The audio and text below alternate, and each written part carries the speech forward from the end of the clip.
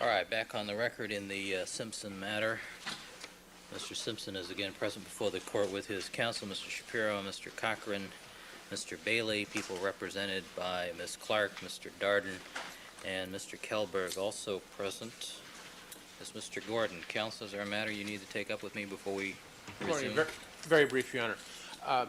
Your Honor, with regard to witness lists and some discovery issues, the witness list we've been getting has been at best fluid, changing, ebbing as the tides go each hour, if not day.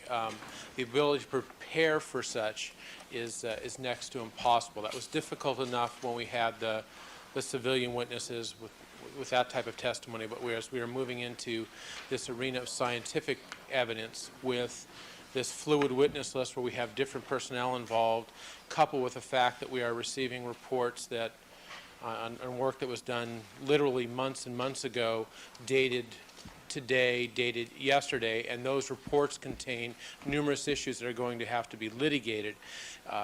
One, it's not complying with discovery. Two, I don't think it's going to give me some specific examples. Just a moment. Specifically with regard to reports, speak of the recent reports we received from Dr. McDonald and Drs. Lee, both of which contain information that, one, with regard to preparation, without knowing when these witnesses are going to testify, when we have other DAs have to do it. Pardon? Secondarily, there's all sorts of experimental type of information contained that is going to require litigation. Counsel should know that. Ms. Clark informs me we just received a report today from Dr. Rader, and in getting these reports, there's no specific time when these witnesses are going to come to testify. So the ebb and flowing witness list, coupled with this type of discovery at this date, is A, I think, not fulfilling with the court's orders, and two, then it's going to take a lot of court time, our time, and making it very difficult to be prepared and ready to go for the court. All right, well, I see Mr. Douglas is not here, who is our discovery compliance person. But what we'd like specifically, at least, is a concrete witness list in compliance with the court's order, so we can prepare what is occurring, not at 6 o'clock on Sunday, we may call some people, or sometime later today, a cryptic remark, but a specific concrete list. Thank you, sir. Good morning, Your Honor. You know, that sounded very similar to what we were always saying when they were putting on their case, didn't it? Deja vu all over again, Your Honor. A trial, I guess, they said, is a dynamic process that does, in fact, change. The court will recall that last week, Mr. Douglas, over my objections, gave them 24 witnesses. He was so far out in front, it was amazing. We did cover 22 witnesses last week. Then we dealt with Mr. Kellberg, and we've been stymied yesterday. Because I want to move this trial, we're going to be, and I told Mr. Darden just before we came out, perhaps he didn't talk to Mr. Gordon. I told him who the witnesses will be today. They know who the witnesses are today. I'll be glad to tell them. I told them that we decided to move Maltz back because I don't want to spend the rest of this week on doctor's testimony. It doesn't mean anything, and we want to move on. And so I'll be glad to cooperate with them from that standpoint. Motion to strike, Your Honor. Well, I'm talking, Your Honor, so. At any rate, so that's the point. And I think with regard to the discovery, Mr. Douglas will be here just in momentarily. All right, counsel, I'll meet with counsel at the noon hour, and we'll hammer out the schedule for the next several days. Sure, we'll be glad to, Your Honor. All right. Can we place on the record, Your Honor, what is the witness list for today? Oh, sure, I'll be glad to, Your Honor, as best I can. I think that after this witness, whenever he's finished finally, we expect to call Juanita Moore, counsel's aware of. We expect to call... we can offer proof as to Juanita Moore. We have no idea. Your Honor, may I address this? Juanita Moore, I expect to call Mr. Mraz, Kelly Muldorfer, the LAPD officer, Mr. Walsh, the man who made this video, and why we're wasting all this time. I think he'll clear that up for them. We expect to call, we're going to see at lunchtime, photographer Rokar. We'd also like to talk to Willie Ford, the other photographer who did the civil liability video. Right. There may be one that I'm missing out on, Your Honor, but we always try to have more than enough witnesses for the day. So I think those are the witnesses that Mr. Darden and I talked about. In fact, Rokar and Ford, he said he's going to try to make available. Oh, and we'll be calling, probably right after Juanita Moore, Officer Don Thompson, the officer who handcuffed Mr. Simpson at like 12 o'clock on June 13th. He was here yesterday. So they know who the witnesses are, Your Honor. And Okay. Okay, thank you.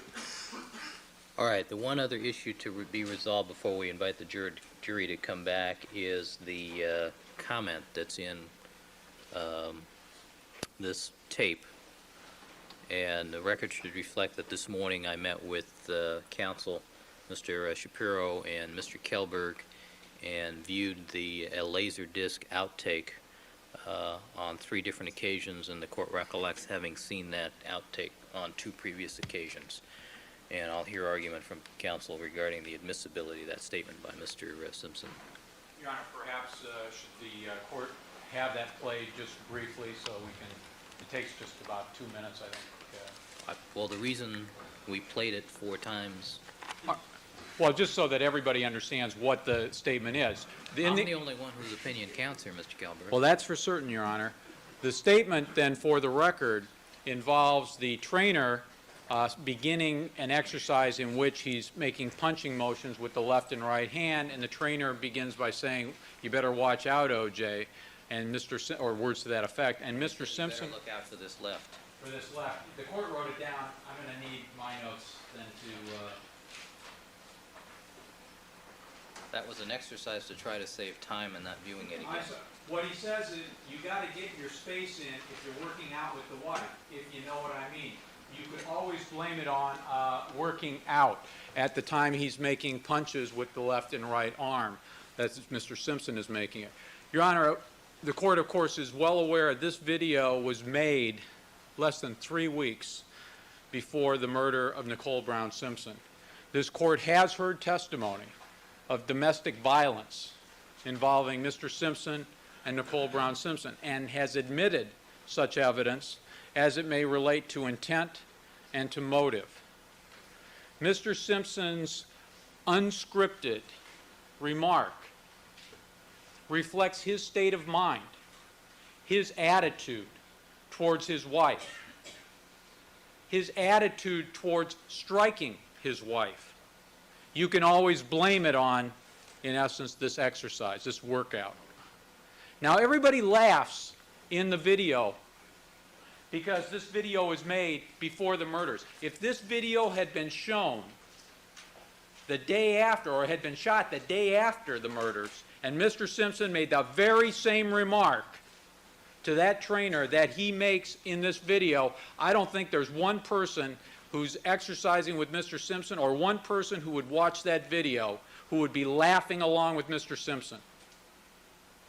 It is so close in time to the murders, Your Honor. It is so directly related to striking his wife, which is exactly part of the evidence to show intent and motive relevant to premeditation and deliberation.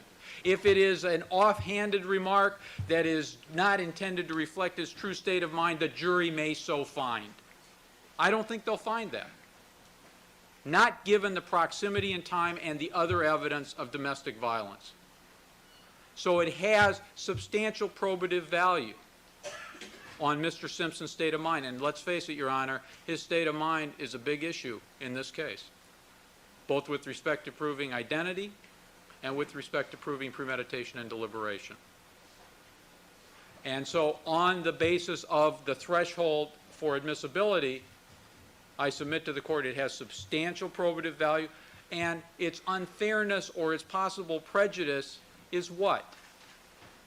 That the jury will think, what? That he beats his wife, or that he thinks beating a wife is something that's of no consequence. Well, isn't that exactly what this is all about? His intent, his motivation, his relationship with his wife, and whether it serves to prove that he is in fact the murderer and that these murders are first degree rather than second? So I submit that there is substantial probative value, and it is not substantially outweighed, as the code requires, by undue prejudice. I'll submit the matter, Your Honor. Thank you. Mr. Shapiro. Good morning. Good morning. Your Honor, fortunately, we had a chance to view the tape on 4 occasions this morning, starting at 8:30. And the court will recall that this was said with a smile on Mr. Simpson's face, that the people who heard the remark were chuckling at it, that it was clearly a remark made in jest. It was taken in jest. Mr. Kelberg has not had the benefit of being here through the entire trial, so therefore he has only honed in on the medical aspects of this case. He apparently does not realize that the only evidence that Mr. Simpson had any physical contact with Nicole Brown Simpson was 5.5 years ago in 1989. And to try to establish some type of linkage between that and 5.5 years later when doing what he describes as a punch, and if Mr. Kelberg would like me to demonstrate a punch, I'd be more than glad to show it to him. But this is just a little arm movement going up and down on each side, far from a punch. And clearly a remark made in jest, clearly something that is potentially very, very prejudicial and no real probative value. It doesn't prove anything whatsoever. Therefore, it should properly be excluded from consideration by this jury. Thank you, counsel. Thank you, Your Honor. All right, the court, in evaluating this statement, must look at the statement in its context, both within the context of how the statement is made here during an outtake from an exercise videotape, plus the context of the facts and circumstances of the case. I have to weigh the probative value, which I find to be substantial, especially given the proximity. I think the proximity is what gives it the most probative value, and I find that outweighs any prejudicial impact, and the objection will be overruled. All right, let's have the jury, please.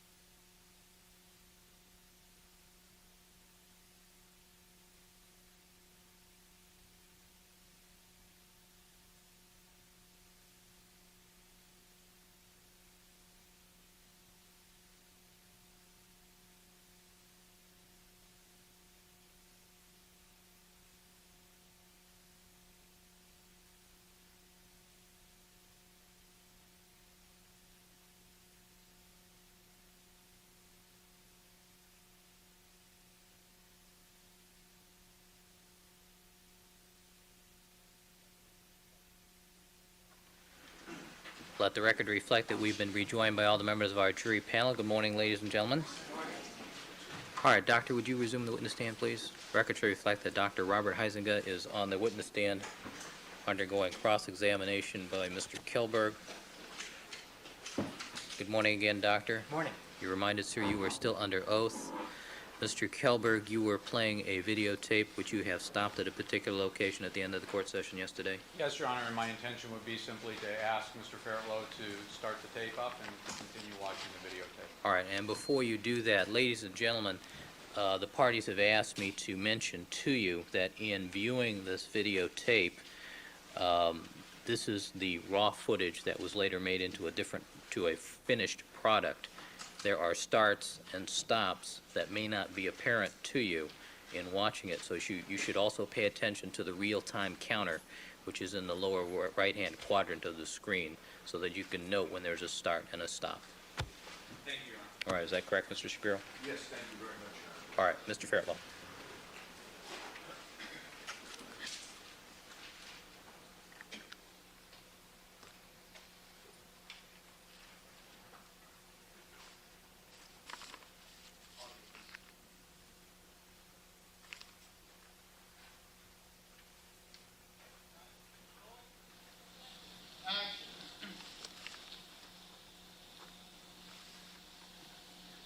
Waiting on Ish? for the click track.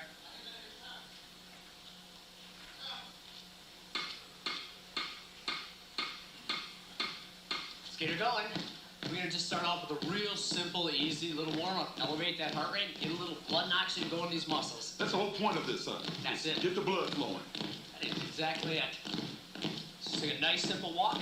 We're ready to take some arms overhead. All right, here we go. Up and down in front. Let's do it again. Inhale through the nose, big exhale as you pull down. Okay, we'll open legs. Let's go to some calves here. That's it. Before you start any physical activity, I think you really need to warm up these calves and ankles, as well as the shoulders. All right? When we're doing the calf lifts, legs are straight, but knees are soft, okay? How about both shoulders? Ready? Let's go. Tell you, this calf is really great if you've been sitting on an airplane for 4 or 5 hours. Yeah. Good. Let's bring it on down. Here we go. Reach. Speaking of sitting on an airplane, boy, those backs will stiff and get tight and everything else, huh? Let's take a reach. That's it. Get the upper body involved a little bit. Let's go back that lower backwards. Sit a little deeper here. Keep the abdominals firm. We'll stay still from belt line down. Real good. Doesn't need to be big. Just take one arm overhead. You can really feel all the upper body muscles, huh? I like all of this. I'm a golfer, and it's that lower back that is a big problem. Yep. Okay, we're just gonna go a little bit side to side. Start copying some of the athletic bent movements that we talked about. Let's take one arm with it. We're just gonna kind of copy an ice skate movement. Oh, ice skating. Hey, see those guys going down the ice, man? They got the legs, rear going on. Let's get a step with it. Picking those feet up, getting her moving. Well, in Buffalo, I was ice skating, but it was on the football field. Yeah. Now we got that Eric Hyden going. Yeah, you know? you get people coming after you, too. Good. Let's hold it right here. Ready, let's go round the back and press through. I'll tell you, men tend to be so tight in the entire spine, the entire back. Yeah, it's like the Watusi, isn't it? Yeah. I don't do that much better than this. Good, let's hold her right here. All we're gonna do is take one shoulder up in the air. Just hold her nice and still. That's it. That's it. Good, let's bring it back center. We're just gonna open up this inner thigh right here. You don't need to be real low. Just open this area because we're gonna do a lot of side-to-side movement as well. Good, might as well take the other shoulder up. And just hold it right there. Some of you have been sitting all day, and it's gonna feel terrific. Good, let's bring it back center. We'll open up the other inner thigh. Once again, exercise is fun. It doesn't need to be difficult. Just a little stretch in there. Good, let's bring it center, and we're gonna take it over to a calf stretch. Now, before you do any physical activity, like we talked about before, get those calves loose. We brought some blood oxygen there, now we're stretching it. Let's go down to my favorite OJ stance here. Right. What we're actually doing is dropping the hip a little bit, opening the hip flexor. Try to keep the spine real long. See, look at it. Doesn't that remind you when you got out of the blocks there? Boom! Good, let's bring it down to a little hamstring stretch right here. Now, this is something I would have a little problem with because Right. my knee hitting the ground. I just can't quite do All we it, gotta so- do is put both hands right here. Yeah. And lengthen back there. Okay, because this is what I'm working on. That's it. Let's go down to push-up position. Okay, tight abdominals, tight rear. Let's go. Here and down. I like to throw push-ups in the warm-up just to get some weight on the shoulders and joints and arms. So we're not really trying to build up with these push-ups. We're just trying to get the blood flowing. Exactly. And you know what? Practice good, man. You have a lot ahead of you. Let's take it. All right. Let's put our hands behind. Just open up chest here. There we go. Easy lunge side. All right. There we go. We're gonna take it up a little bit more now. Get that heart rate going a little bit. Okay. Okay. Before we do, let's add some arms here. There we go. Just squeeze that bicep. There we go. Okay. Ready to take a walk? Nice simple walk. Let's go. Okay, shoulder time. Ready? Hands together. Real slow. Let's go up and down. We'll just keep the hands together. Elbows higher than the shoulders. Speaking of shoulders, why don't we get into the regular shoulder press? We'll go right here. That's it. A couple more like this. All right, now let's go every time. We'll take a walk back. Get her going now. Here, get that heart rate up there a little bit. Overhead. That's it. Good, hands together, elbows high. Great movement right here. Called an upright row. Really good for the back and shoulders. I Good. guess. OJ, we're facing you when we're gonna get that other calf, all right? Okay, you got it. That's it. See what OJ's doing? He's got the heel on the floor, stretching right through here. Doesn't need to lean. The spine is nice and straight. Good, let's take her down to OJ stance. But I remember the worst injury you can have is what they call an Achilles heel, and this stretches your Achilles Achilles. tendon. Exactly right. Nice long spines. Pull them out there, you guys, with this knee right over the ankle. Good, let's put the knee on the floor and hamstring stretch. I'm gonna do what OJ did last time, remember? Yeah. If you can't get the knee on the floor, stay up nice and tall. Lengthen through the back. Okay, let's bring it forward, and we'll roll all the way up, and let's take a walk. All right. Guys, we're gonna get it on a little bit now, all right? Heart rate's high, breathing's good. Ready to go? Yeah. Let's get moving here. It's like dancing. See what I mean? Get loose, and I feel like going. You know, getting loose juice, as they call it.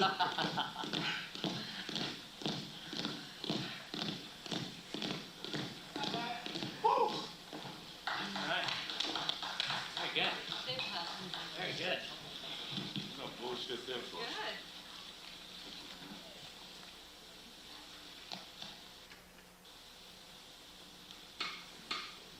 All right, let's get her going with just a real simple, easy warm-up here. Remember, the idea behind the warm-up was merely just to elevate heart rate and get a little blood oxygen to the muscles. Nothing too difficult. Not at all. Okay, ready for arms? Let's go. Bring it down nice and tight. Inhale through the nose, bring it down hard. Good deal. Let's open up. We're going to get a little calves going here. Remember, when we do the calves, our legs are straight, but our knees are soft. I can't imagine ever starting any athletic event without warming up the calves and ankles. Yeah, especially if you've been on a plane for 3 or 4 hours, getting those calves loose. How about both shoulders? Ready? Here we go. Another area where a lot of people hold a lot of tension and tightness. Okay. Pretend you're sitting down. Let's go. Let's go. That's it. Nothing going to move from the belt line down. I'm just going to keep the abdominals firm and an easy rotation. Ready? Let's reach it. How's your golf game? Oh, this is great. I tell you what, it's your lower back that bothers you when you play golf. Well, then let's do another one right here. Remember, keep the abs in, you guys. So the spine is lifted. We're real still here. It doesn't need to be big. Let's take one arm overhead. Here we go. The idea behind the warm-up is just merely get all the muscle groups involved. Loosen up the joints and get it going. Okay, here. Up and down. Remember we said we were going to do athletic events? Let them begin. Let's take one arm with it. Ready? Here we go. Oh, yeah. A little bit of the, kind of like the ice skating time here. I did a little of that on the football field in Buffalo. Yeah. Well, it seems to me there are people chasing you. No different. Stay nice and low, you guys. Okay, let's go both arms and really just let her go. Oh, Just get yeah. Shoulders and back. Yeah, now we got that Eric Heighton going, huh? Good, let's hold it center. Here we go. Let's round the spine and press her through. Oh, yeah. Yeah. Doesn't need to be big. Reminds me of the Watusi when I was a kid, huh? I've been doing a little bit of that, yeah. Good deal. Let's hold it right here. Okay, let's just take the shoulder up nice and easy. Nice hold with this back. Good, let's bring it to the center. We're just going to open up this inner thigh here. All we need to do is just keep our weight forward. Try to have the spine about parallel to the floor, and you don't need to go real low. Let's bring it center. We're going to take the other shoulder up in the air. Oh, that's great. Feel good on the lower back? Good, let's bring it back center. We're just going to open up the other inner thigh. Jeez. And we're going to move in all directions. Yeah, I think if you just did this every day, you'll feel so much better. Just Yep. stretching. Speaking of stretching, never, guys, start any activity without touching on those calves. We talked about it earlier when we got them warmed up. Now we're stretching it out. Keep this knee right over the ankle, okay? Take it down to OJ stance. We don't need to be low here. If you can't get the hand on the floor, this will be just fine. Just want to kind of get a nice long line here and let the hip drop. Good, let's drop the knee to the floor. We're going to take the toe up in the air and extend the hamstring. OJ's doing an alternate way of doing it. That's just taking the toe up and extending back here. We'll bend the right knee and just pull the rear back. That's because I have a bad knee. All right, push your position. Okay. Tight abdominals, tight rear. Let's go. I know what you're thinking. Push-ups in a warm-up? Yeah. It just seems to me that most people do push-ups. They think they're working out and building up mass, but we're just loosening up. I just want to get some weight on those joints. Prepare you guys, because I got a surprise. Good, let's bring it up, take a walk. Okay, hands behind the back, let's just open up the chest. Let's stretch that out for tighten it up for push-ups. Ready? Let's go. A little bit of lunge, back. Here, back. Remember, we're moving in all directions. That's what you call training balanced. Arms, let's see it. Oh, yes. That's it. See, now, if I roll those sleeves up, you're going to see some arms. Oh, yeah. Good. Let's take a walk. Here we go. Okay. Want to go back to shoulders. Hands together. Let's go. Here and down. Here's called an upright row. Hands stay together. Elbows higher than the shoulders. Okay, a little shoulder press right here. That's it. Yeah, let's do more than just press. Let's try to lift our entire upper body. Okay, uprights back for 4. That's it. Good. Shoulder press. We're gonna start picking it up just a little bit here to get the heart rate up there a little bit. That's it. Get shoulders, arms up. Here we go. Okay, OJ, we're looking at you and we're gonna stretch that other calf out. See what OJ's doing? He's got this heel right behind the toe. He's got the heel on the floor. He's stretching right through here. Going any pulls in there. Okay, ready to go down to OJ stance?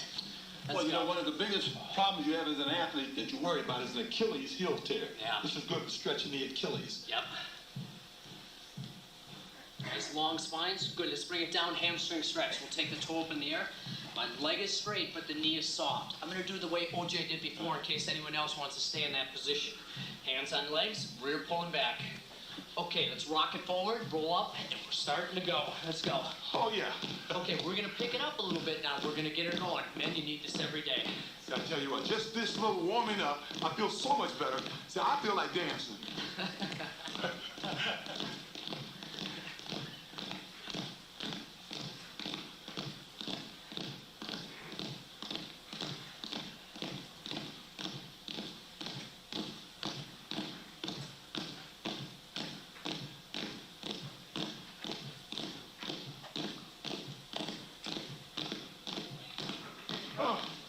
Very good, you guys.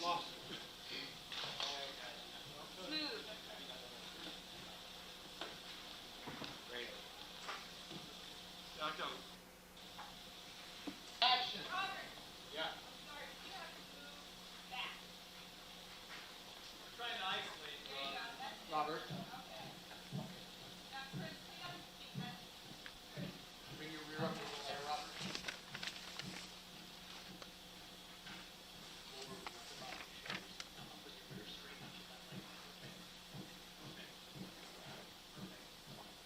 Your head is up and your face is down. You guys are pulling through the crown of the head. Spines are long and straight. Just for fun, Desiree, bend your left elbow only a little. Bring your entire shoulders down a little bit. That's it. Mike, Robert, great. Robert, keep that left knee straight. So you bring the rear up a little bit. Look up. See that face. See that pretty face. Guys, look down at the floor. Okay. Head up and face down, spinal alignment. Donna, great abs. Desiree, great. Oop, I can't say that. Thank you.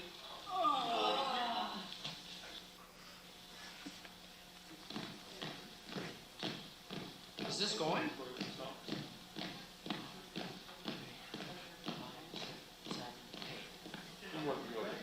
There we go, Tim.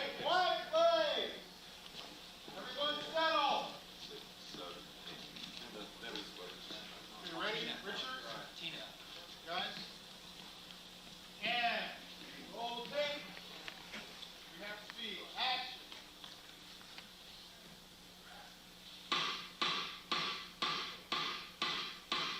Let's get her going. Okay, now a couple times throughout this workout, I'm going to refer to something as a talk-sing test. And all that simply means is if you can't talk or sing, like talk the way I am now or the way OJ sings, maybe you're working a little too hard or suggest to bring the intensity down. The very thought of you, and I forget to do. Wait, am I missing something? Hey, your singing is good. Let's add arm with it. Here we go. This work right up here is called the anterior deltoid work. I think it's one of the most underdeveloped parts of the body. How about both arms? Ready? Here we go. All we have to do is bring the arms parallel to the floor. Doesn't have to be high. How about another 8? How's that feel right here? Got that going on? Tight right there? Good. Hands on hips, let's just step her back right here. Now, one of my favorite sports coming up. Let's go. Actually, it is a great sport. It's a great physical workout. Let's go uppercut. Ready? Here we go. Here. But if you think of it along the lines the way we're thinking of, we can use bicep, lats, shoulders back. And remember, our ultimate goal is to elevate heart rate and get rid of some body fat here and have a little fun doing it. Right.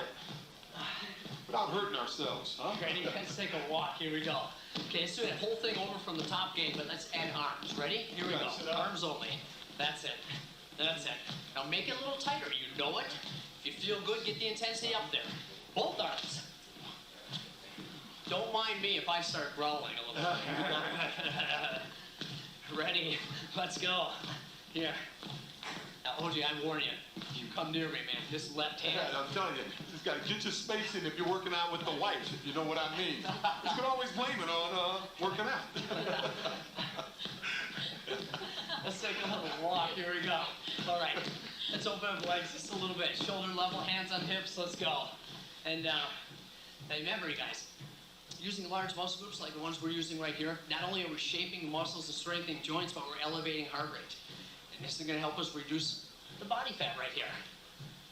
Arms up. Let's go. Good. That's it. We're going to keep the arms straight, just like we did kind of like before. Just pull her back real tight. Get a little feeling working right in through here. Lats and shoulders right in there. How you guys doing? Great. You know what? Every time. Let's pick it up. Ready? Here we go. Here. Let's turn our thumb up and bend our elbows a little bit this time. Should feel it right in here. It feels terrific. What do you say, another 8? Oh, you got it. Right in the middle, left back. Works like right skiing, and left. huh? Yeah. A little over the mogul, huh? Okay, ready? Let's take it over here. Let's go. Here and down. Oh, So yeah, this do I look area like right Arnold here. Schwarzenegger here, guys? Tell me One of about the it. most underdeveloped parts of the body. Ready? Let's go. That's it. Get those legs going with it, you guys. That's it. Do your best to bring your spine parallel to the floor. Doesn't that feel great in the middle of the back? Okay, good. Just roll up. Let's take a walk. All right. Okay, now, what do you say to practicing a little basketball shuffle? Looks like this. Here we go. We'll step together. We'll step together. Do it again. You ever see basketball players that are way down here? Like that? Okay, let's do it every time. Ready? Here, 2, 3. Good. Just like that. Real simple. Hands up, man. I'm guarding you. My hands are up. You got no chance guarding Yeah, me, man. watch this pass right here. Ready? Boom. That's it. That's it. Good. If there's a... Let's go here and up. Oh, like this. Here and up. This would be a basketball shot, or so to speak. Okay, now every time. Ready? Let's go. If you think about it the way we think about it, it's using all the large upper body muscle groups combined with these. If we have a shot, we have to have a rebound. That's it. Bound, way up. Here, elbows outside, into the side of the rib cage. Every time. Let's go. Here, here. Come on, Elijah. Way up on the toes. Huh? Whoa. Elijah on, right? Whoa! Let's walk it down. Nice work. Okay, get ready. To the floor. Like I told you. Tight abdominals, tight rear. Set. Let's go. Here and up. That's it. I noticed the trainer is cheating. He's on his knees. Yeah, that's right. Now I'm even on my feet. Okay, head is up, face is down. Abdominals are tight and rear is tight. I have no interest in seeing you do a lot of push-ups, but I do want to see you do them right. You don't have to do them all, you guys. So tight abdominals, tight rear. Heck, I'll do them on my knees. This is another way to do it. Good, I made that last one. Let's take a walk. Oh, yeah. Right back into it. Right.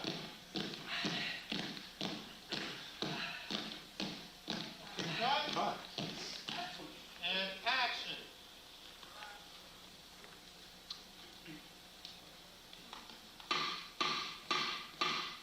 Yeah. All right, here we go. Picking it up a little bit harder now. All right, picking up the pace. A few times throughout this workout, I'm referring to something called a talk-sing test. At that point, if you can't talk the way I'm talking now or sing the way he'll do later, I would suggest you bring the intensity down a little bit. All right? Let's go. Here. That's it. We're just going to start off real easy with a little heel back movement. The very thought of you, See? I knew it was going to and happen. I forget to do. Man. Oh, baby. Both arms ready. Here we go.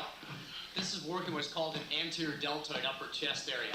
Just in case you want to know, I mean, I don't want to interrupt your song. Let's go another 8. All we're doing is straight arms parallel to the floor and squeeze right here, you guys. That's it. Yeah. Good. Let's step around back. One of my favorite movements. You know what? Oh, we got it. Ready. Let's get a little boxing movement going here. Oh, That's it. Aside from being a great sport, which I think we all like, Great workout. Let's go uppercut right here. What, I feel like Michael Moore. That's it. That's it. Feel tight. Feel the bicep. Feel the lats. Feel the shoulder. Let's do it again. And remember, don't believe me. I do grunt. Okay, nice easy walk down. Let's do all those movements that we did with arms. Right to the top. Let's go. Here. Here. That's it. Even I'm beginning to get it, huh? Both arms ready. That's it. That's it. See, you guys thought this was going to be some dance stuff? That's it. Yes. Okay, ready. Here we go. Boom. Boom. That's it. Boom. That's it. Feel the lats. Feel the shoulders. Uppercut ready. Boy, look at those biceps. I don't mean on you either, OJ. I mean on the Let's walk it down. Here we go. Okay, open up legs. Let's get off this area. Right down here. Let's go. Down and go. Remember, in aerobic activity, we want to maintain a high heart rate. Right? The way we're going to elevate our heart rate or maintain our heart rate is by use of large muscle groups. It doesn't always have to be upper body, but combining is nice. So with that an idea in mind, let's go. Here, let's keep the arms straight now, similar to what we did before. But this time, let's try to feel right through here, right there, real tight. Right to the lats and back. Real good. So then start parallel to the floor and squeeze her down. One more. All right, now, upbeat pace. Let's go. Here. Let's go ahead and turn the thumb up and bend the elbow. Feel like I'm skiing, going over those moguls, you know? Look like you're skiing. Let's do it again. Yes. Hard now. Whoosh. That's it. Okay. Let's go right into the back. Ready? Here and down. That's it. Whoa. Yes. This to me is one of the most underdeveloped parts of the body. All right. Let's add some legs up with us right through here. Right in that middle back. You've been sitting in the office all day. Those shoulders rounding. I know the story. Got a little Arnold Schwarzenegger working here. Hey. Good. Ready to roll it up? Let's take a walk. Okay. You guys want to practice a little basketball? Yeah. Let's start with our little defensive shuffle. Ready? Let's practice two this way. 1, 2. Simple, huh? But when you play defense, they're way down here. Ever notice that? Well, it wouldn't be so simple if you were trying to guard me. 1, 2, 3, 4. Yeah, see? Let's go. Hands up. Let's stay a little bit lower. Here we go. Then I'll push. Right there. See it again. Hard. That's it. Then you're passing the basketball. If we have this, we need a shot. Let's go down and shoot. Down. Use upper body. That's it. Use legs and rear. Every time. Here we go. Here. Good. Here. Yeah, look at that follow through. Walk away from the toes. If we have a shot, we need a rebound. Ready. Here. All the way up. Right down the side with the elbows this time. Dig him in the rib cage. Okay, every time. Here we go. Remember those lats we talked about before? Right in there. Go up on the toes. Even harder. Yeah. Let's walk it on down. All right, nice stuff. Surprise! Let's get to the floor, you guys. Whoa. Tight him down those tight rear. I want to Ready? see you do men push-ups. No knees. Well, that's it. Gotta put a little pressure on the trainer occasionally. Actually, what I want to do is talk about head up and face down for spine alignment. Tight him down, those tight rear. I have no interest in seeing you do a lot of push-ups, but the ones we do, we're going to do right. So let's get the chest all the way on the floor. You can be on your knees the way I'm doing it, if you would like to. One more time. Good, let's walk it up. Continue on. I noticed he talked his way out of doing those push-ups.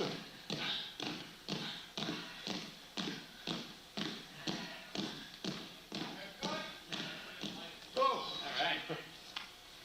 right. Way to go, you guys.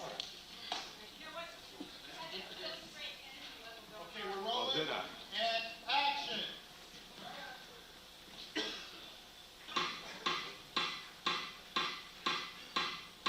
Okay, up and at 'em, you guys. Let's shake it out just a little bit to loosen up from all those push-ups. Great work. Yeah.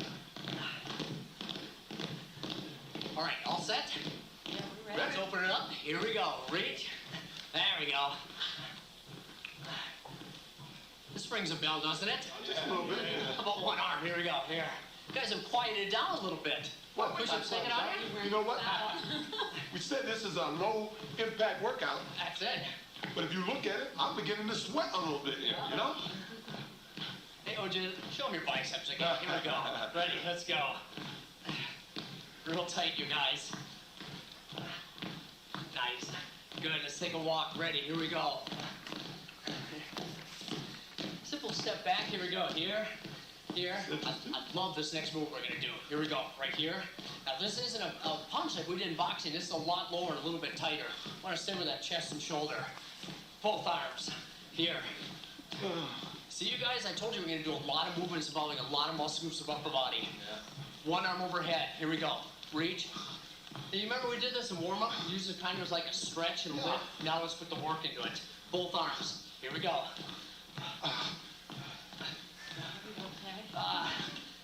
Now let's take one arm across the body. We're going back.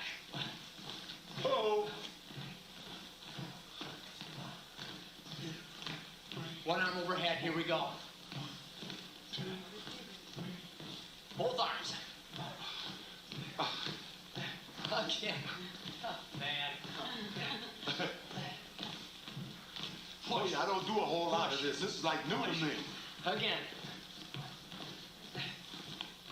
Both arms ready. 2. Good. Let's walk it down. Nice work. All right. Okay, remember the talk thing test we talked about? Listen to your breathing. If you can't talk the way I'm talking, bring it down just a little bit. Right? Arms. Let's go. Here. Down. Now this works the middle section of the shoulder. Madonna's got some great middle deltoids right here. Right? All we need to do is take the arms up parallel to the floor. We don't need to go higher. That's it. You guys ready for a little fun here? Yeah. Let's hold right here, all right? That's it. That's it. Ready, boy? Point fingers. That's it. Arms nice and long. Relax your neck. Here we go. That's it. That's it. Again, let's go. Here. Here. Here. Okay, let's go. Here and back. Okay, we got it. Here and back. Here. One more time like this. Okay, let's take the arms up right here. Squeeze and push up. Let's do a bicep on the way in and push tricep on the way out. Real tight now. Try to have elbow to shoulder parallel to the floor. 2 more like this. More time like this. Good, let's take a walk down. Ready, here we go. This old heart of mine been broken 1,000 times. I'm still singing, you know. I'm gonna put a stop to that. Here we go. Now this is one way of doing it. When we do a jump rope, great exercise. Land on the front of the foot, put the heel down, keep the knees soft. You don't have to do this, okay? You can also walk in place. Let's give a turn. Now hands up, ready? Let's see that jab. Let's go. Put your elbow right in your rib cage. That's it. Feel the lats, feel the shoulder. Good. Let's take this hand over the top. Boom. Oh, yes. Boom. Keep this left hand up. It's called the right hand lead. Okay, combine the two. Start with this hand. Here we go. Here, here, here, here. Oh, I need it harder. Let's go. Very nice. Let's walk it down. Nice work. Now, remember you can walk down like this. I'll take the liberty of walking down. I need a little air back. That's it. And I feel better, so what do? Right back up. And let's give her a turn. Ready? Hands up. Let's go. Right here. Right here. Right here. You guys, this is not going to cut it. Come on, strengthen those heart. Let's get going. This hand, ready. Let's go. Boom. That's it. Keep that high and right under the chin. 7, 8. Mind him, OJ. All right. Again, OJ. Hey. Good. Take a break. Nice work. Oh, yeah. Yeah. Woo. Let's take a walk. Okay, another idea. You can walk right now. We're going to do some more push-ups, but this time we're going to do them like this, all right? To the floor. Let's go. Tight abdominals, tight rear. Ready. Let's go. Here. Who's on their knees? Yep. Who went to their knees? Let's see. Let's see. This is fun. This is great on triceps, huh? Remember, Well, you now I can don't do think them I'm all. just running blood to the area. I think I'm actually working out. I need one more time like this. Good, let's get back up for it. Here we go. All right, nice. All right, keep it going. I love it. Think how good I'm going to feel tomorrow, huh? I think we need a comeback here. Oh. Okay, that you got off counting. Yeah. Good man. Good work. Box. We have speed, action.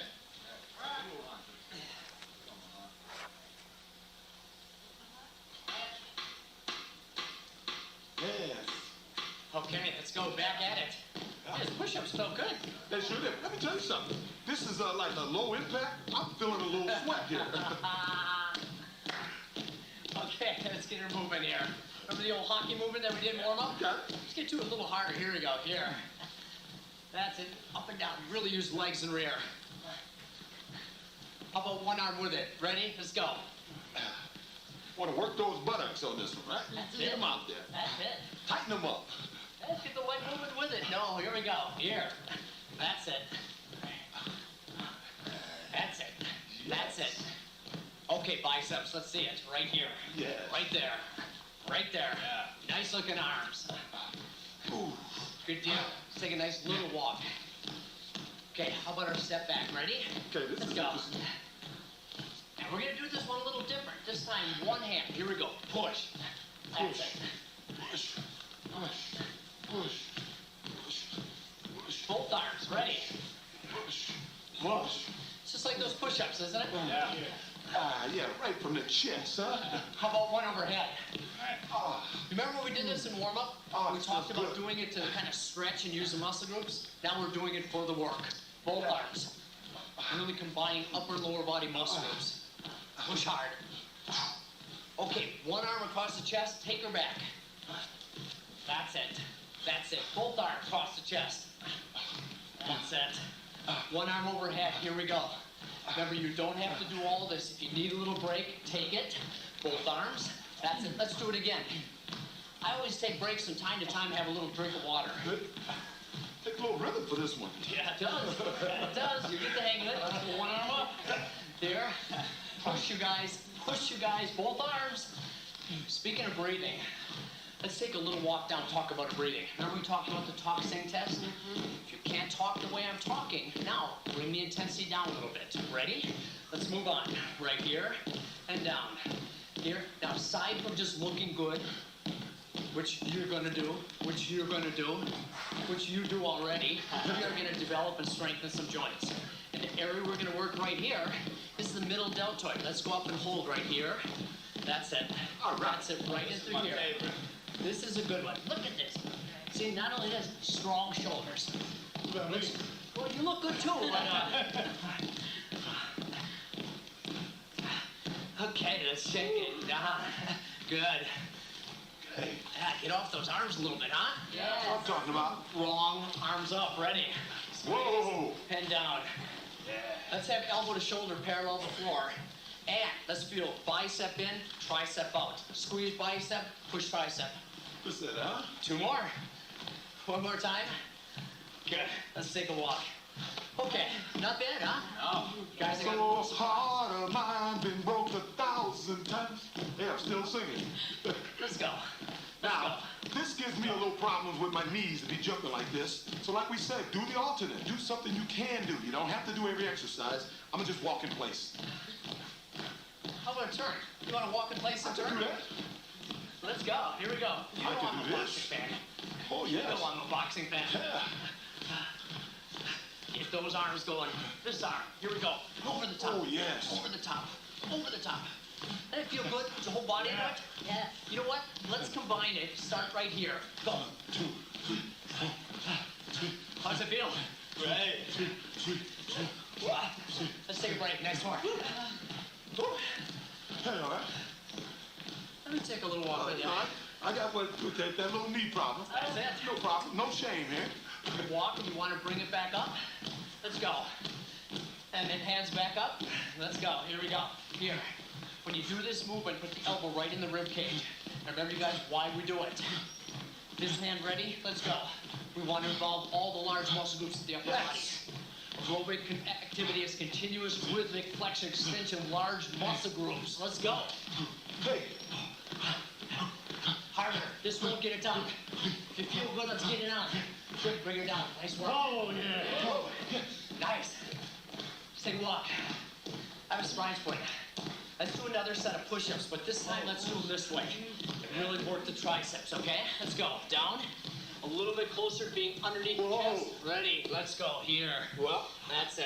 think I'm gonna have to go for the knees. I'm right with you, bud. That's it. Now, this is no competition here. This is a workout for you to feel better. Just do something. Do what you can do. That means I can stop now? Two more, you guys. One more time. Great, let's bring it back up. Not done yet. Let's go. Very nice, you guys. Woo! I'm loving it. Yeah.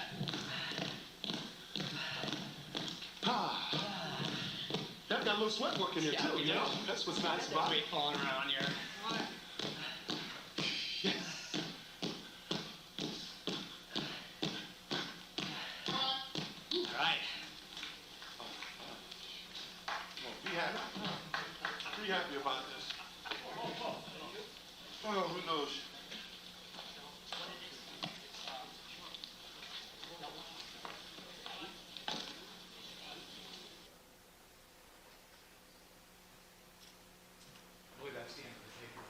All right, Mr. Kelberg, Yes. do you have any additional questions Just for some the very doctor? brief questions before we get to another video. Doctor, first of all, I want you to assume that that video series of takes was shot on May 25th, 1994, and all of that was shot in the course of one day with additional taping that day involving the introductory remarks that Mr. Simpson is going to make as part of the ultimate finished product, which I have not shown for purposes of questioning you. First of all, Doctor, in viewing this videotape, did you see Mr. Simpson limp as you say he limped, in the same fashion you saw him limp on June 15, 1994, in a situation that led you to describe it as like Tarzan's grandfather? There was no clear walking sequence in this area, so I can't actually assess that, but he definitely does have a lot of the same disabilities I talked about. that Doctor, are my visible. question, excuse me. I didn't see a walking segment well enough to totally evaluate his gait.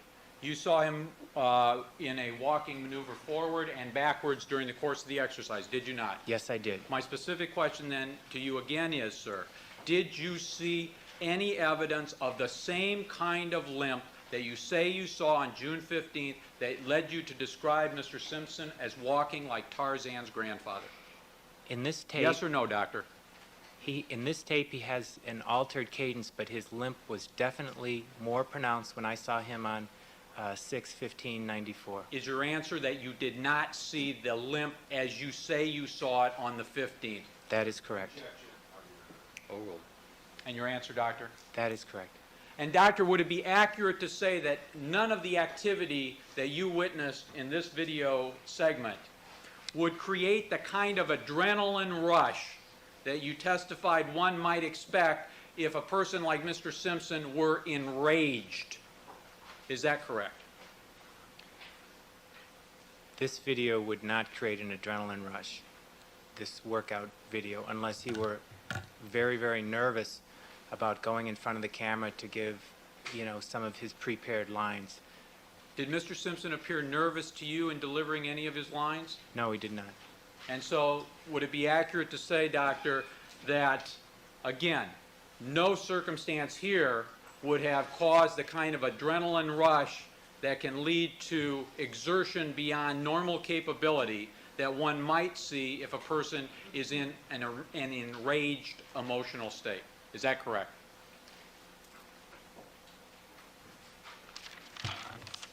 When a person is in an enraged emotional state, presumably they have more adrenaline than what he would have for this sort of exertion, which the body would still need to call up some mechanism for the exercise. But no, I think that that's a fair statement. He wouldn't have the kind of adrenaline rush you would if hypothetically you were enraged. Doctor, just a couple other follow-up things. Number one, you found that document, the February 5th, 1995 letter that you sent to Mr. Douglas. You went through your files and you brought it to my attention this morning that you had found it. I just want to make sure that's on the record. Thank you. And that is correct, It was isn't it? misfiled, but it was in the chart, correct. Okay. Number two, that you have provided to me, yesterday you provided one page, what is page 215 from some textbook describing as the topic clinical picture of rheumatoid arthritis. Correct? And you also provided to me two pages 876 and 877 of a chapter 52 from a textbook of rheumatology. The chapter is by a physician, a rheumatologist, is he not, Dr. Edward D. Harris, Jr.? That's correct. And doctor, these are some of the materials you relied upon in giving your answers to some of my earlier questions? They were some of the materials, correct. Doctor, do you consider Dr. Harris to be a preeminent rheumatologist? I don't know Dr. Harris. He obviously wrote this chapter, but I can't talk about his qualifications, but he certainly did write this chapter in the book. Assuming he is a board-certified rheumatologist associated with Stanford University School of Medicine, and presently he's on a sabbatical writing an entire part of a team of doctors writing a whole new textbook on rheumatology. If Dr. Harris had reviewed Mr. Simpson's records that you've provided and the report on the x-ray examinations of Dr. Martell and all of the other materials that you've reviewed and concluded that Mr. Simpson was not suffering an acute episode of rheumatoid arthritis on June 12, 1994, and was not suffering an acute episode of rheumatoid arthritis on June 15, 1994, when you saw him, would you accept Dr. Harris's opinion over your own, given his specialty, assuming that that is in fact his finding? Sustained. Your Honor, may I have your heard on that briefly? People versus Bush. Sustained. Doctor, again, you don't hold yourself out as a rheumatologist, No, I correct? don't. All right. One last thing before getting into another video. You talked about having a test done for toxoplasmosis, correct? That is correct. And that was because of something related to a cat? There was a possibility that there had been a cat at some time. What was your information and the source of the information as well? It's a compound question, so let me break it down. Number one, did you receive some information regarding a cat exposure on the part of Mr. Simpson? I'm going to have to go review my notes. That is my recollection, that there was that he did at some time have exposure to a cat, yes. Would you please review your notes and see what information you received? Okay. And then maybe you can tell us what toxoplasmosis is. I'm sure the doctor can.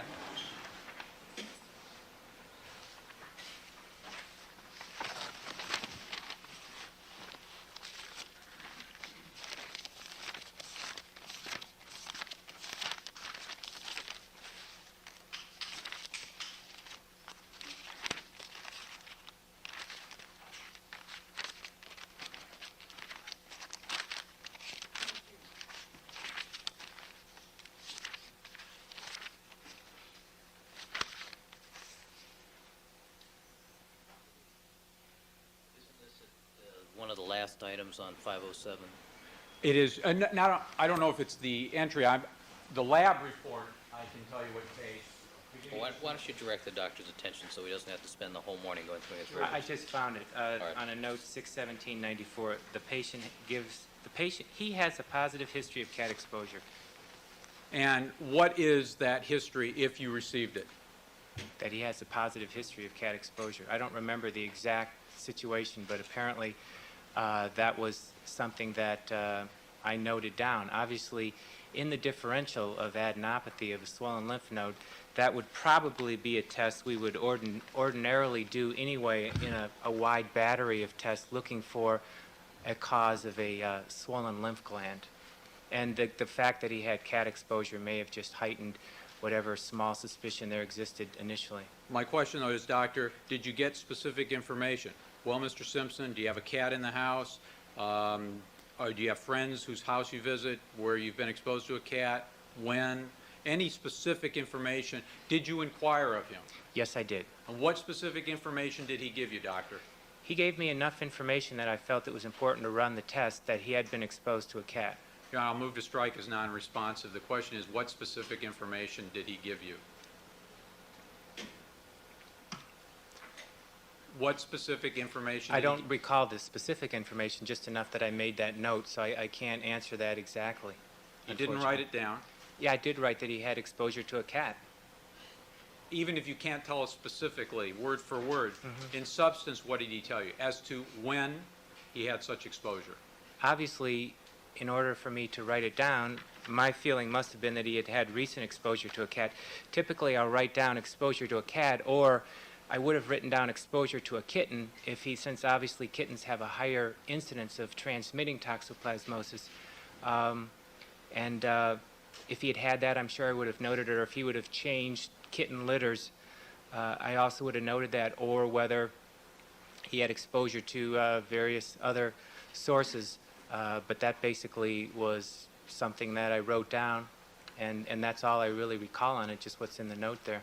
Just your custom and practice, though, to write it down would indicate to you what proximity in time to June 15th are you focusing on for such exposure to cause you to run the test? My recollection that it was a minimal exposure and a relatively past exposure, but again, I don't remember the exact. I would have to speculate on that. And I there's- know that we had results that we weren't that worried about. And there's nothing more that you can recall in substance, even if not specifically, No, on there's Mr. not. Simpson's statement to you regarding cat exposure? No, there's not. One last thing, x-rays. I think you said on direct that at least you didn't use one x-ray, but you said x-rays, and I'm not sure it's one or meant to be more than one. Were x-rays taken on June 15th, 1994? Yes, they were. How many? 2 x-rays. What area or areas of the body? Chest. Why did you take them? Trying to further evaluate a possible cause of his lymph node under his right arm. And what was the result? Did you evaluate the x-rays? I did, and I had them overread by a radiologist. A specialist in reading x-rays, is that correct? Chest x-ray, correct. The results were? Normal. Do you have the reports? No, I don't. Was a report generated? No, I physically brought it to the head chest radiologist at Cedars and asked him. Doctor, did you ever, on the 15th, have x-rays taken of Mr. Simpson's knees, No, I did not. hands, No, I did not. elbows? No, I did not. Any of the areas where he may have had past evidence of rheumatoid arthritis? We don't take orthopedic x-rays in our office, and basically, given the time constraints and the fact that he had no urgent need to see an orthopedist for those problems, given the prioritization of his health problems, those things weren't done. And no urgent need, including no evidence on June 15th that suggested to you an acute onset of rheumatoid arthritis, correct? There was evidence of significant joint problems. There was no evidence that getting x-rays would help those joint problems, and that was a cost-efficacious, appropriate thing to do given his schedule and his needs at that time. But my question is, no evidence of an acute onset of symptoms of rheumatoid arthritis, Well- requiring you at that time to have him evaluated. At that time, all I knew was that he had a rheumatologist and that he had continuing joint pains, and as I've told you before, my suspicion of a flare, slight or otherwise, really came later when the full details of the case became apparent to me. As I said, when he came in the office, he was limping. He had joint complaints that I elicited, but really that wasn't the focus of his complaints, and I proceeded accordingly based on my assessment of the prioritizations of his health problems. I have just one more.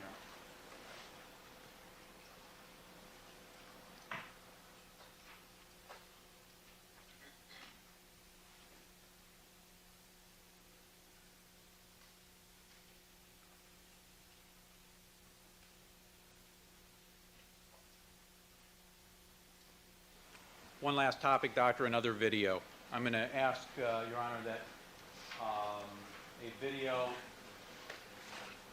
which has on the label the letter N-SAT, S-A-T number 1, 4-5-94, 60 minutes, NSA, William Bearden, B-E-A-R-D-E-N, Company, 31 March 1994, be marked as, I think it's 522. 522 videotape. How long is this videotape? The segment I am going to play is, I would say, Your Honor, less than about, I think it's about 10 minutes or less. All right, proceed. And, Your Honor, if I don't do this now, I'll probably forget. There were several photographs duplicated off the Elmo that I did not mark yesterday as exhibits. I'm going to ask that they be marked. Perhaps we can do it at the recess with the Fine. appropriate designation. So I'll ask Mr. Farrell, I've had it queued up to the segment. And Doctor, I'm going to ask you to assume that this is Mr. Simpson at the end of March 1994 at a motivational seminar for a product called Juice Plus. And he's going to be introduced, and he's going to be speaking to a group at this motivational seminar. And the portion I'm going to have Mr. Fairtlow play will include a discussion by Mr. Simpson of his past problems and his present health as he views it. I'm going to object to his comments improper. It's not a question. Overruled. Proceed. Proceed. How do we approach this in the court? Proceed. You've made your objection. It's on the record. Proceed. I take it this is a setup for a hype. I take. It is, Your Honor. I have another objection. All right, then make it at the recess. Proceed. Welcome, the Juice, O.J. Simpson.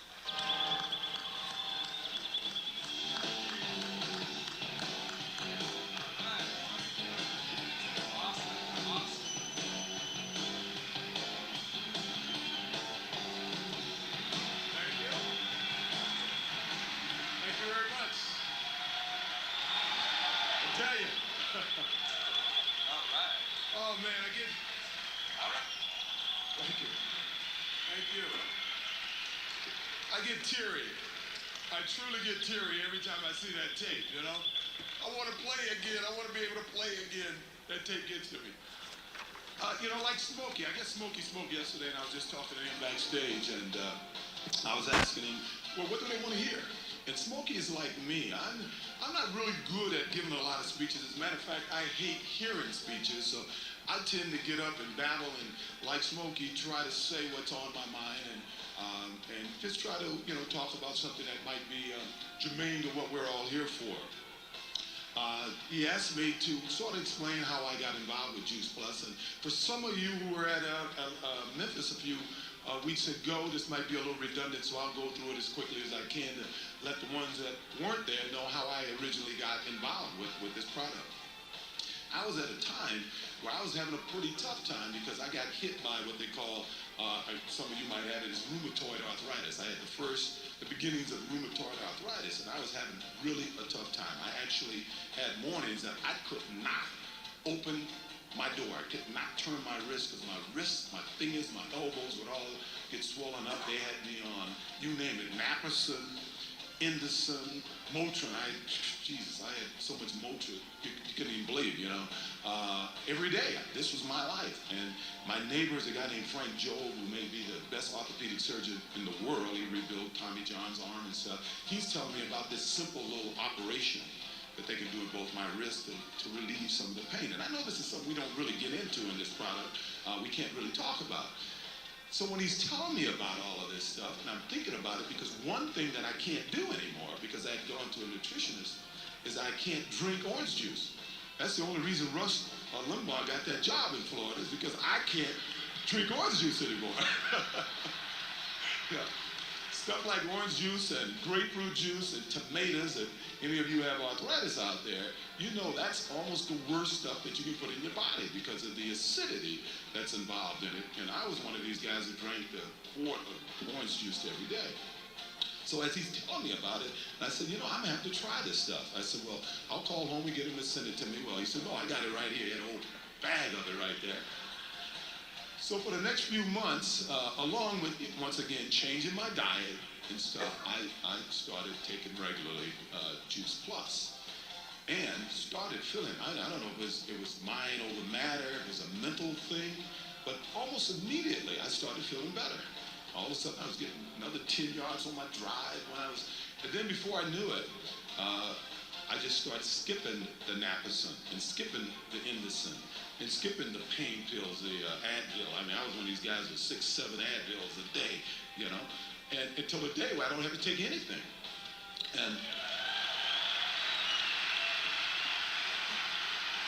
And my thought at the time was, I contacted Smokey, we talked, and I said, hey man, how can I become a distributor of this stuff?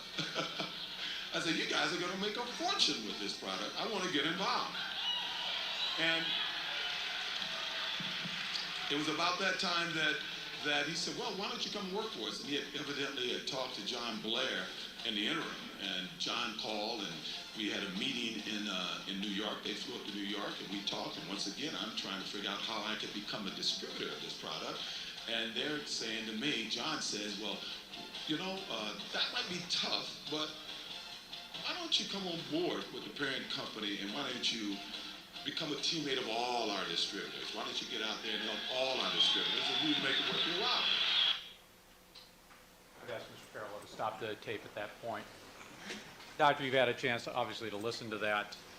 The history is given by Mr. Simpson of his present medical status, where he no longer had to take any of the pain medication.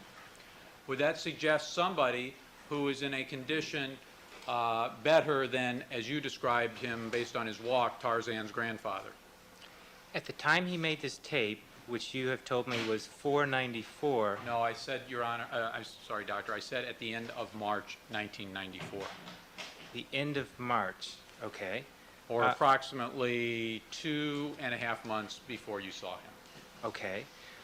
It sounded like, based on his statements, if you can believe everyone that makes an advertisement, and certainly being around the Raiders, we used to laugh about it in the locker room, the products that they would support and do something totally different, including wearing shoes that were totally different than the sponsor that they were endorsing on TV and taping over the logo, and various other vitamin products which they readily admitted were worthless that they then went out and pitched.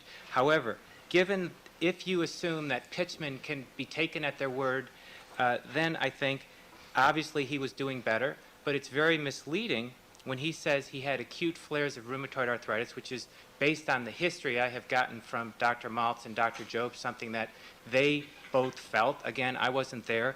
It's very difficult for your doctor, with all due respect, to make a diagnosis on paper. Medicine isn't practiced that way. Usually what you do is you take a history and you do an examination, and then you come to a diagnosis. And fortunately, medicine hasn't gotten to the stage yet where you call up a professor that writes a chapter, and over the phone, you make a diagnosis. We still do rely on history and physical in medicine, at least to the best of my knowledge based on my training at Harvard. However, it is very misleading because if you believe the rheumatologist, if you believe the orthopedist, and I have no reason to doubt their reports stating that when they both last saw him in 1993 in July, he was having an acute flare of rheumatoid arthritis, which was so severe he had difficulty bending down to tie his shoe. But I have no reason to doubt their report. And if you believe that report, and if you believe that the medication he was on, sulfasalazine, has some disease-remitting qualities, is a disease-modifying agent in rheumatoid arthritis, it's not surprising that he might be doing quite well, because at that time that he gave that motivational speech, he was on a significant anti-rheumatoid arthritis medication. Also, the disease rheumatoid arthritis, again, I'm just a jack of all trades, and I probably wouldn't know, has a fluctuating course. And that's really would be my comment on that tape. Doctor, you were apprised this tape was going to be played before you came into court this morning, didn't you? I've never seen that tape. Well, you were told that there was going to be a motivational speech tape played of Mr. Simpson making this, didn't you? I was never told this tape was going to be played by anyone. Did you prepare that answer in advance, expecting No, I did a question? not. No, I All did right. not. Let me ask it this way then, Doctor. You're saying that Mr. Simpson was merely a pitchman who was lying to the people there because what he said about his health was not true, based on your experience with the Raiders. Is that what you're saying, Doctor? I'm giving all those as possibilities. I do not know his condition. Excuse me, Your Honor. He is entitled to finish his answer. If it's responsive, I suggest... Well, I didn't even hear, I heard 4 words out of the doctor's mouth. I'm sorry, I thought I heard the end of the sentence. Doctor, go ahead and finish your answer. Could you repeat the question? Doctor, you are saying, are you not, that Mr. Simpson, when he's giving his medical condition up there, is lying to those people? That in fact, that does not represent his condition. Isn't that what you're saying by relating this to your experience with the NFL players? Sustain, rephrase the question. Doctor, you're suggesting that Mr. Simpson is not being truthful with these people regarding his medical condition because he views himself as a pitchman for a product, as a result of which he's willing to say things that are not true to please the people paying him to make the speech. Is that what you're suggesting? Overruled. You may answer the question, Doctor. I cannot get inside Mr. Simpson's head. I do know that he had a lack of understanding of his rheumatoid arthritis. He constantly denied the fact that he had rheumatoid arthritis. He did not want to see himself as a arthritic patient. And so I can't say whether it was a full lack of understanding of his disease that led him to not understand the possible effect of the anti-rheumatoid arthritis medication he was taking at the time of that speech, or whether he was knowingly misrepresenting to make money. I have no idea, and I'm not qualified to say. Well, doctor, if he was being truthful about his condition, that he wasn't making false statements just to please somebody paying him, then, in fact, he is saying his condition is such, I don't need the pills anymore, as of this time. Isn't that what he's saying? Sustained. Doctor, by the way, you were in the courtroom yesterday afternoon when I read a summary, a transcript summary of what was going to be played this morning when we were discussing this as being the last piece of evidence that I would use in cross-examining you. You were in the courtroom, weren't you, sir? I have no idea. Overruled. You can answer the question. I don't know if I was in the courtroom or not because I didn't hear what you said, so I'm not sure where I was since I didn't. How would I know if I was in the courtroom if I didn't hear what you said? Doctor, did you leave the courtroom before the courtroom was cleared of all press yesterday afternoon at the completion of court business? I Had you left before the press left the courtroom? I left after everyone filed out. And so, doctor, is it your statement here that if this was a motion argued in the presence of the press with a representation made by me to the court as to what this videotape was going to say, if you were here, you didn't hear what I was saying at the time I was making this offer of proof to the court? Overruled. You may answer the question, doctor. I did not hear or follow any motion you made or follow that whatsoever, no. Now, doctor, you said that you wouldn't rely upon a Dr. Harris, and I represent, he's a board-certified rheumatologist and a preeminent expert in the field of rheumatology. Overruled. You said you wouldn't rely on that over Dr. Maltz and Dr. Job who saw him. Is that correct? I said I would not rely on any individual who reviewed a chart without doing an appropriate history and physical at that time and seeing the patient. In general, doctor, would you rely on a board-certified rheumatologist over a doctor who held himself out as a rheumatologist who was neither board-certified in internal medicine or in rheumatology? Overruled. As Dr. Maltz, in fact, is?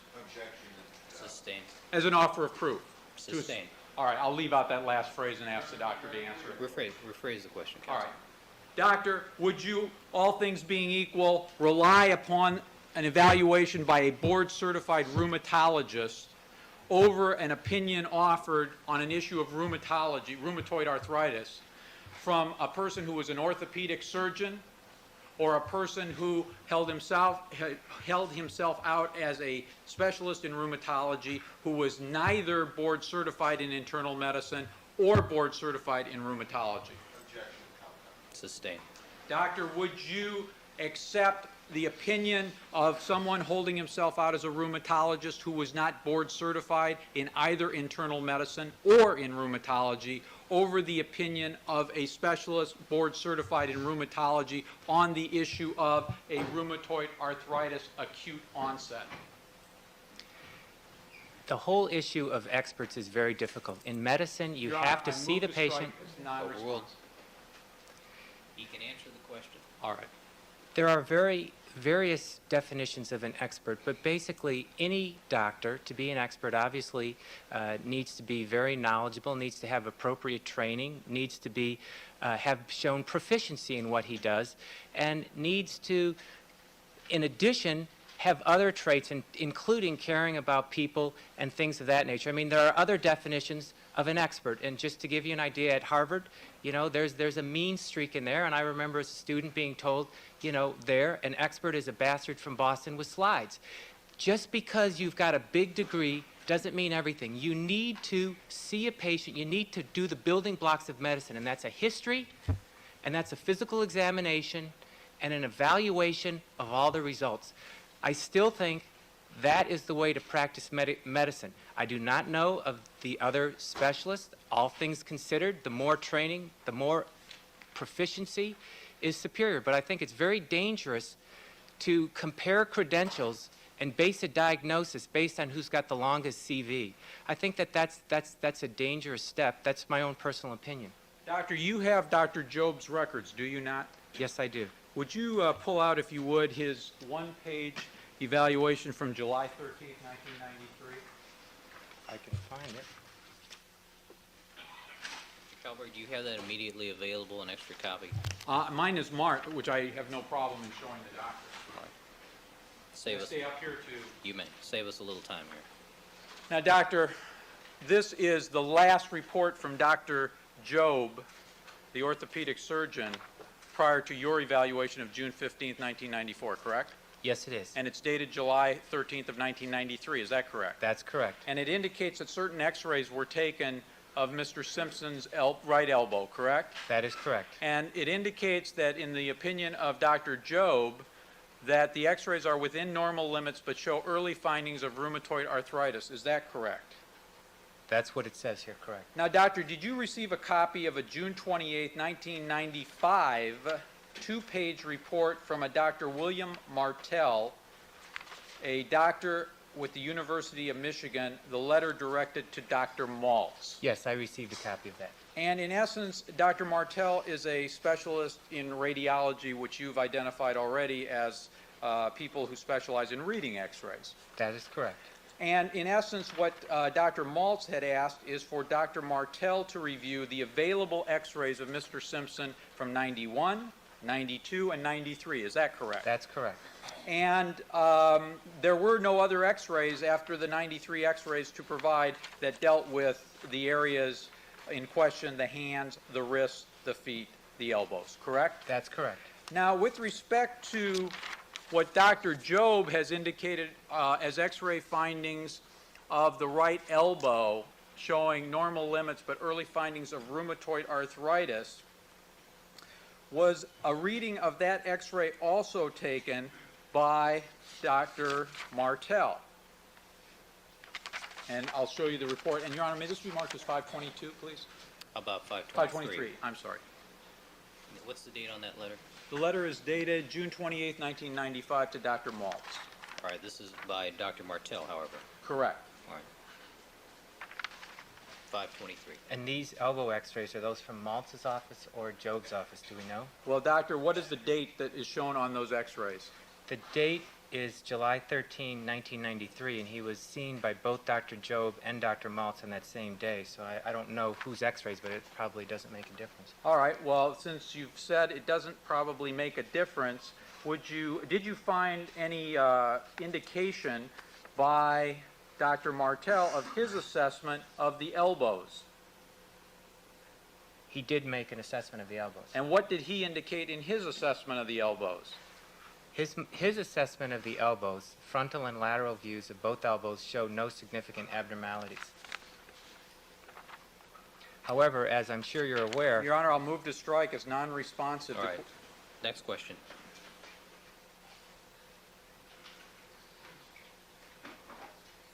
Did you also, by the way, receive from Dr. Maltz a copy of a July handwritten chart entry for an evaluation of Mr. Simpson in the county jail? I assume I did. I may have just a moment, Your Honor, to find.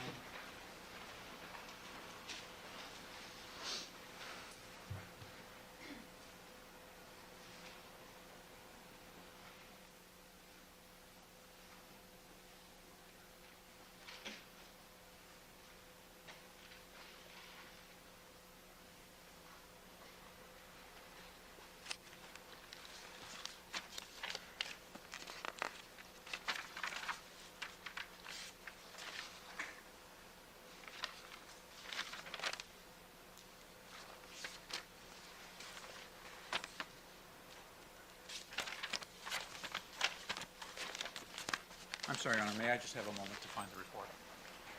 That's why we have Post-its. I'm sorry? That's why we have Post-its.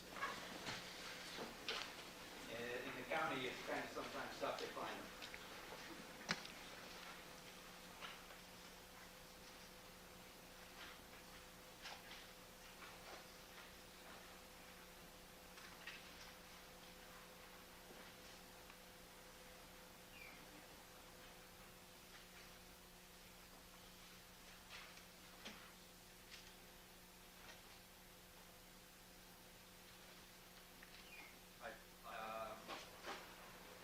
I believe this is the one I wish to use.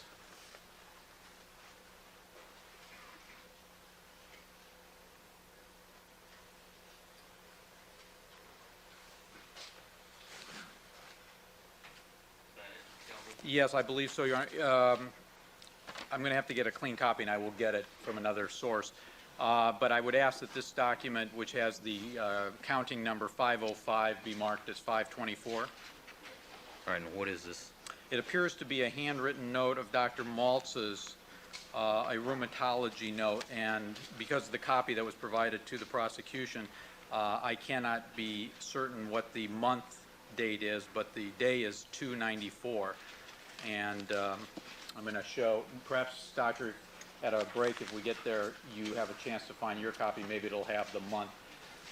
This is Dr. Maltz's handwritten note of an evaluation of Mr. Simpson. Is that correct? That is correct. And I want to invite your attention to the second paragraph. Can you read what Dr. Maltz has written there?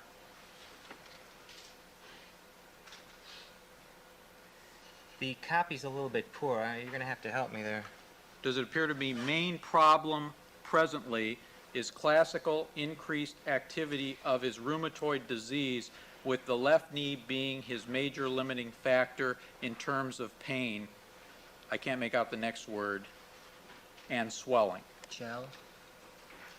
The word that we can't make out may be gel. Let me back it up. What I read to begin with, does that sound what it appears to you to be? Main problem presently is classical increased activity of his rheumatoid disease, with the left knee being his major limiting factor in terms of pain, the word we can't decipher, and swelling. Yes. And that indicates to you, does it not, Doctor, that Dr. Maltz, believed that Mr. Simpson has evidence of rheumatoid arthritis in his left knee, correct? I'm not sure that's what it said, no. Well, Doctor, doesn't it say... It says he has evidence.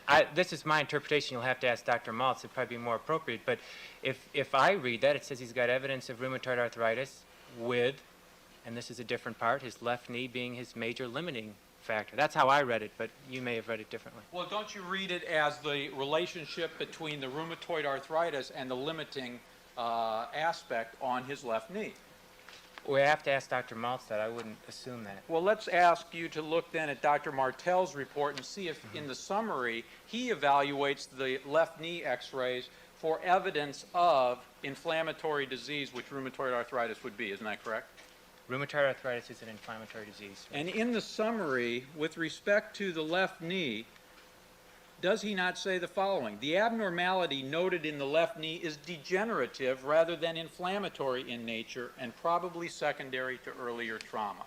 That's what's said here. And that would indicate that Mr. Simpson, at least based upon that x-ray, does not show evidence of rheumatoid arthritis in the left knee joint, but rather has the effects of osteoarthritis from previous trauma, correct? There's definitely osteoarthritis in his left knee, but we have a biopsy that is strongly consistent with rheumatoid arthritis of the synovium taken in 1991. So I think there's some question about that, and there are some subtleties that I certainly am not, in a position to discuss with you. Well, Dr. Martel, you would agree, is an expert in radiology, which you are not. That is correct. And according to his report, the left knee does not show evidence of inflammatory disease. It shows osteoarthritis. Right? That is correct. However, as the elbow, sometimes you can have rheumatoid arthritis in a joint and not have x-ray changes. So I would be very careful. And again, I don't want to present myself as an expert, but I wouldn't jump to simple conclusions based on the fact that an x-ray shows degenerative, not rheumatoid arthritis, that joint cannot be involved with, by, and in rheumatoid arthritis. All right, Mr. Gelber, we're going to need take our break. All right, thank you, Your Honor. All right, ladies and gentlemen, we're going to take our mid-morning recess at this time. Remember all my admonitions to you. Doctor, you can step down. You're ordered to come back in 15 minutes. Let me see the counsel with the court reporter, please.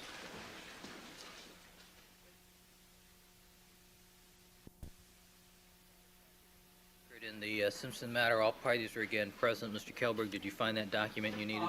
I'm satisfied that the document I showed him is the area I wanted to inquire on. And what area is this? I'm sorry. What area is this, Mr. Kelberg? I'm trying to suggest to the court that I don't think I'm going to have any more examination, Okay, good. That's it? just to mark the exhibits. All right. We'll so stipulate it. Let's have the jurors, please.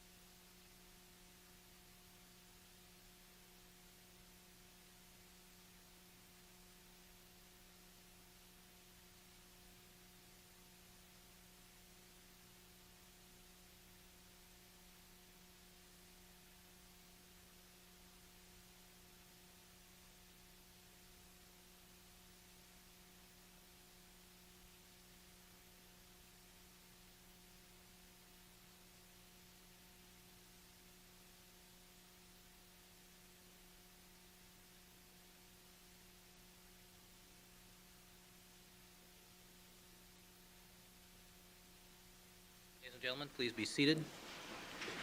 Let the record reflect we've been rejoined by all the members of our jury panel.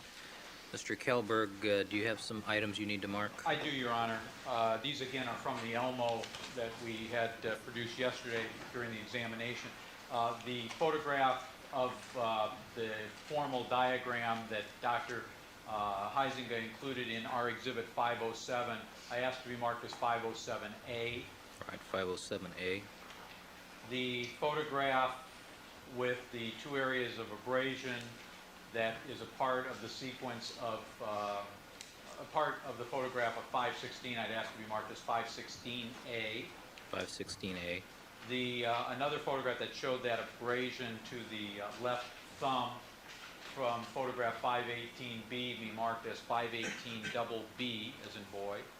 So marked. And we have a clean copy of the July 13th, 1993 report, Your Honor. And I'm sorry, I did lose track of the designations. I believe that that was going to be 523. Dr. Job's one. I have that. I have 523 as the 628 Dr. Martell. Okay, then it's the exhibit number right after the video, I believe. It should be the next in order, and the video Well, was the motivational video. motivational video I have is 522. Mr. Iverson, does that correlate with your? So 523, Your Honor, would be then Dr. Martell's report. Correct. I have 524 as a handwritten note of Dr. Maltz. Okay. Then let me make, if I could, if I didn't specifically make Dr. Job's one-page July 13th, 1993 typewritten document as 525. All right, Dr. Job's note. And with that, Your Honor, I have no further questions. Thank you. Mr. Shapiro. Thank you very kindly, Your Honor. Good morning, ladies and gentlemen. Good morning again, Dr. Heisinger. Morning. Dr. Heisinger, are you familiar with the term forensic medicine? Yes, I am. And are you familiar with the term forensic physician? Yes, I am. What is your understanding of that term, or those terms? Those are terms that deal with the study of things that happen essentially after death, with a obvious bent towards law and, pathology of medicine as it relates to that. And the term forensic, as it applies in the court setting, deals with people who deal with legal issues related to their specialty. Is that correct? That's correct. Is that your understanding? Yes. Is that something you do? No, it's absolutely not what I do. Is that something you want to do? No, no desire whatsoever. I take it that your primary focus is the private practice of medicine. That is correct. Now, you've indicated that you graduated from Harvard Medical School. At the time you went to Harvard Medical School, how was that rated in the spectrum of medical schools in the country? I think in terms of the rating by the deans and the difficulty in getting in, it was probably the hardest school to get in. And upon graduation, you applied for a residency. That is correct. And are there different residencies around the country? There are many different residencies around the program, around the country, right? And just like schools, do residencies differ in their programs and their prestige? Again, it's difficult to exactly quantitate, but there's different levels of prestige and levels of quality and difficulty in getting in. And where did you take your residency? At Cedars-Sinai Hospital, as a subset of the UCLA medical system. And is that here in Los Angeles? Yes, it is. And how was that program rated at the time you were accepted? That was very highly regarded at that time. How many residents were in the program when you were there? There were approximately 30. And is there a position called chief resident? Yes, there is. What is that position? Typically, 2 individuals from that class are chosen to teach the oncoming residents and to lead morning report and to round with the younger residents for educational purposes. And on what basis are the chief residents selected? Well, presumably they're chosen by the chief of medicine based on whoever shows the most promise in terms of teaching and other physician attributes. In terms of teaching, in addition to your private practice of medicine, have you maintained any teaching positions? Yes, I have. What teaching positions have you maintained? As a clinical professor of medicine at UCLA. And what subjects have you taught to the students at UCLA in medical school? Introduction to medicine, as well as attending for medical students and the residents on ward rounds. You've told us also that you were a doctor for the Los Angeles Raiders, a football team. Yes, I was. How many other doctors had that position for teams in the Los Angeles area? There was one other team in the Los Angeles area, and there was one other internist for that team. And then during my tenure with the Los Angeles Raiders, there was also another football team that was there temporarily, so there was an internist for that team as well. Is that viewed as a prestigious position? I believe it's viewed as a prestigious position. And it's the type of job many doctors would like to get? I believe that's true. And you resigned from that position? Yes, I did. And you resigned because of your integrity? I resigned. Your Honor, leading and suggesting. Rephrase the question.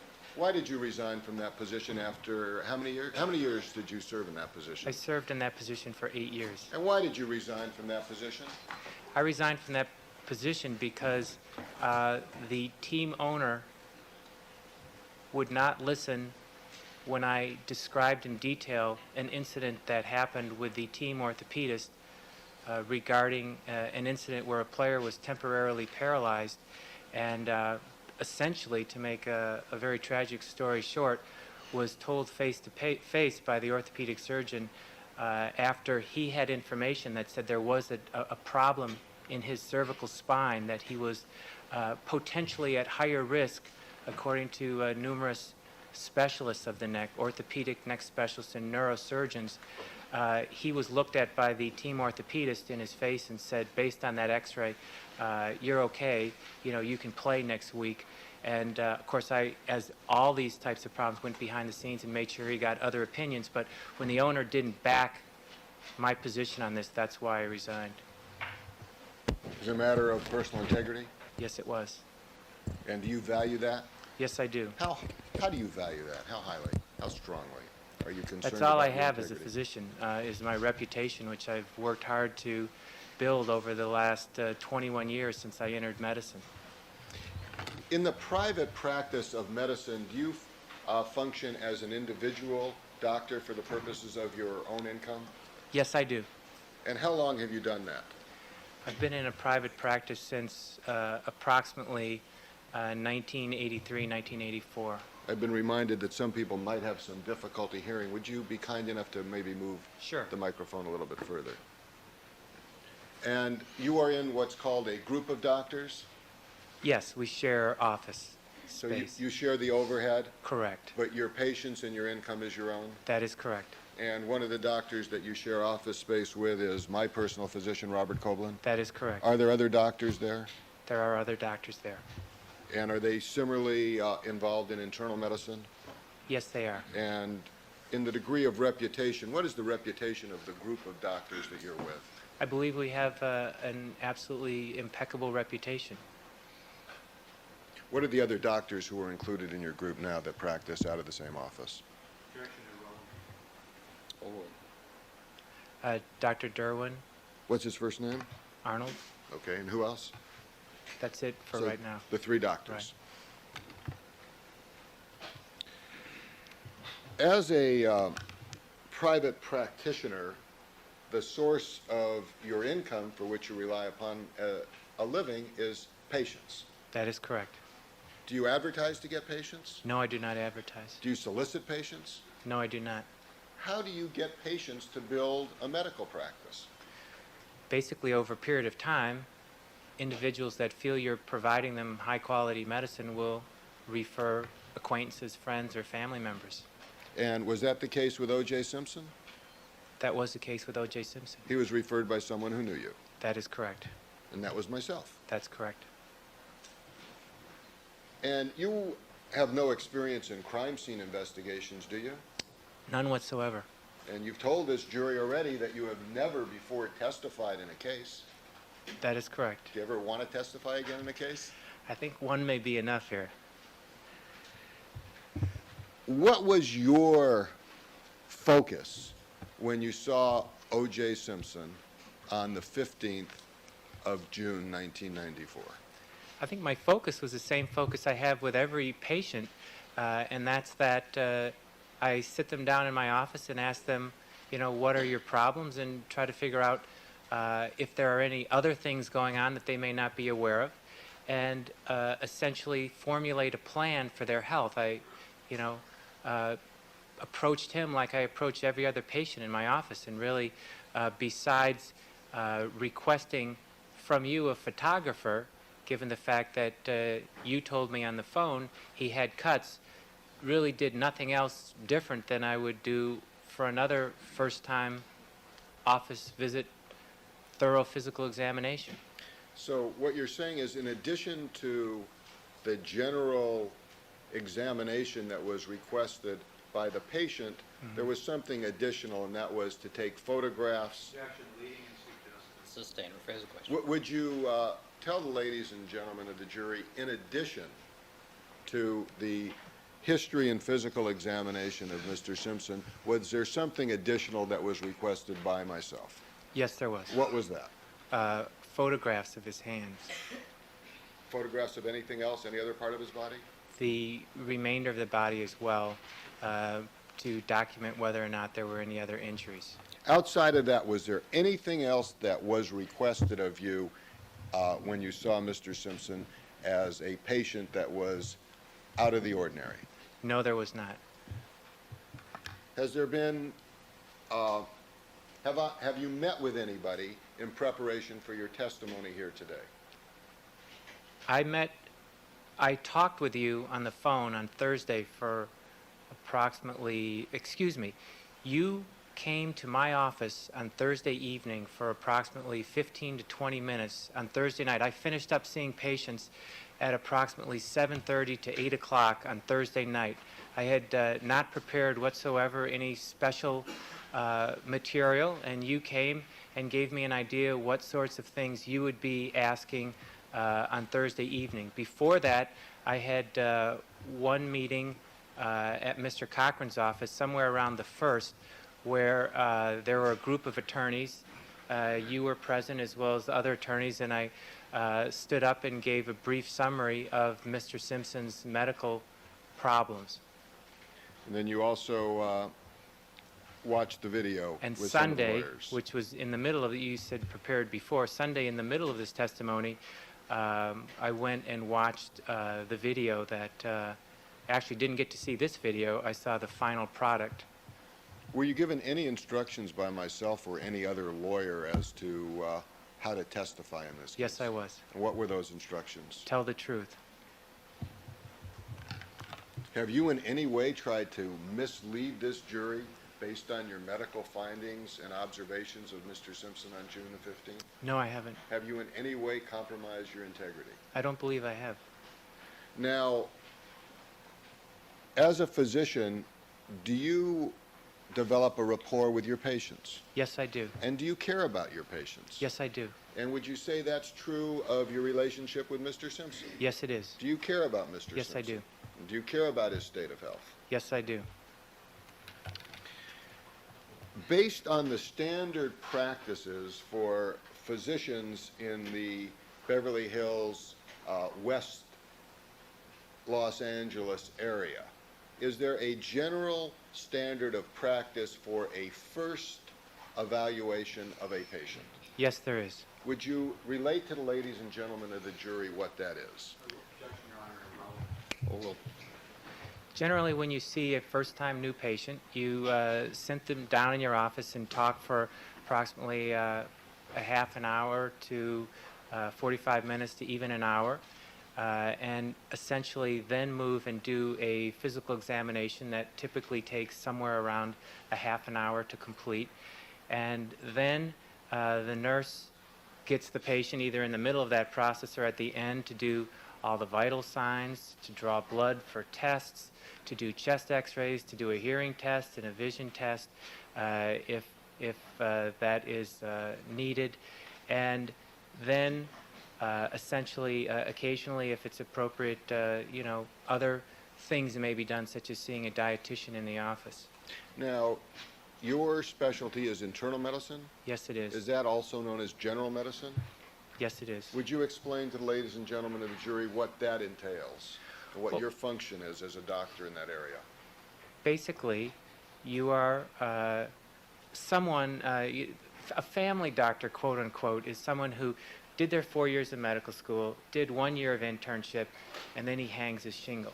An internist basically does that first year where you kind of take all comers, but then you do an additional 2 years where you do essentially the same thing to hopefully get a little bit more understanding of those problems. And then in my case, I did an extra year of chief residency, all basically evaluating every different subspecialty. So my role is to try to see if I can take care of all of your problems. Obviously, there's certain, I might be better in kidney disease and not so great in dermatology, or I might be very good in orthopedics for an internist and not so great in something like rheumatology. And then you basically, if you can handle their problems and you feel comfortable with their complaints, the buck stops there. You make the decisions and you devise a treatment plan. If that's not the case, then you make arrangements to have them see a second opinion, a subspecialist who you're going to know something about that area, but they hopefully will know somewhat more, and then you refer them to that appropriate specialist. And approximately how many subspecialists are there that you would refer people to, just generally? In terms of the classes of subspecialties, probably 15 or 20, although you can get very technical and you can break down some subspecialties, even something like orthopedics, into people that do mostly ankles, knees, or shoulders, or neck, or back. But I would say 15 or 20 is a pretty good estimate. Now, regarding O.J. Simpson, did you conduct the examination that you described to the ladies and gentlemen of the jury as being a proper initial patient evaluation? Yes, I did. Possibly because it, I believe, took about 2 hours, maybe in terms of doing the history and in terms of including time for the photographs, maybe it went an extra 15, 30 minutes over what I would normally spend because we were pushed back, as I said, an hour into our afternoon. Now, in terms of a physical examination, is there any real limitation on what a doctor can do in examining a human being? No. Basically what you do is you start out and there's a standard examination. In other words, if you look at, say, something like the stomach, you can just do the routine things, which might be to listen to see if there's bowel sounds, to see if the intestines, the abdomen is symmetrical, to feel if there are any masses or there's any tenderness, or to obviously, I think I mentioned already, listen. If any of those are abnormal, that's the screening, let's just say, of the abdomen. Look, listen, palpate. If any of those are abnormal, then for each abnormality, there are 10 more things that you could then move into. But there's, you know, you can't do every test on every person, or you essentially would be there for 12 hours. I mean, there are some examinations that perhaps the President of the United States would get on a yearly examination, or heads of other states that might require a hospitalization and a battery of tests over a period of days. Isn't that correct? Your Honor, leading, argumentative, and irrelevant. It is, but I'll allow the answer because it'll be yes or no. Yes? Okay. So there are limitations within an initial examination. Did you feel that within those limitations, a proper initial examination was done of Mr. Simpson? Yes, I did. In addition to which, again, dictating the report would be a little bit unusual. Usually you take cryptic notes and just noting certain things. So that would be the only other unusual thing about this evaluation.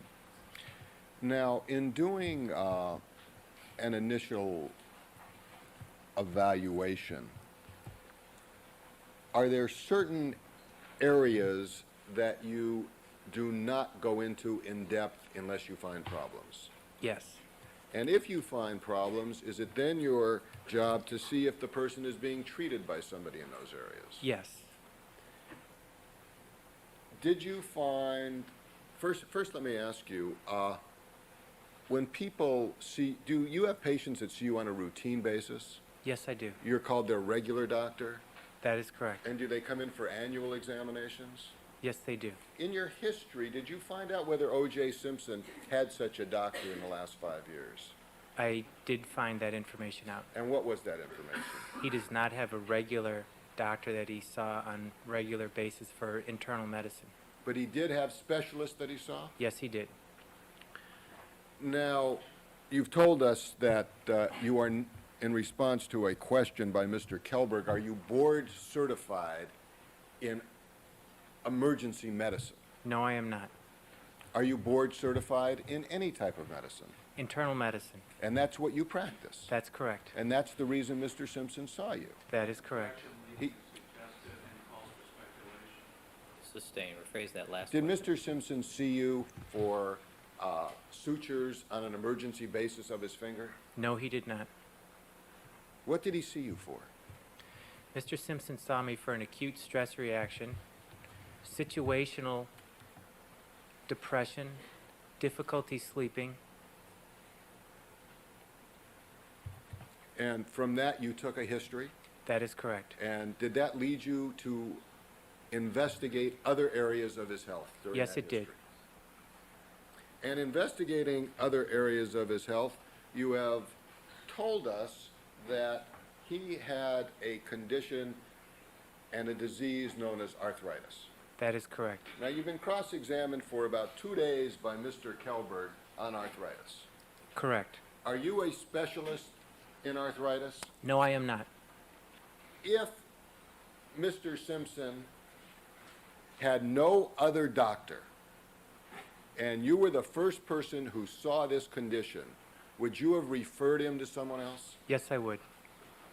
And what would you have referred him for? Arthritis. And you would refer him to a specialist in that area. That's correct. And regarding the orthopedic now let me just ask you this.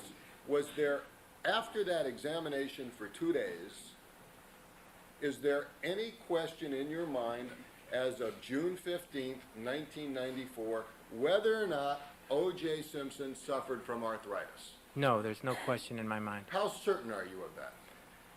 I'm as certain as I can be. Would you say within a reasonable degree of medical certainty? Yes, I would. They say something, in medicine, when you're standing in Montana and you hear hoofbeats coming behind you, it could be zebras, but it's horses. I mean, that's what you have to see. And in his case, he had absolutely, without question, multiple areas where he had arthritis. Is there anything in the 2 days of examination by Mr. Kelberg going over all minutia, all the reports, every Sustain, it's argumentative. Phrase the question. Is there anything in the 2 days of examination of Mr. Kelberg on the issue of arthritis that changes your opinion as to whether or not on June 15th Mr. Simpson suffered from arthritis? No. Did you do a physical examination of the joints of Mr. Simpson? Yes, I did. And did you come to any conclusions regarding his orthopedic condition? He had abnormal joints on examination. If Mr. Simpson did not have a specialist in orthopedist, an orthopedist, would you have referred him to one? Yes, I would have. Are you familiar with the name of the orthopedist that Mr. Simpson was seeing, Dr. Frank Jobe? Yes, I am. What is his reputation? He is, by reputation, one of the best sports orthopedic surgeons in the country.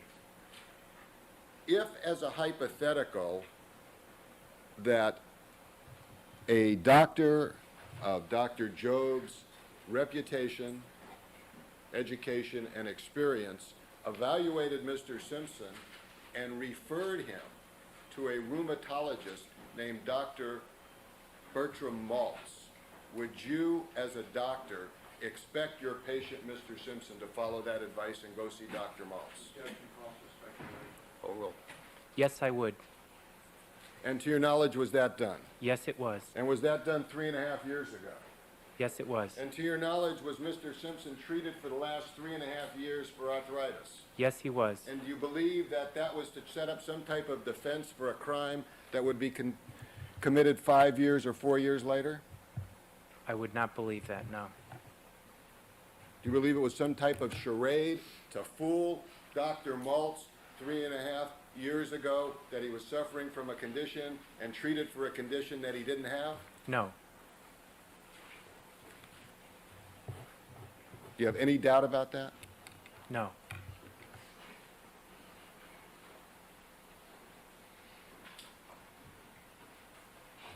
You have told us that as a team doctor, many athletes don't want to admit injuries because that would prevent them from playing. Is that correct? That's correct. And that would be your job, whether or not somebody was capable of playing or not. Isn't that true? If it was on a non-orthopedic, non-joint problem, yes.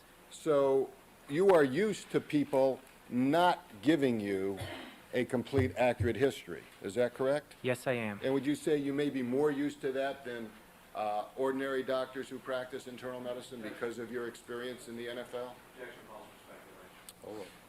I believe that's an accurate statement. And your experience in the NFL as a internist, how many other doctors were acting in a professional capacity advising teams in the National Football League when you were involved? There were somewhere in the 70 to 80 range in terms of doctors that were affiliated with the 28 professional NFL football teams. And is there an organization of those doctors? Was Yes. there an organization of Yes, doctors? there is. And did you maintain any position within that organization? Yes, I did. What position did you maintain? In 1987, I was elected vice president, president-elect, and was president of the NFL Physician Society from 1989 to 1991. Now, Mr. Kelberg went through part of your curriculum that I did not bring up, and that was things that you have done on television and on radio. Correct. Were you selected to appear in certain venues on radio and television because of your expertise? Sustain. Phrase the question. Do you know why you were selected to appear on certain radio and television shows? I believe so. And what is your belief? Sustain. What areas did you discuss on radio and television? Typically, issues revolving around medicine and sports. And is that something that you believe you have an expert? It's been essentially all sports as it contains medicine. Anything in the past that you talked about on radio or television? In the past, I have been hired by several shows to go on for a 2 or 3 minute blurb to talk about general medical issues on a revolving basis. Would you say that substantially almost all of your income comes from your private practice of medicine, not from talking on radio or television? That's correct. And not from writing a book? That is correct. In fact, were people highly critical in the Football League of the book that you wrote? Actually not. I think that on one team they were critical. The What team owners, was that? The Los Angeles Raiders. And why were they critical? Sustain. I think the jury can figure that out. Well, maybe they don't know Mr. Davis. They can figure it out. Thank you. All right. They're all nodding, yes, they figured it out.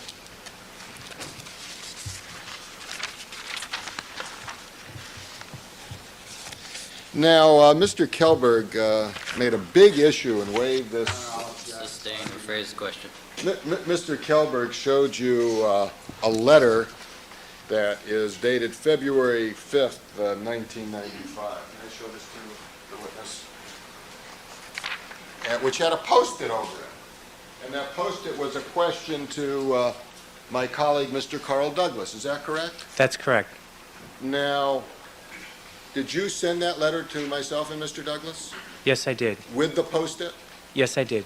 And as part of discovery, were you aware that we turned that letter over to Mr. Kelberg? I had no idea what your discovery processes are. But he had the same copy of the letter that we had, didn't he? Yes, he did. And he had the same Post-it on it. Yes, he did. Now, you weren't trying to hide anything from the jury about that, were you? No, I wasn't. And did you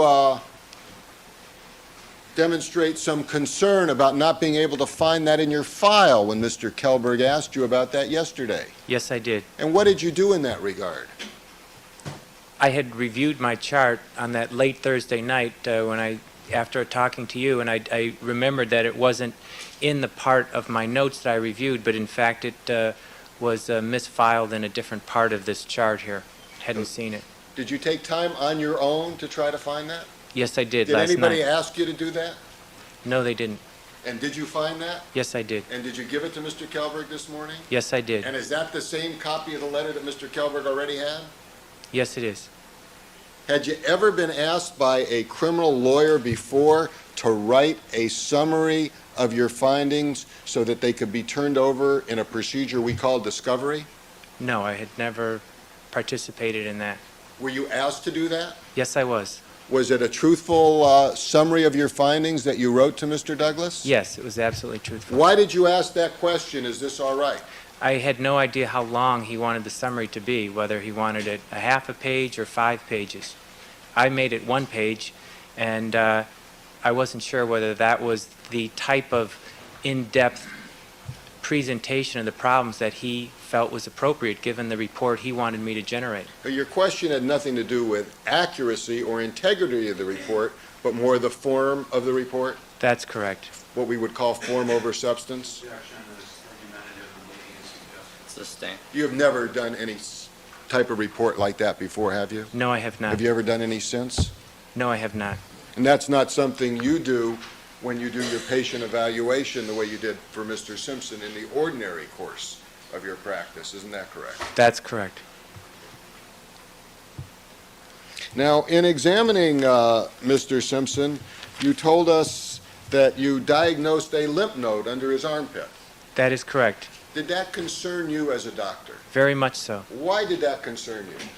Because given the whole constellation of his complaints, I was concerned that that could indicate some sort of infection, cancer, or other acute process that needed to be resolved in the middle of everything else that was going on, and it presented many medical as well as organizational problems to properly treat that problem.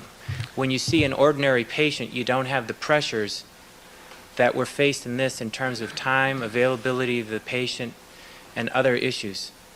Were you later advised that Mr. Simpson was going to be charged with a crime? Yes, I was. And did that have any effect on speeding up your next examination of Mr. Simpson? Yes, it did. What effect did that have? Well, we needed to get in and draw more blood tests and put skin tests on to evaluate some of the possibilities for that abnormal lymph node. That wasn't to prepare any type of defense in this case, was it? None whatsoever. That was because you were told that Mr. Simpson would be going to jail? That's correct. And in your experience in this case, have you found it is more difficult to treat a patient in jail? It is more difficult to treat a patient in jail than in the usual Beverly Hills setting. And did you continue your treatment of Mr. Simpson for this lymph node? Yes, I did. Tell the jury what you did regarding that. Well, it was a very difficult situation because I was told when he went into jail that the admitting doctor who examined him said he didn't have a lymph. Your Honor, I'll move to strike as non-responsive. The question is what... Yes, it is. Yes. What did you do? What did you do to follow up on that lymph node, if anything? Followed up on the blood test and tried to gain access into the hospital so that I could have a cancer specialist evaluate the patient. So this is not something you did on your own, but you again went to a subspecialist. That is correct. After initially going to a infectious disease specialist with the initial batch of results and feeling that that probably wasn't our first line of attack. Did you also consult with the jail physician Yes, I did. on this very issue? Yes, I did. And was there a difference of opinion between yourself and the jail physician? Yes, there was. Is calling for hearsay, lack of foundation. Overruled. And how did that opinion differ? That opinion differed because I was told the doctor that evaluated him on the night he went into the hospital felt there was no lymph node. And you believe there was? And I had believed that there was, correct. Tell the jury what you had to do to follow up on this and what steps you had to go through to properly treat Mr. Simpson. That's not particularly relevant. What he actually did, what treatment he got, is relevant. Would you answer the judge's question? What you actually did and what treatment you got? What kind of testing did you arrange for and where and when?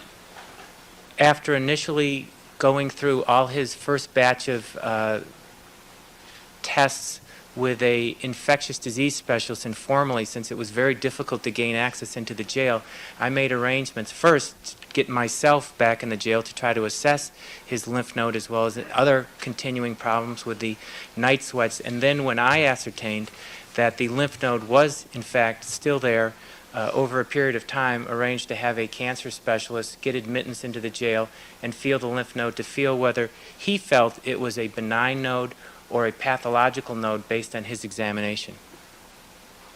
And what took place after that?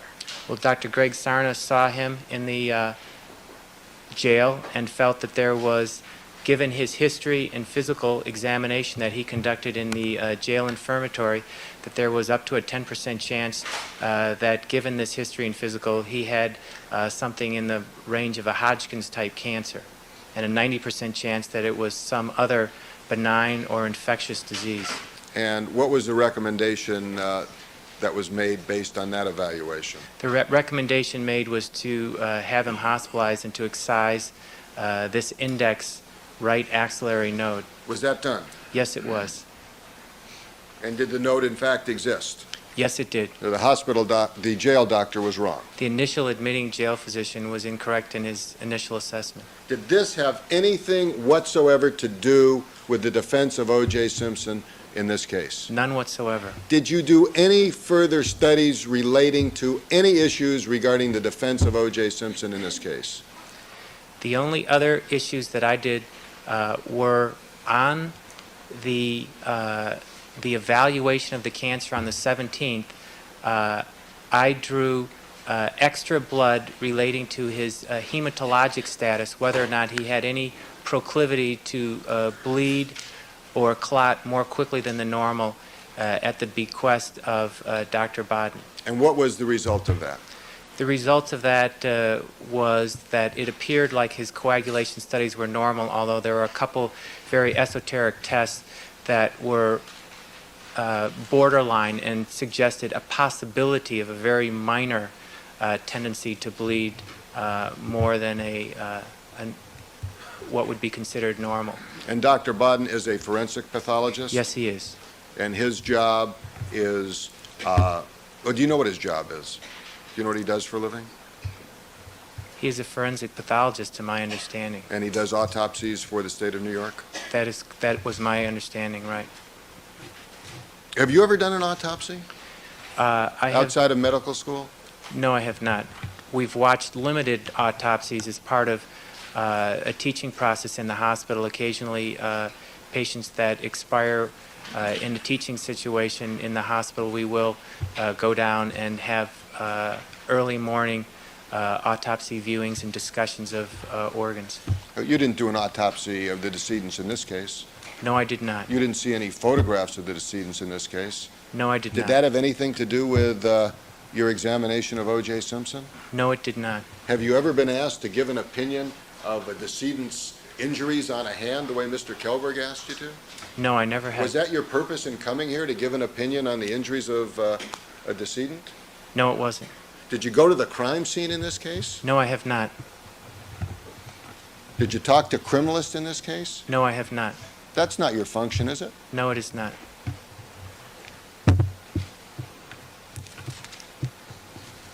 Before you were asked these questions, other than on general knowledge, did you have any specific knowledge as to how these murders took place? None whatsoever.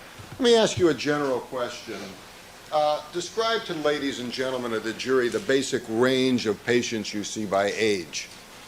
Well, we probably see individuals all the way from 15 up to, I think my oldest patient is 101, 102. Excluding the young and the very old and the infirmed, is there any patient that you treat that would not be capable of handling a knife? I really don't believe that there is. I think all of them could. Is there any patient that you treat that would not be capable of cutting someone with a knife?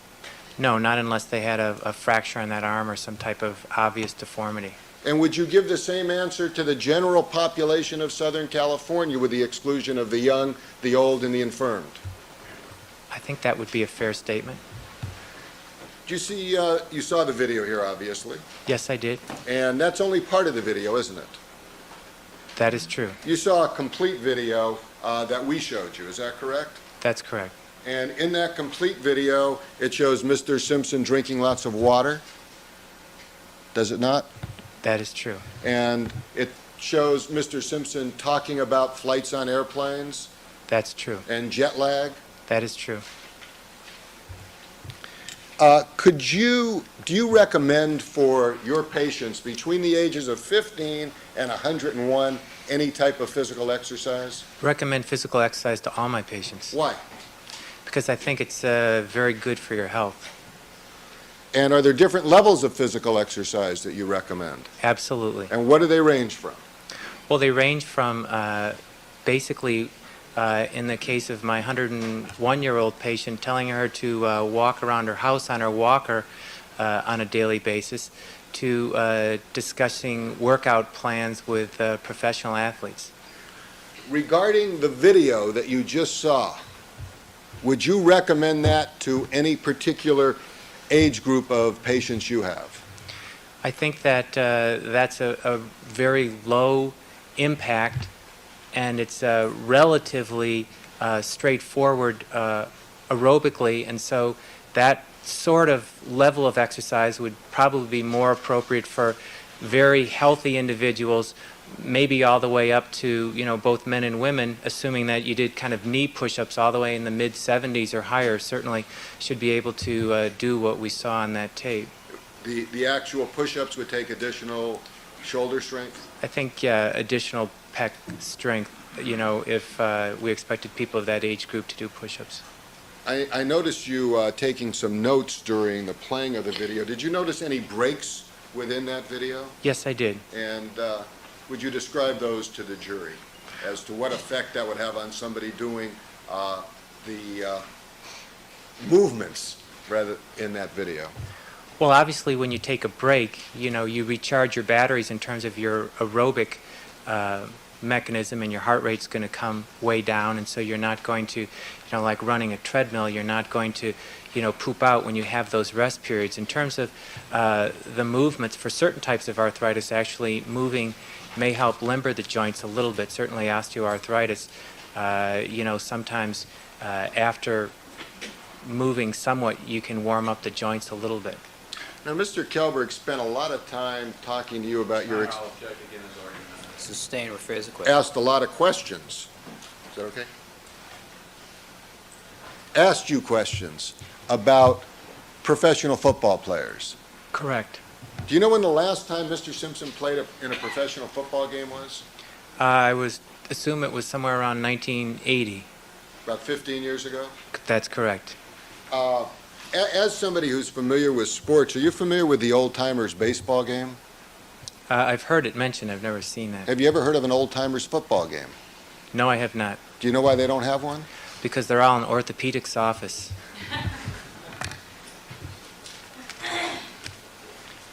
Regarding your experience with professional football players, are there positions known as skilled positions? Yes, there are. And what does that refer to? A skill position is something in terms of a wide receiver, quarterback, running back. Mr. Simpson was a running back? Yes, he was. So he would qualify in a skilled position. That's correct.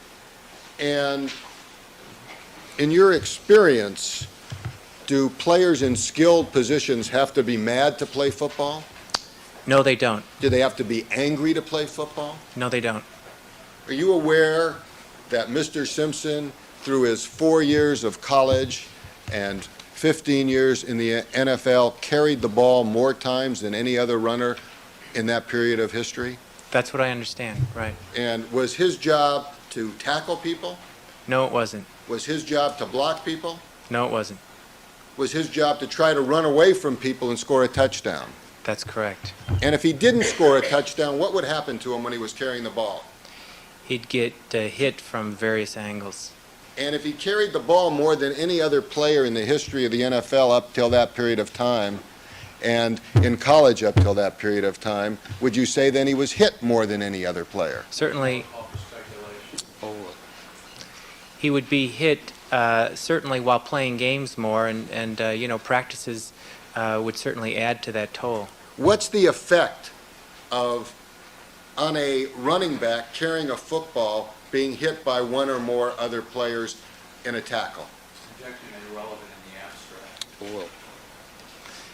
When you get hit, in terms of the joints, you may occasionally damage ligaments and bony structures. And is that something that you would expect to find in a retired running back? That is something that may occur in a retired running back, sure. Was Mr. Simpson the type of player who had the reputation of being a friendly football player? I think that's a correct statement. Are you aware that in the 15 years that he played football, he was only involved in one fight? Sustain. You can make an offer of proof, Your Honor. Are you aware that football players would pick him up after he was tackled? Overruled.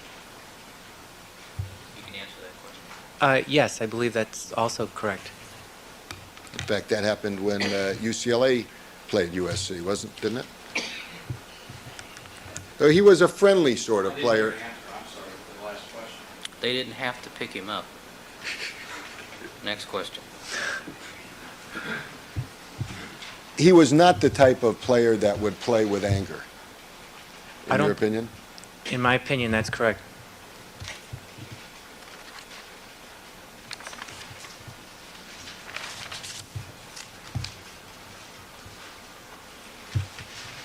Not this type of adrenaline rush. Would that be the same for anyone who's in an emergency situation? That's correct. That's human behavior. That's not limited to football players, is it? That is correct. And in fact, you talked about the fear syndrome. Would you say that adrenaline reaction would be the same if somebody was being attacked by more than one person with a knife? That is correct. And would that cause them to fight back? I would certainly expect that. And would you expect that they might fight back with more strength than they ordinarily would have? Your Honor, I'll object. He's outside the field of expertise. He said he's not a forensic pathologist. Overruled. That's a very logical assumption to me.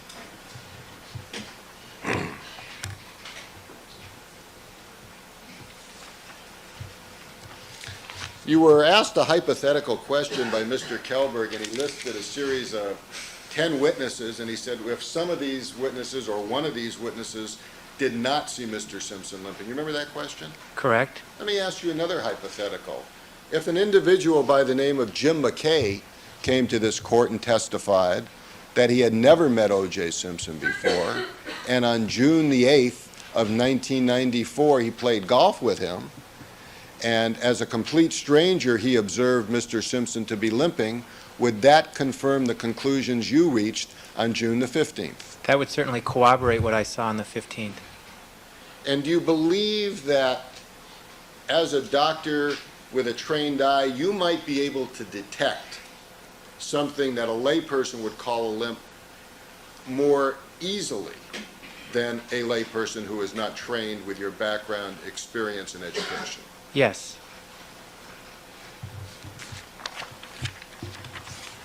You were asked questions about Dr. Martell and x-rays of the elbow.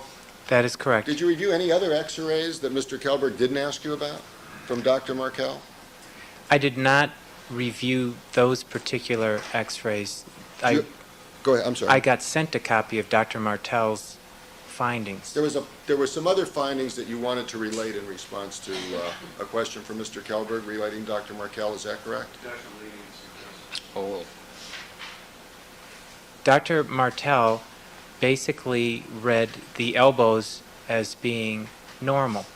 And basically what I was starting to say when he asked me that question or read that thing off the report was that you can have rheumatoid arthritis of the elbow and you can have flexion contractures, that's a possibility, and still have a normal x-ray appearance. It's a difficult call. This is why you have specialists. That certainly isn't in my bailiwick, but that's what I was starting to bring up with him.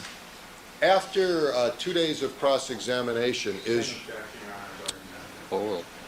is your opinion any different as to whether or not Mr. Simpson had any bruises on him when you observed him on the 15th of June? No, it is not. After 2 days of cross-examination, is your opinion that the cut on the top of the middle finger of the left hand was more consistent with glass? I felt that was more consistent with glass because as it came around, it curved initially. If you remember the picture over his third, let's go to the left hand and do it the right way. As it curved, it came right over the joint, and then it took an acute angle, approximately 60 degrees, and then that acute angle to me said, sure, it could be a knife, there could be movement, but to me that said, that's why I fell off of the fence on that cut as being more consistent with glass. Assume that on Monday June the 13th, Mr. Simpson, let me just check this date for a second.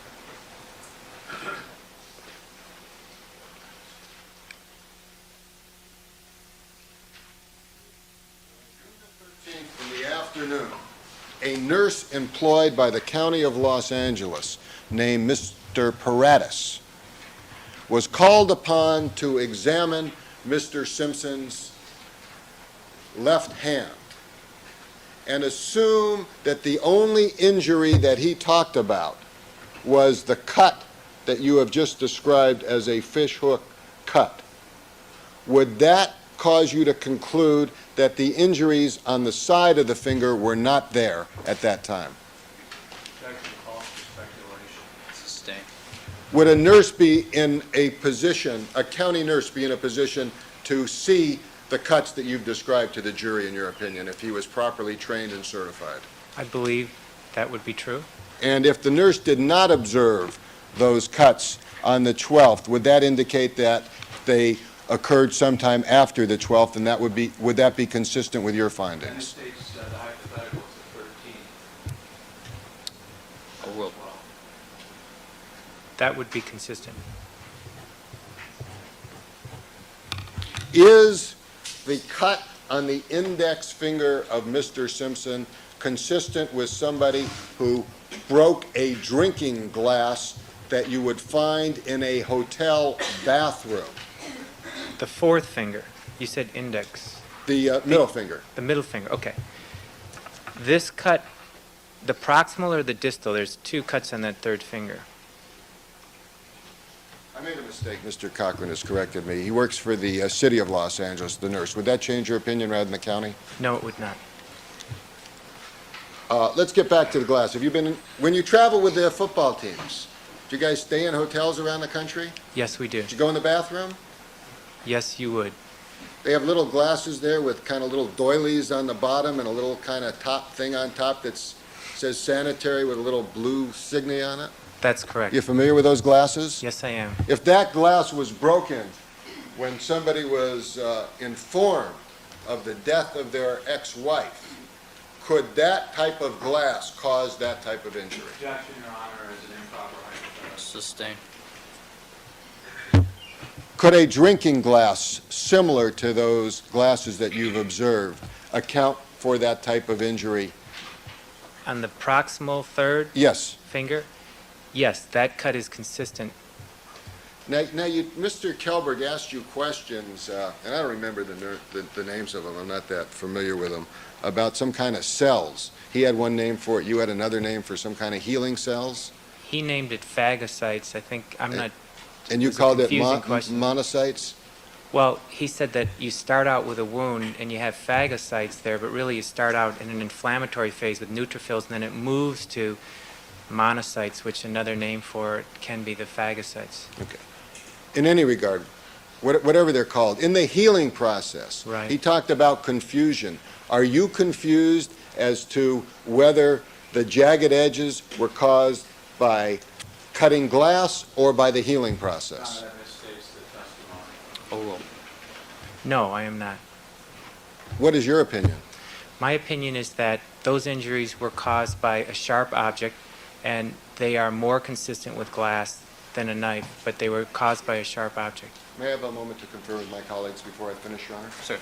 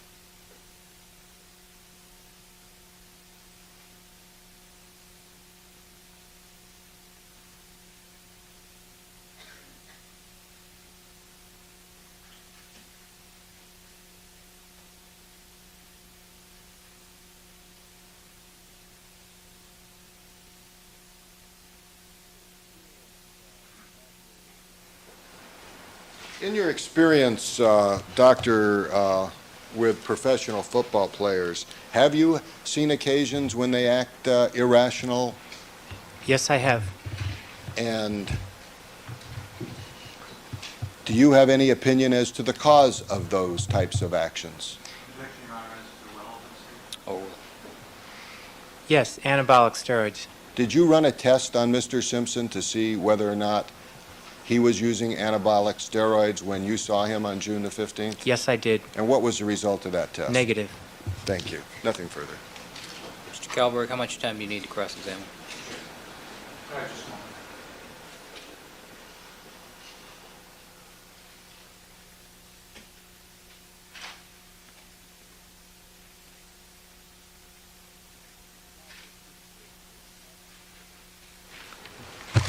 Doctor, did you ever Excuse me, prescribe? counsel.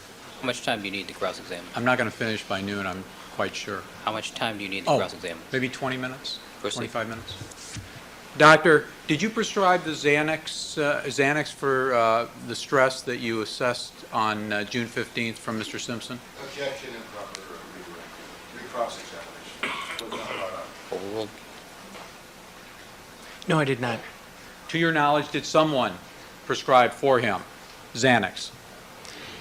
I referred him to a psychiatrist, so I can't speak for that. Is Xanax a depressant? Xanax is an anti-anxiety drug. And doctor, is one of its side effects that it can make people sleepy? That is correct. Now, doctor, I want to discuss a few things that were touched upon by Mr. Shapiro. First of all, you said no old-timers NFL games. There are old-timer hockey games, aren't there? I'm not aware of that. That's possibly true. Hockey's a pretty violent sport, isn't it? Yes, it is. And people sustain severe knee injuries in that sport, correct? That is correct. And in fact, one of the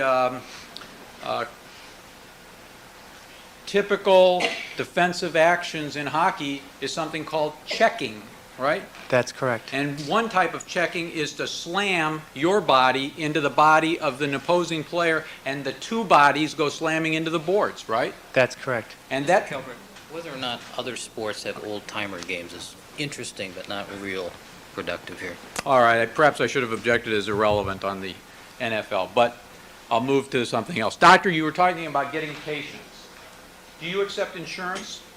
No, I do not. So I thought you said you billed Mr. Simpson's insurance company for the care you provided. Is that a misstatement? We build SAG, and then typically, we ask the patient to pay the remainder. Are you on any kind of HMO panels? No, I am not. So all of your patients have to be patients who can pay your bills, is that correct? That's correct. And your practice is in Beverly Hills, is that correct? Yes, it is. Do you have it like an hourly rate, or how do you charge patients You for charge- general exams? Charge based on examinations or lab tests that are done in the office. And if I came to you, maybe I better not choose myself, if somebody came to you for a first evaluation, what would be the typical cost of such an evaluation? Overruled. It would be quite variable anywhere. It would all depend on exactly what was done. Well, in general, doctor, you described what is a general initial evaluation, Beverly Hills standards, Mr. Shapiro asked you about. What's the cost of that? I would say something like for a thorough physical exam, somewhere around $1,000, 600,000. Now, doctor, you said in response to Mr. Shapiro's question that you cared about Mr. Simpson? That's Correct? correct. You cared about his health? That's correct. Do you care if he's acquitted? You build a bond with patients. When you see a patient and you evaluate them, you have to care about them. If you don't care about them, you really wouldn't be able to be their doctor. And isn't it that care, that closeness you develop with the patient that can subconsciously influence those subjective evaluations that you admitted on cross-examination doctors make, such as in Mr. Simpson's case? Sustain. Sustain. Doctor, when you develop a closeness and fondness for a patient, in your opinion, can that affect your objectivity in evaluating the patient's case? Anything is possible, but you have to fight to try to minimize that or eliminate it. For example, doctor, isn't it the case that physicians are taught to send family members to independent doctors for evaluations because of concern that your relationship with the patient may cloud your judgment? That is correct. Incidentally, you talked about a family doctor. There is a specialty of medicine, a board-certified specialty called family medicine. Isn't that correct, doctor? I'm lacking in my knowledge of that exact fact. Well, you talked about some residency programs. Are you familiar with whether Cedars has a residency program in family medicine? They did not when I was there in my training. That's 83 you ended your training? That's correct. Now, doctor,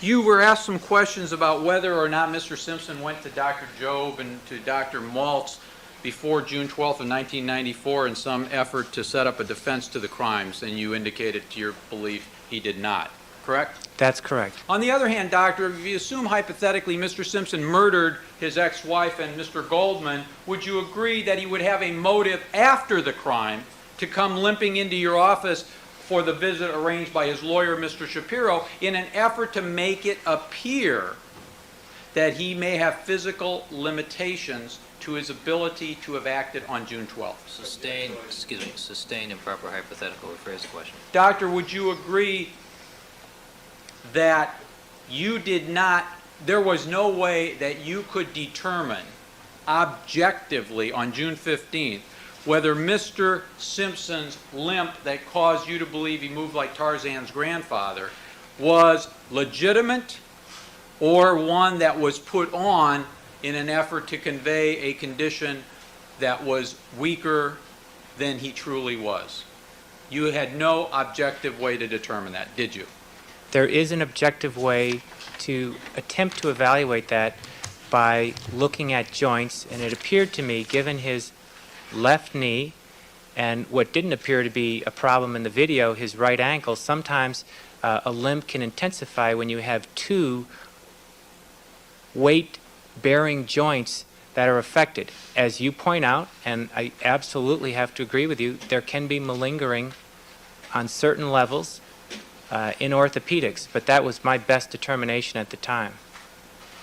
By the way, doctor, you talked about some difficulties with the jail. You were able to get Mr. Simpson to Cedars-Sinai Medical Center for the biopsy, correct? That is correct. And in your opinion, his care was not compromised in any way, was it, with respect to evaluation of that lymph node for possible sign of cancer, correct? If there had been an acute problem, it might have been, because I really couldn't get access for several weeks into the jail. And it turned out that it was benign, That's correct? absolutely correct. Your Honor, I'm going to ask Mr. Farrow. I was going to ask Mr. Farrow. Could I ask Mr. Harris if he could help me out to put something on? wanna Doctor, show I'm going to this? show you a couple pictures. Show this to counsel first. I am going to do so right now.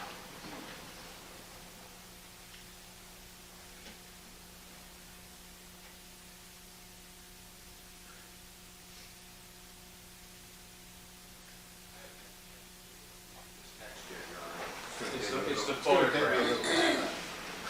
All right. All right, use the photograph, Mr. Kelberg. I'm sorry. Proceed. If Mr. Shapiro will give me the, I'm sorry, I'm not clear. May I proceed with the photograph, Your Honor? Or What is it a photograph of? photographs of hands of sufferers of rheumatoid arthritis. Proceed.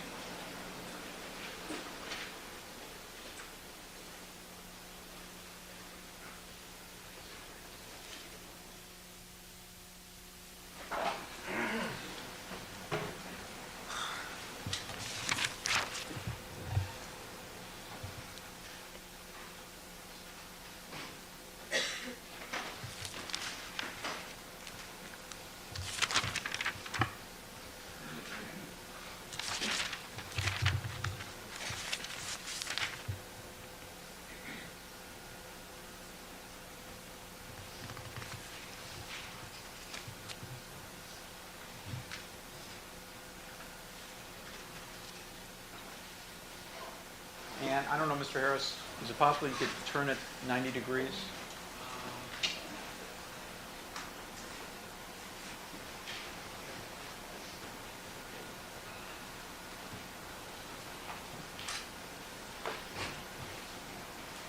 Can I hold it in any way to help you out? Can you back it up possibly to? Oh, that's it. That was better, actually. I think you had it. I'm sorry. All right. We're going to get dizzy. That's fine. That's fine. Doctor, and I can bring you the text. I just want to be able to show it for the ladies and gentlemen of the jury. Do these appear to be hands of people suffering from various stages of rheumatoid arthritis? Yes, they do. And it can be a very crippling disease, can it not?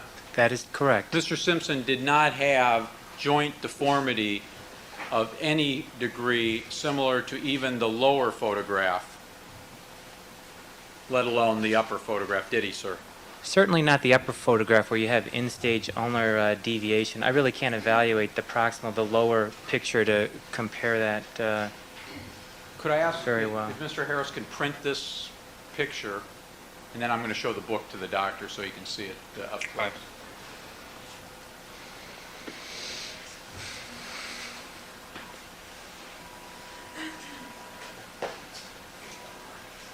May I approach, Your Honor?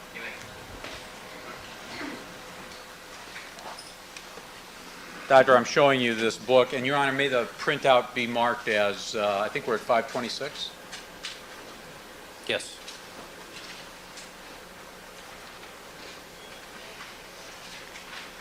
The initial picture, as the text describes, is synovial perforation of the MCP joints, to a lesser extent of the proximal interphalangeal joints. If you look at his hands and the swellings there, and we can argue about hard versus boggy swellings, you know, I think that they're roughly comparable.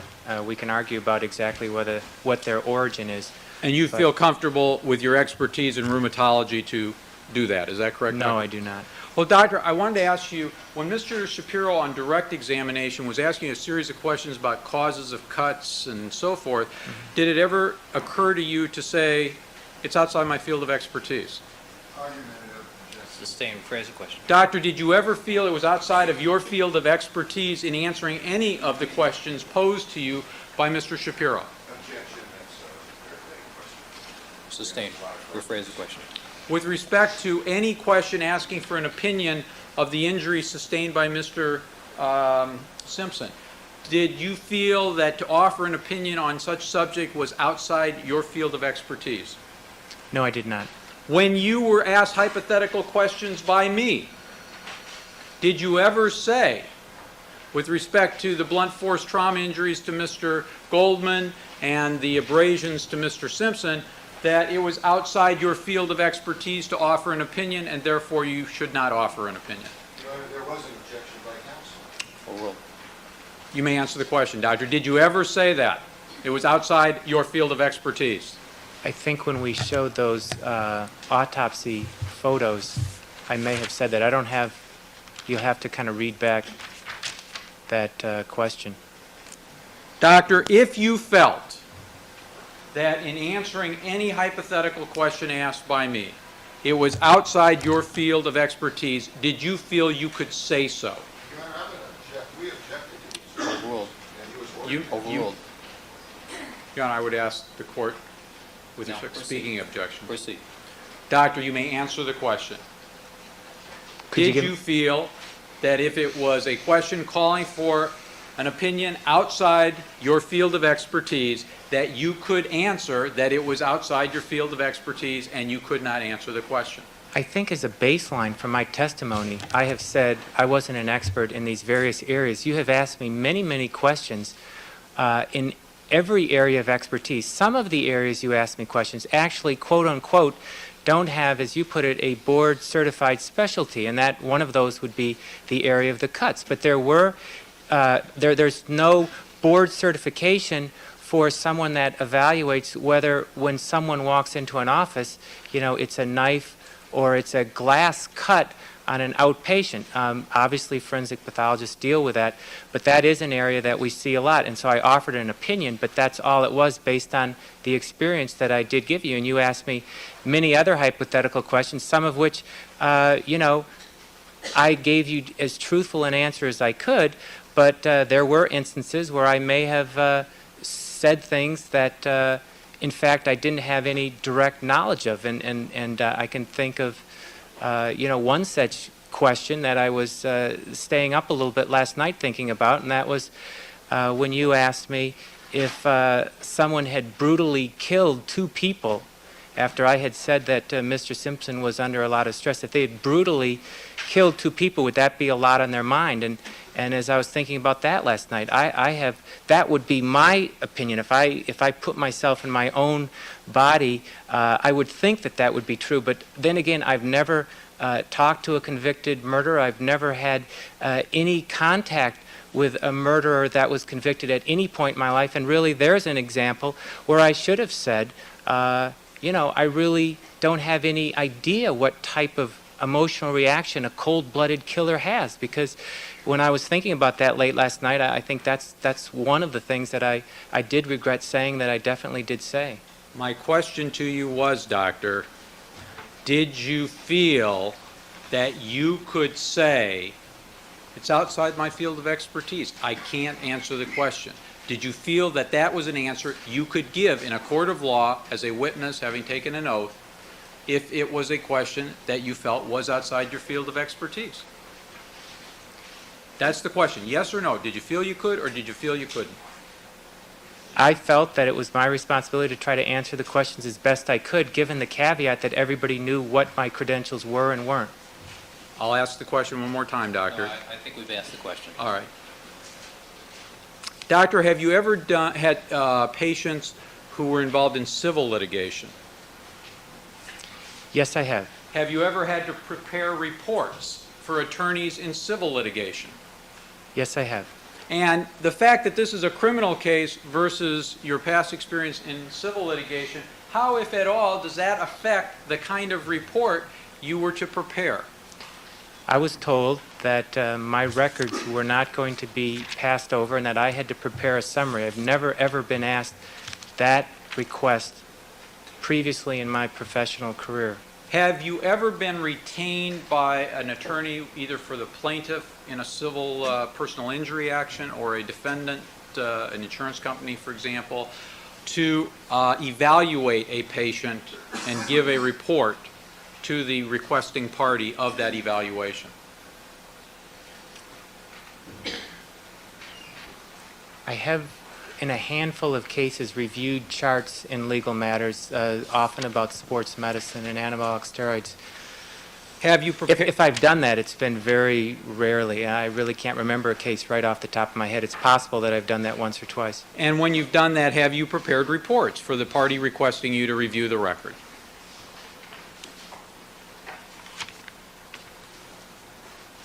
I just can't remember a case where I've had a patient come in who, well,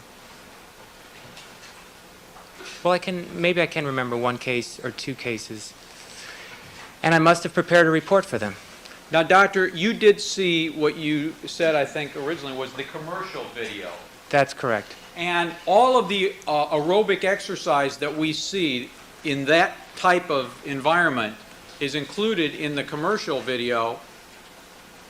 Some of what we saw, because they did multiple takes, is not included in the commercial video, correct? That's correct. And the commercial video also has Mr. Simpson taking golf swings and shooting a basketball and so forth. Is that correct? That's correct. But there is no segment of this commercial tape dealing with the aerobic exercises of the type we were looking at in the exhibit, which is, has been, I'm sorry, let me rephrase the question. The commercial tape does not have all of the aerobic exercise we saw on the exhibit. That's correct. But it does have at least one segment of each type of the activity. Is that a fair statement? That's a fair statement. So you didn't feel misled, did you, by seeing what is actually more footage of Mr. Simpson than is provided in the commercial video regarding his ability to perform these types of aerobic exercises? No, I did not. By the way, doctor, in looking at that video, did you see where Mr. Simpson, in some segments, the boxing segments, for example, was able to fully extend his right and left arms? No, I did not see that. Never saw. I'm sorry. In my opinion, in doing those boxing punches, it was relatively clear that the fixed flexion contractions were there, and he was not able to fully extend his arms in any shot there.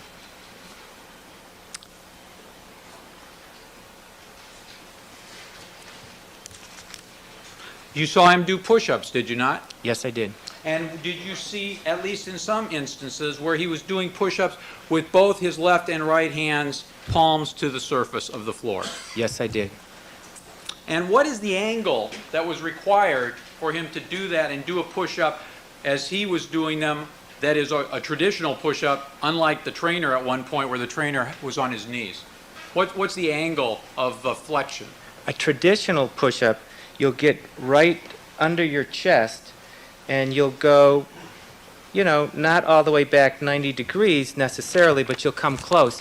What he would do is he would kind of manipulate. You could see him kind of stumble a little bit when he would get up and go down, and he would get that left hand a little bit further out front so that he didn't have to bring that thing up to 90 degrees. So he would do his push-ups with his hands out in front so that that inability to bring back his hand, he could compensate for that when he did the push-ups. But in fact, that would place more weight bearing on the hand in that position than if it were in the more traditional position closer to the chest, wouldn't it, sir? Place weight where? Make it a more difficult procedure in placing his weight in going down and up, pushing down and up. He's got to exert more effort because he hasn't got his hands in the most opportune position physiologically. Isn't that correct? I agree with that. And he was able to do that, wasn't he? Yes, he was. And he did it multiple times. Yes, he did.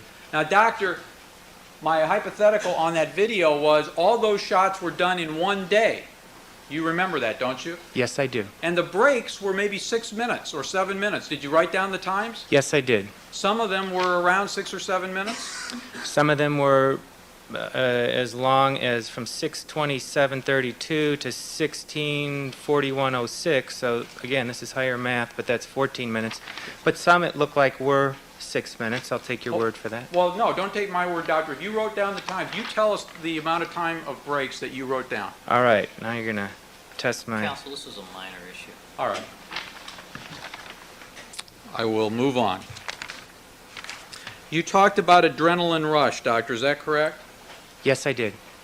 Have you heard of it referred to in terms of the fight or flight response? Yes, I have.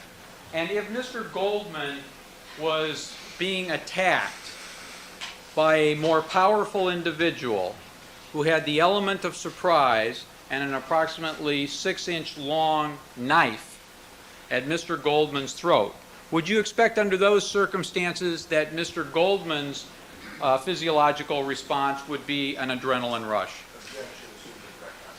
Sustained. Doctor, would you agree that if a person is threatened with imminent great bodily harm, that that is the kind of circumstance which can cause the adrenaline automatically to begin flowing? I think that's a fair statement. And doctor, would you agree that the normal reaction of a human being facing danger is to run from the danger if at all possible? Sustained. Doctor, you have reviewed in your training as a physician basic physiology, have you not? Yes, I have. And in basic physiology, they talk about the fight or flight response, don't they, sir? Yes, they do. And you learned that the normal human reaction physiologically to a threat of great bodily injury or death is to try and flee, if possible. Isn't that correct? Overruled. You may answer the question, doctor.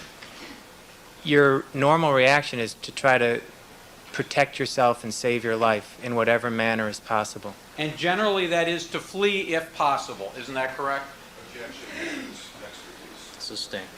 Doctor, if Mr. Goldman had no place to go, he tried to flee and he's flailing his arms backwards in trying to get away from an attacker who is more powerful than he, and he is stabbed multiple times with fatal stab wounds, would you agree that he would not have had the opportunity in such an attack that may have taken less than a minute to flee? Sustained. Doctor, would you agree that the more rapid the assault, the threat of death or great bodily injury on the human being, the less time the person has to react, either by way of flight or by way of fight? Objection, speculation, comment. Sustained. Doctor, with respect to Mr. Simpson and a congenial football player, he didn't have to get angry, or I don't want to misquote the way the question was asked by Mr. Shapiro. Would you expect that Mr. Simpson, when he is trying to break through linemen who may weigh 300 pounds trying to tackle him, was probably not smiling as he did so? I think that when you're breaking through 300-pound linemen, you're in a zone. You know, I don't know if he was smiling or had his tongue hanging out or what, but I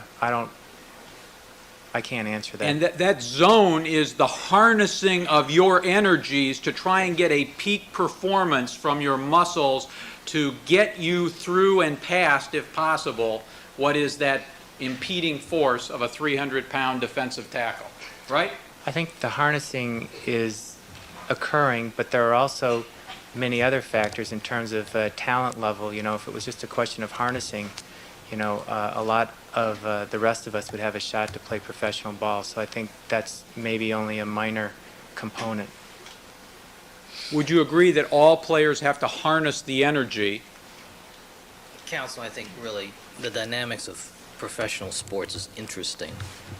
Your Honor, I get once again the court's suggestion. May I have just a moment? You may.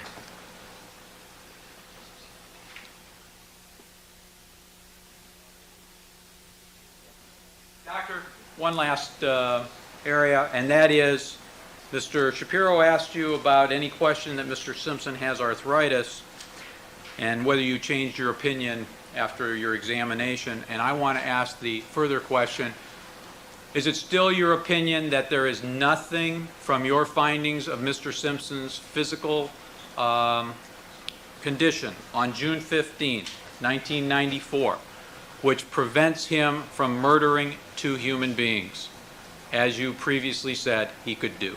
Objection, has an answer. Overruled. I believe that given the hypotheticals you've given me before in terms of someone that was in a fixed stationary position, does he have the strength to hold a knife, to wield a knife? I think the answer to that is yes. My question, though, was to repeat the question that you were initially asked, that you said, yes, he had the physical capability to murder 2 human beings. Is that still your opinion? Yes or no? Objection, asked and answered, misstates the question. Overruled. Given a list of hypotheticals, I'm not so sure whether he has the full capabilities to handle 2 people at once who both are able to flee. If individuals were taken or I don't really feel like I'm qualified to give you an absolute answer. He has some limitations which I've tried to describe, and I've said that he does have upper body strength, and he has certain limitations of his movement, certain difficulties we saw on the tape in terms of uncertainty getting off the ground and some slight stumbling motions. And we know at least on the 15th when I saw him, he had 2 joints that were hurting him and affected his ability to walk perfectly. I really can't state more than that, but certainly, as I've said before, given your hypotheticals, there was no medical impediment to holding a knife or slashing someone's throat based on my evaluation of his strength and his upper body evaluation. Doctor, have you changed to this answer that you just gave from your previous answer, which was a direct yes, that he did have the physical capability to commit the murders, because you realize that your earlier answer will hurt Mr. Simpson on the issue of his guilt or innocence in this case? I have nothing. Madam Reporter. Do you have patience to see this afternoon? I hope so. Nothing further. All right. Doctor, thank you very much. You, sir, are excused. Your Honor, may I ask Sorry. that the doctor not be excused? I don't anticipate the need to recall him in rebuttal, but I want... We know where to find him. All right, Doctor, thanks a lot. All right, ladies and gentlemen, we're going to take our break for the noon hour. Please remember all of my admonitions to you. Don't discuss the case amongst yourselves. Don't form any opinions about the case. Don't conduct any deliberations until the matter has been submitted to you. Do not allow anybody to communicate with you with regard to the case. We'll stand in recess 1:45. All right.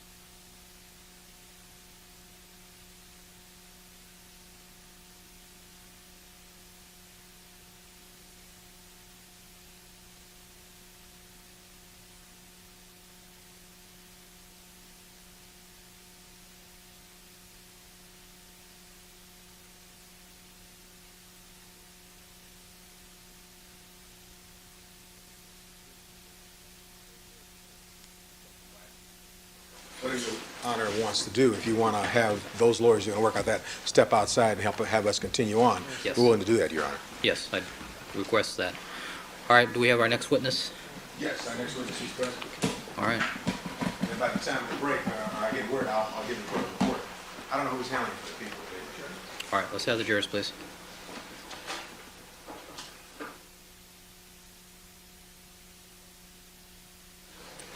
Mr. Cochran? Who is our next witness?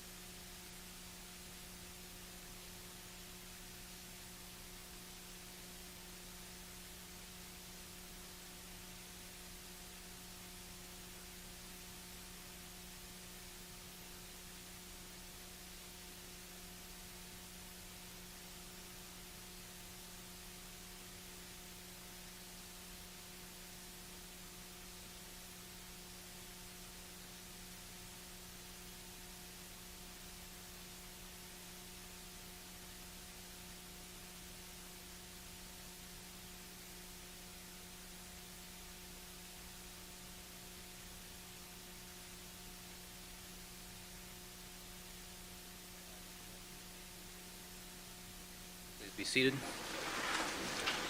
All right, let the record reflect we've been rejoined by all the members of our jury panel. Good afternoon, ladies and gentlemen. And the defense may call their next witness.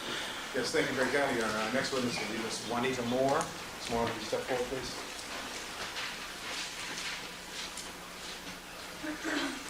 All right, Ms. Moore, would you stand right there, please, and face the clerk, Mrs. Robertson? You do solemnly swear that the testimony you make here in the cause now pending before this court should be the truth, the whole truth, and nothing but the truth, so help you God? I do. Please have a seat on the witness stand and state and spell your first and last names for the record.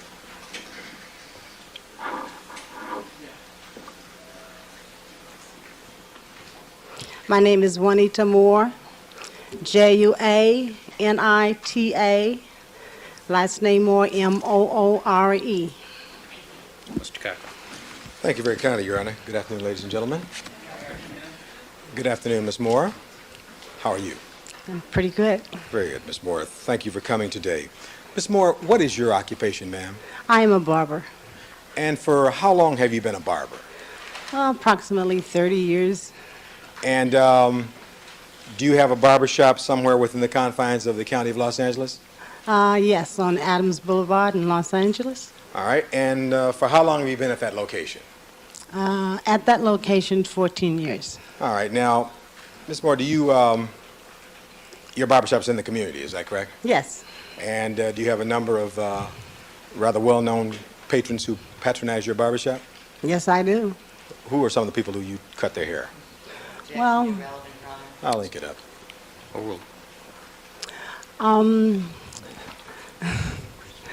do I answer? Sure. No, go ahead.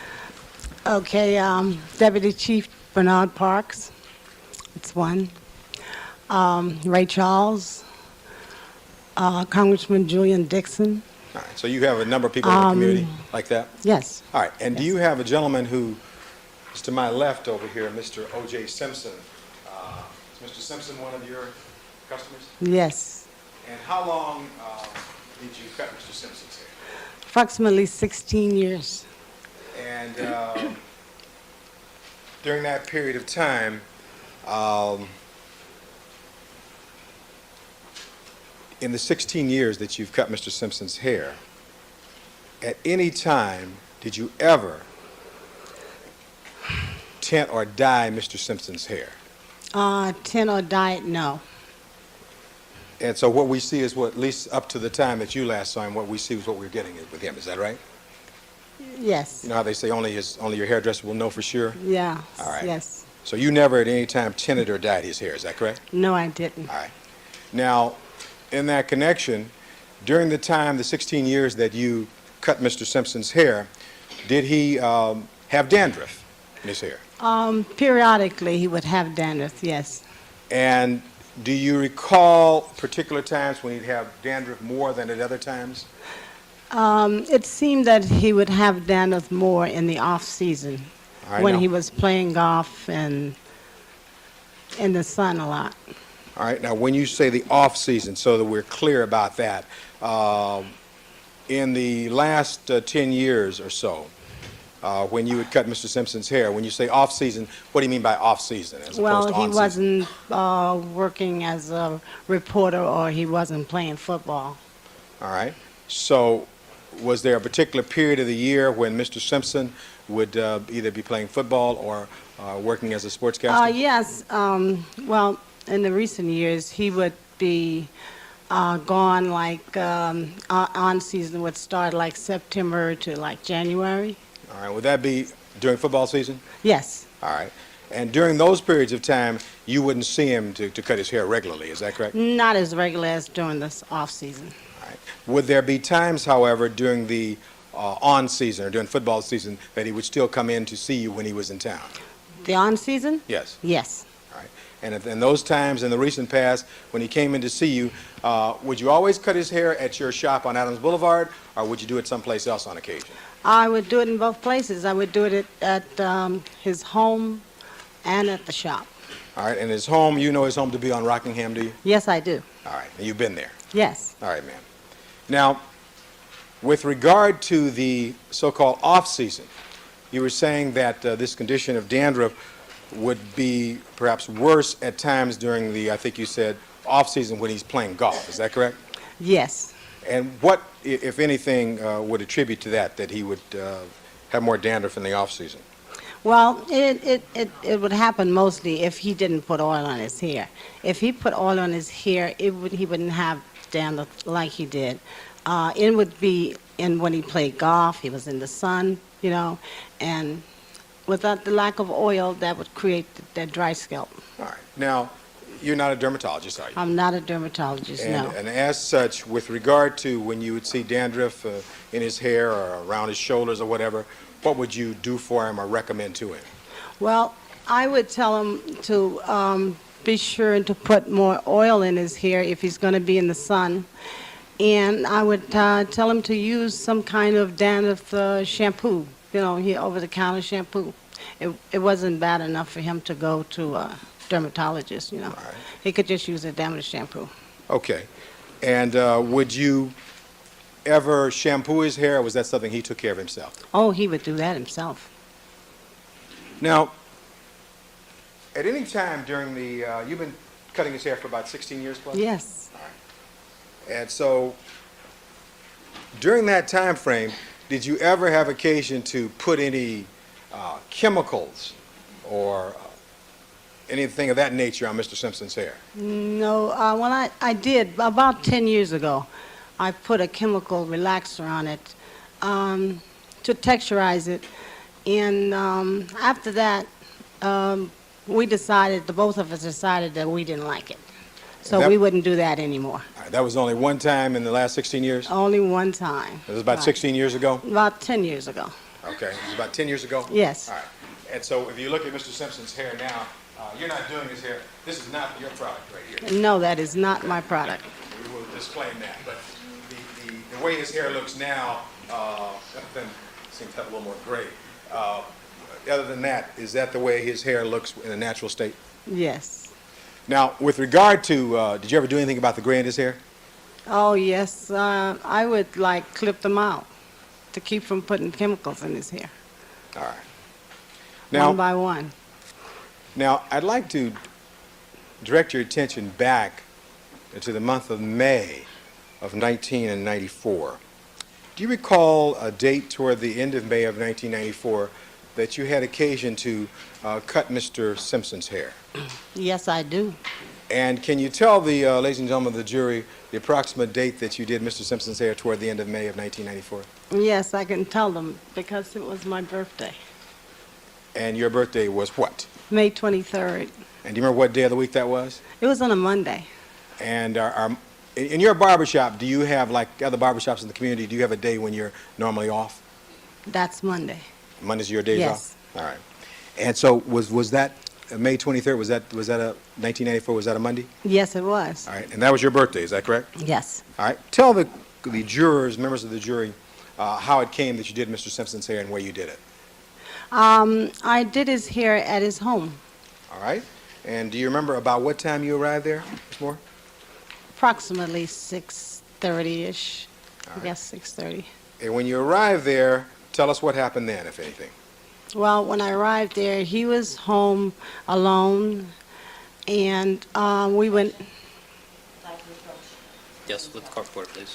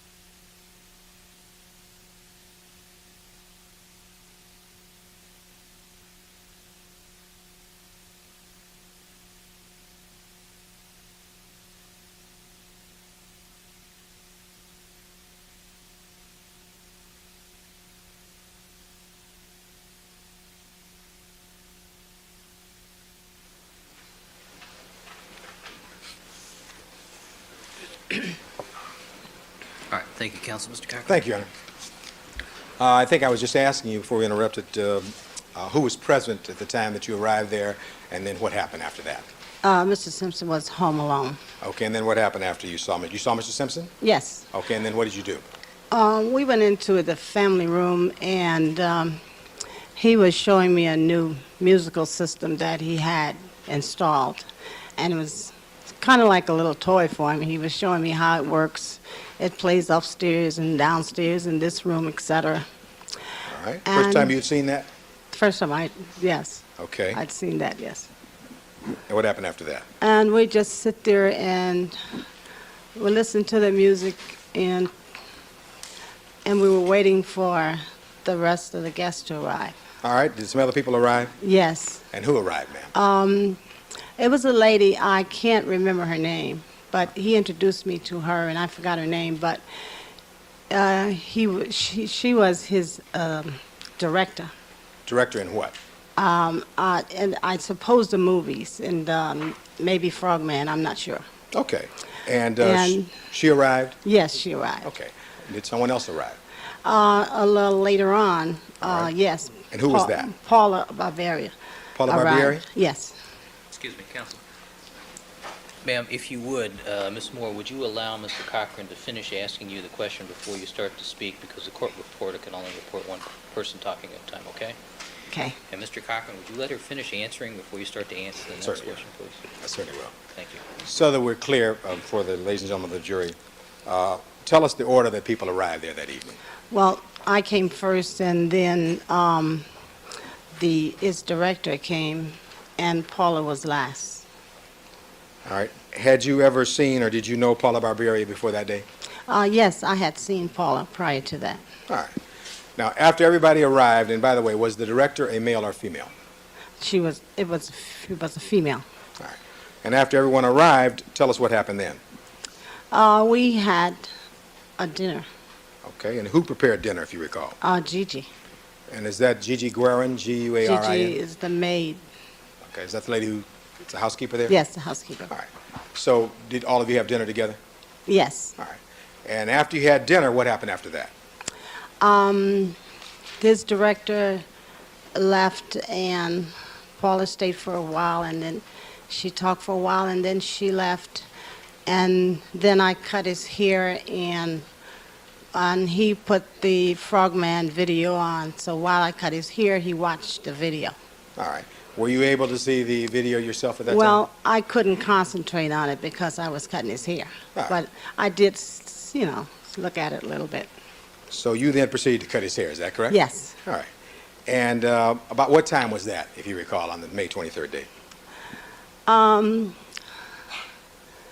Probably about 8:39, maybe. And on that occasion, with regard to cutting his hair, you did not shampoo his hair, did you? No. He didn't have any chemicals in his hair, did he? No. And do you recall whether or not you did anything about if he had any gray at that time? Yeah, I clipped the grays out. And was this haircut similar to the other haircuts you gave him over the course of the 16 years you did his hair? Yes. Now, so in addition to Mr. Simpson being a patron or a customer of yours, was he someone who also, over the years, became a friend of yours also? Yes. Now, I'll save some time and ask you this. You didn't see Mr. Simpson on June 12th, 1994, did you? No, I did not. And was May 23rd, 1994 about the last time that you cut his hair? It was the last time, yes. And how had you gotten to that location, to Rockingham? How'd How'd you get up there that night? I drove my car. And when it was over, you left, is that I correct? left. You came down here today pursuant to request to testify, is that correct? Yes. Thank you very kindly. You're welcome. Ms. Clark.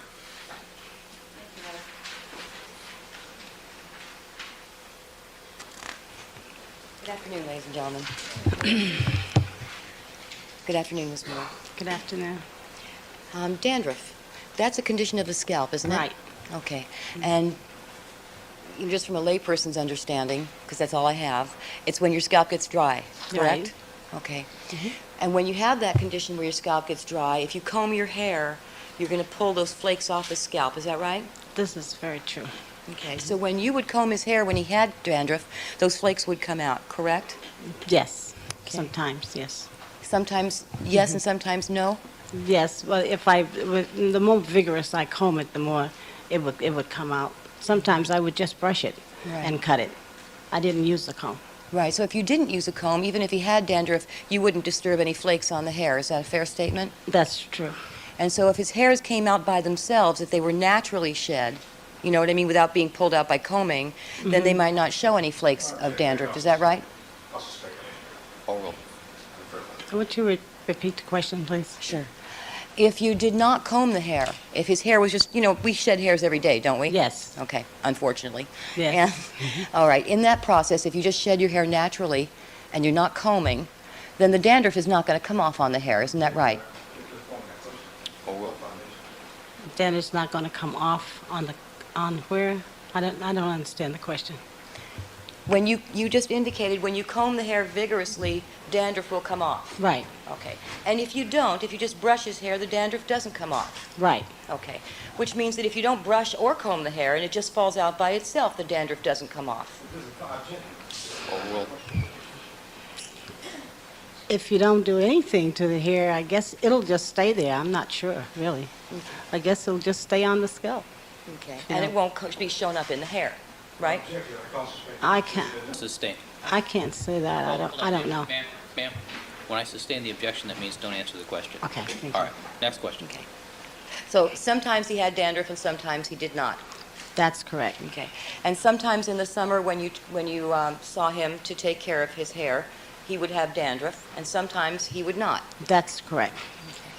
And dandruff, can that be caused by a change in hygiene, like what you eat and how you take care of yourself?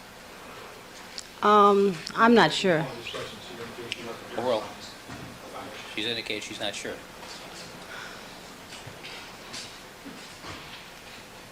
Okay. Next. And, for example, if you have a change in shampoo, can that cause dandruff? Oral. I'm not sure. You're not sure? I'm not sure if changing shampoo would, it could help. It could cause it and it could help it. Aggravated. It could cause it, make it better or make it worse. Okay. So what about a change in the type of water you use? Could that cause dandruff or affect it or aggravate it? Yes. Oral. Now, dandruff can occur in a 1 to 2 day period. Is that fair to say? Sustain. How long does it, if you know, because you've been treating, how many people have you had as customers over the 30 years? How many people I've had as customers? Regular customers, let's narrow it down some. I really don't know the answer to that one. Would it be fair to say thousands? No. Hundreds? Yes. Yes. Okay, of those hundreds over the past 30 years, have some of them had dandruff? Yes. What percentage would you say had dandruff? I'm not sure. Maybe 5%. And of that 5% that had dandruff, did you notice that some would have dandruff at times and not at others? Yes. And on those occasions when those people had dandruff sometimes and didn't have it other times, can the condition of having dandruff occur in the period of, say, a week to 2 weeks, I suppose so. depending on the change of water, shampoo, and whatnot? That's correct.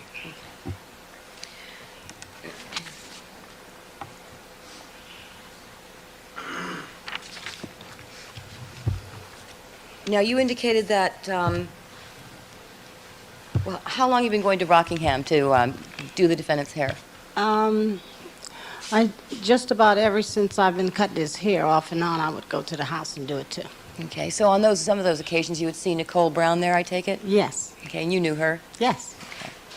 And when prior to May 23rd did you see her at Rockingham? I believe May 1st. May 1st? Mm-hmm. Is that yes? I'm sorry, for the reporter. Was that, we can't say mm-hmm, we have to say yes or no. Oh, yes. Was that yes? Okay. And when prior to, you saw Paula Barbieri there on May 23rd? Yes. Okay. And when prior to May 23rd did you see Paula Barbieri there? I didn't see Paula there. She came to my shop. She came to your shop, did she? Yes. Okay. And did she come to your shop earlier in May? No, Did she come to your shop in April? no. When did she come to your shop? Summer of '92. Was that the only time? Yes. Okay. So she was not a regular customer of yours? No, Okay. And you did not socialize with her? no. Did you visit Rockingham again between May 23rd and June 12th? No, And so did you see the defendant between May 23rd and June 12th? no.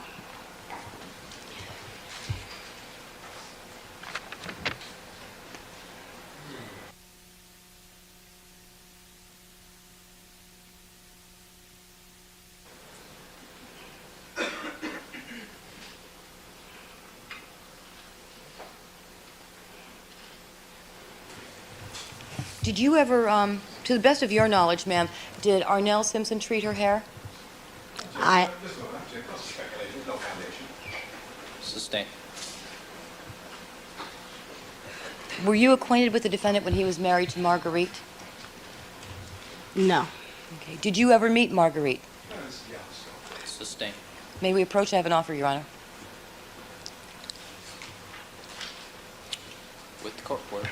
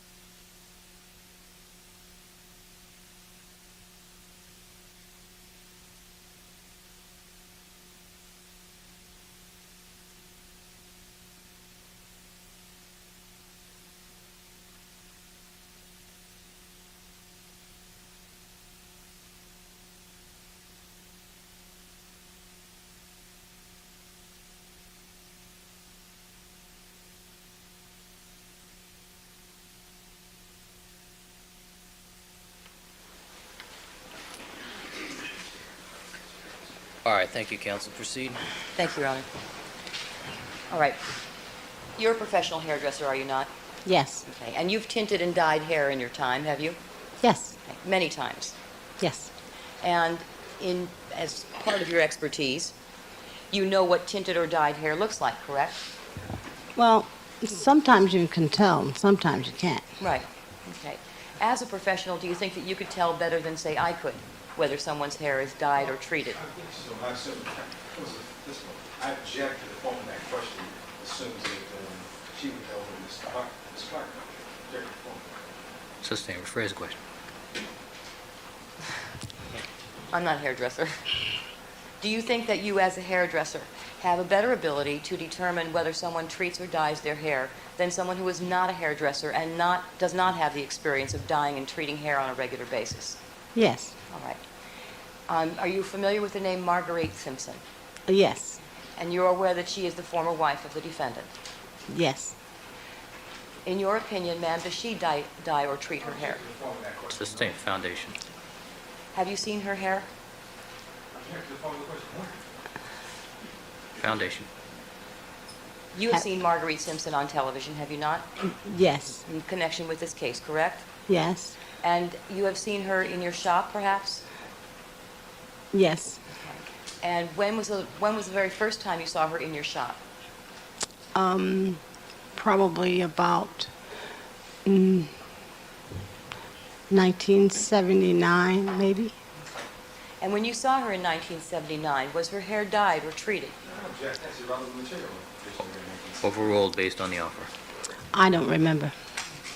Since that time, though, you've seen her on other occasions, have you not? I saw her about I'm not sure.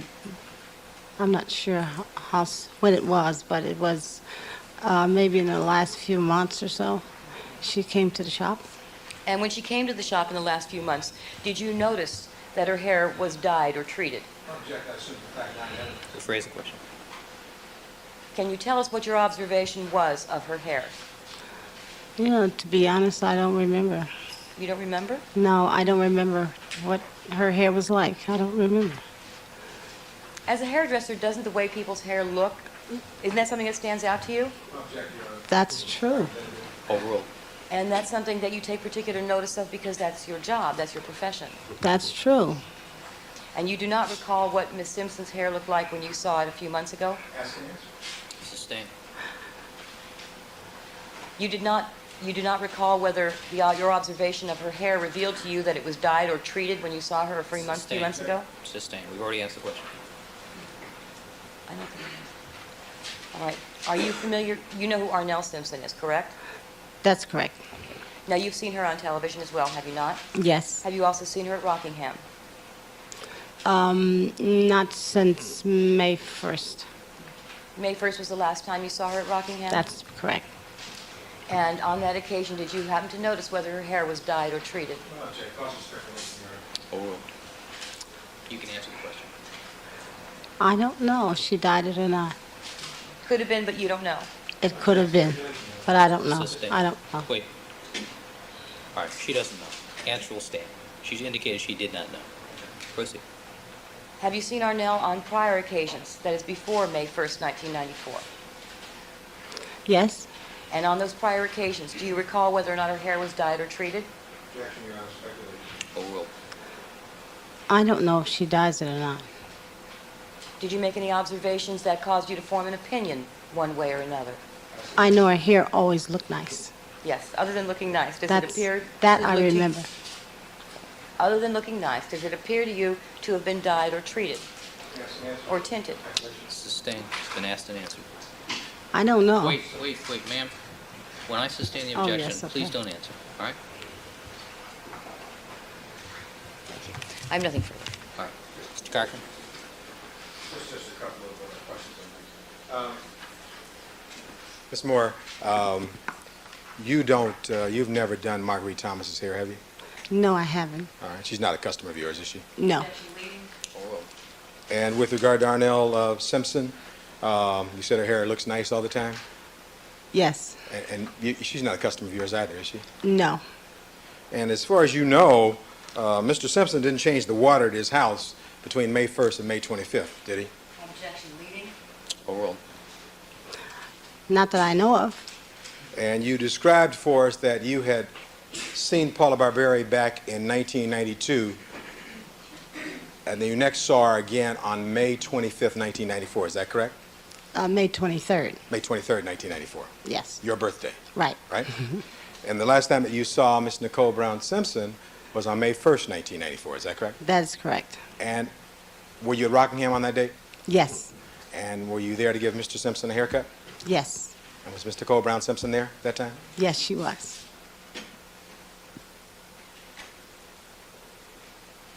Thank you very kindly for coming today.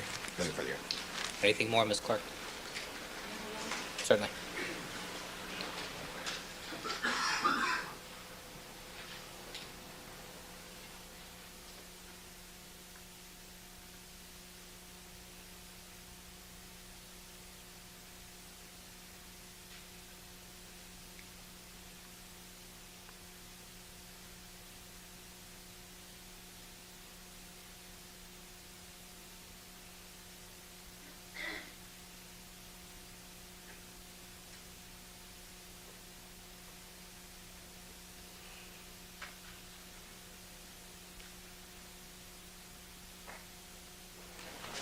Thank you. All right, Ms. Moore, thank you very much for coming in. You're excused. All right, next witness? Yes, wait a minute, Mr. Moore. Yes.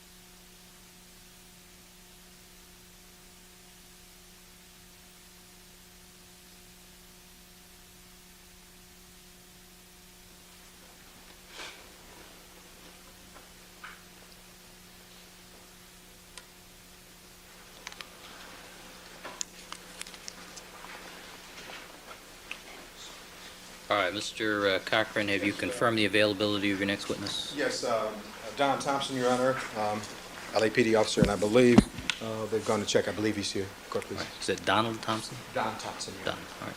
I'll check also.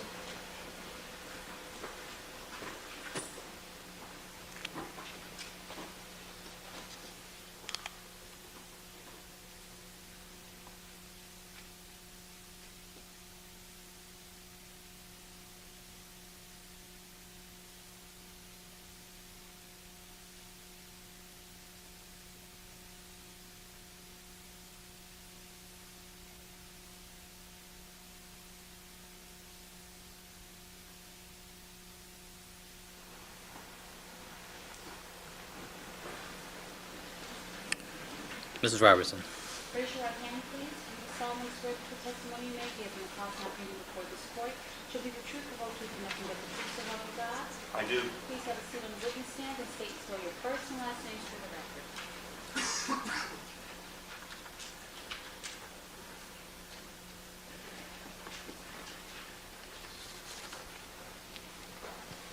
My name is Donald Thompson, Donald Thompson. Mr. Cochran. Thank you, Your Honor. Good afternoon, Officer Thompson. How are you? I'm doing very well. Very good, sir. Thank you for coming this afternoon. I'd like to direct your attention, sir, back to the date of June 12th of 1994. At sometime on that date, in and around the noonday hour, were you assigned to 360 Rockingham in the city of Brentwood, or city of Los Angeles, Brentwood, California? Not on June 12th. All right. How about, can I do that and ask that same question for June 13th, 1994? Yes, sir. And at about noon on that day, were you assigned to the 360 Rockingham residence? Yes, I was. And at that time, was your assignment in the West Los Angeles district of the LAPD? Yes, it was. You were in the West LA division, I should say. Is that Yes, right? sir. Now, may I have just a second, Your Honor?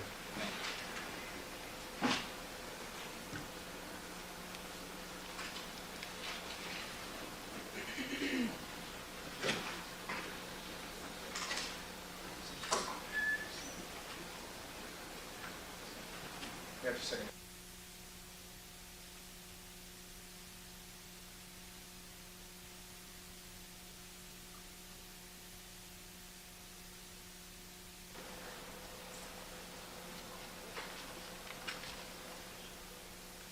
A piece of evidence, Your Honor, but we'll proceed. What time, if you recall, did you arrive at the Rockingham location on that date, sir?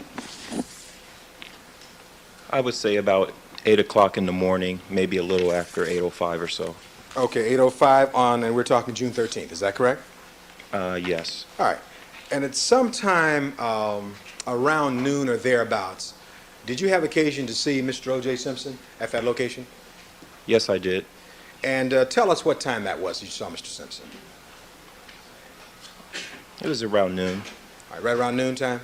somewhere around noon. All right. And when you saw him, did he appear to you to be in an agitated state or an upset state? Let me, Counsel Scott, can you describe how Mr. Simpson appeared when you first saw him around noon on June 13th? Yes. He seemed to be in a hurried state. All right. And did it appear as though he was just coming back to the premises there? Sustained.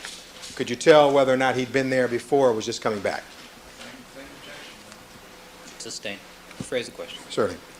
Did you, when you were there at 8:05, you didn't see Mr. Simpson, did you? No, I didn't. All right. And you said, you just told this jury that you saw him around 12 noon. Is that correct? That's correct. Did he appear to come from the street, Rockingham, onto the grounds at the time you saw him? Yes. All right. Did he appear to you also to be upset when you saw him? Sustained. Well, can you tell us anything else about his demeanor as you saw him there? No. Remember that you and I had a conversation yesterday in this courtroom? Yes. And at that time, I asked you about how Mr. Simpson appeared, and you recall indicating to me that he seemed to you to be agitated when you first saw him? Use those words, agitated? I don't remember you using the words agitated, but he did seem to be in a hurry. All right. You don't recall using the word agitated with me yesterday? I may have used that word, but I Would don't that- recall right now. Would that somewhat fit it? Somewhat. All right, it's just your best recollection, officer. All right? Okay. So as he appeared in this hurried, agitated state, did you strike that? Before we get to that, had you, Your Honor, you're smiling. Sorry. Okay, I just looked up and saw you smiling. It took me aback. Let me just take a moment here. Let's back up a moment. Prior to your seeing Mr. Simpson there at about 12 noon on June 13th, had you had a conversation with a detective by the name of Van Adder? Yes, I did. And did Detective Van Adder give you some instructions with regard to what to do when you saw Mr. Simpson arrive at the location? Yes, he did. What did he tell you to do? Overruled. Thank you. You may answer. He told me to place the defendant in handcuffs as soon as he arrived. Well, now, didn't he say specifically, told you to hook him up or cuff him, referring to Mr. Simpson when he arrived? Yes. All right. And when did he tell you to hook him up or cuff him when Mr. Simpson arrived? When did Van Adder tell you to do that? That was shortly before Mr. Simpson arrived. I would say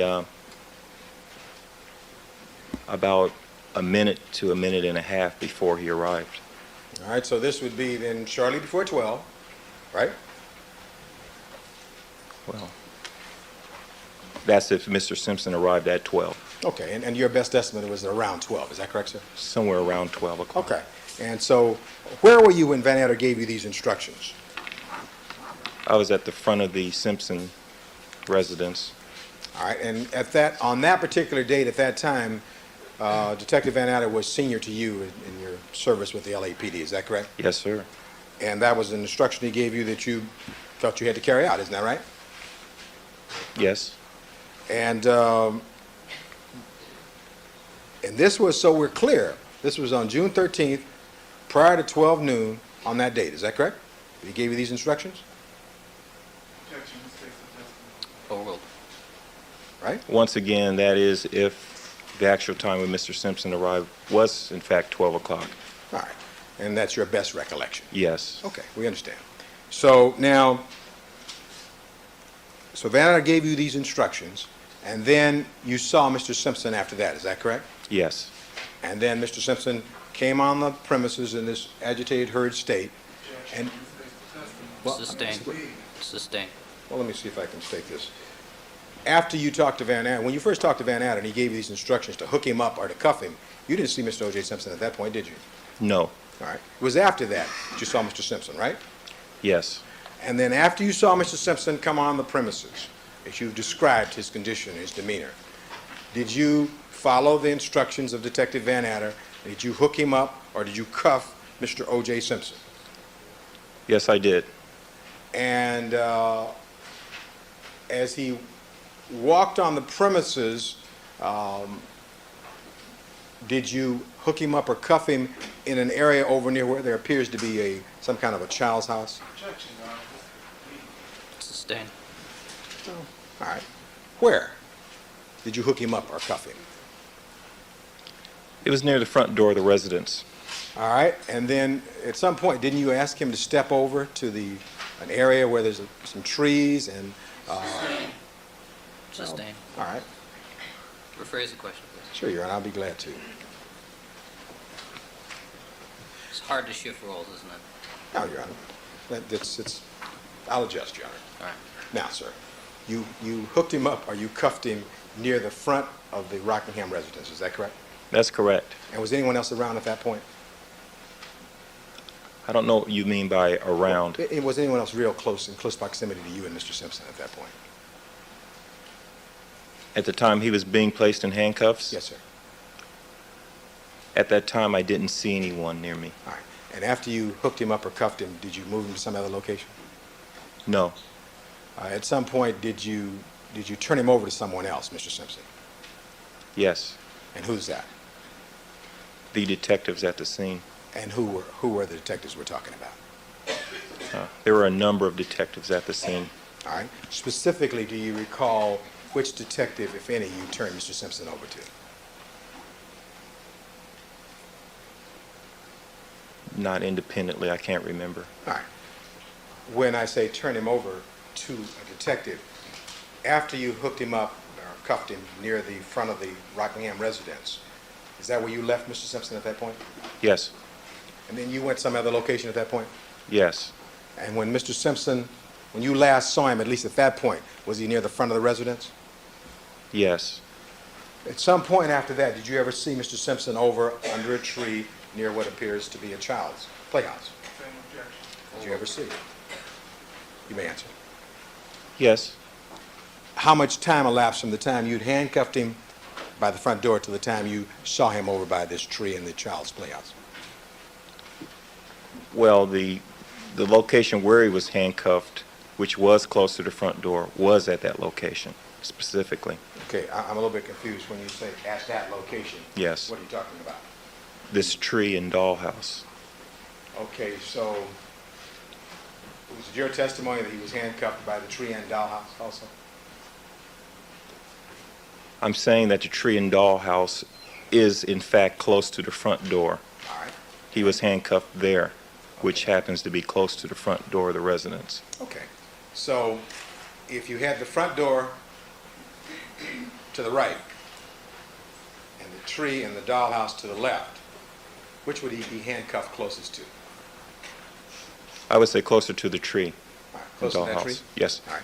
Now, prior to your testimony here, have you had occasion to see a video of you and Mr. Simpson on the premises there at about the time you hooked him up or handcuffed him?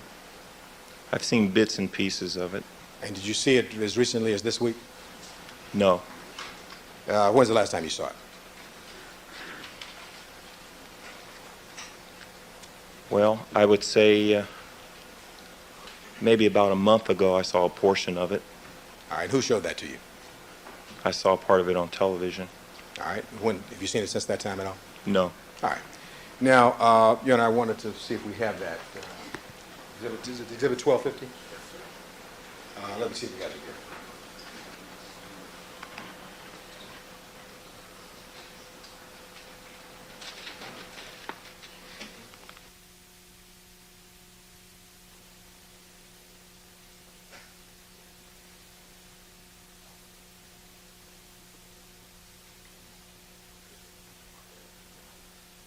I'd like at this point to mark, and counsel perhaps may want to see it, Exhibit 1250. If I can talk to Mr. Darden for a moment, perhaps we can save some time. There are two exhibits here. Exhibit 1250, I'd like to mark now, and Exhibit, I think, is 124. It's already in evidence, I believe.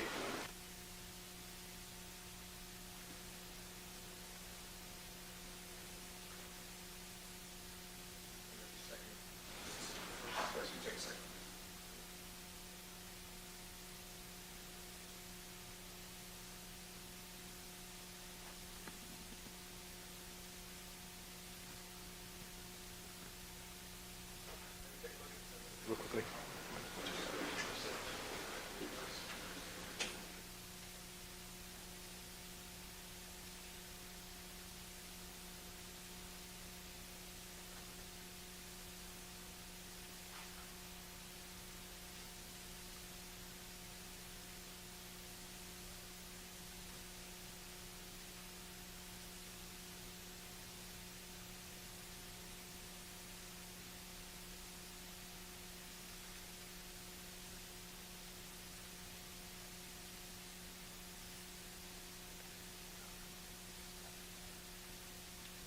Is this a fresh cup for, yes it is.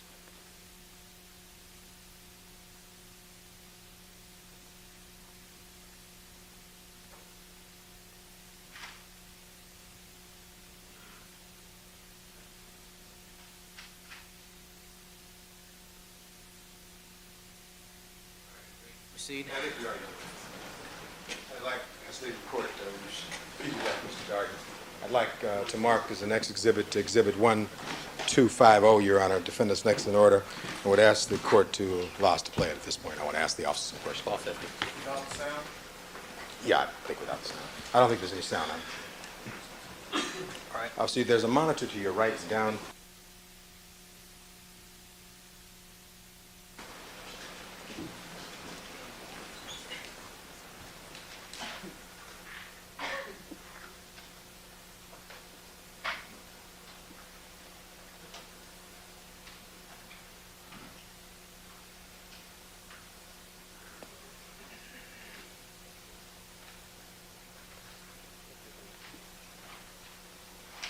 All right, do you recognize that gentleman in the white shirt? Yes, I do. And who is that? That's Mr. Simpson. And to Mr. Simpson's right is a tall gentleman in an LAPD uniform. You recognize that individual? Yes. And at that point, do you have your left hand on Mr. Simpson's right hand? Right arm, rather? You able to tell? It looks like our arms are touching. All right, and that, Your Honor, for the record of defendants 1250, it's 000801.05. Yes. Thank you. You may continue, Mr. President. And now we see you are touching him at that point, right? You have him by the arm? Yes. You have him by the right arm? Yes. All right. You may continue.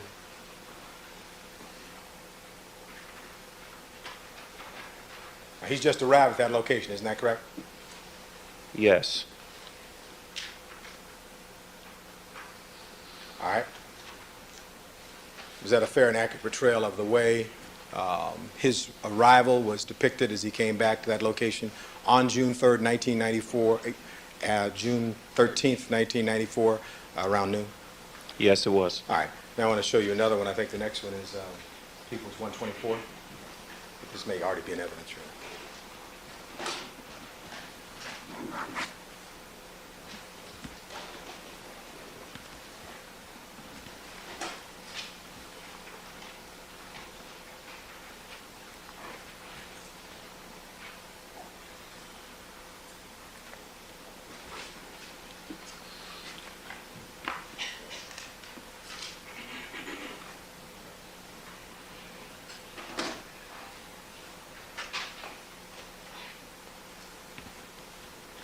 Now, this is this the tree we were talking about across from the front door of Mr. Simpson's residence?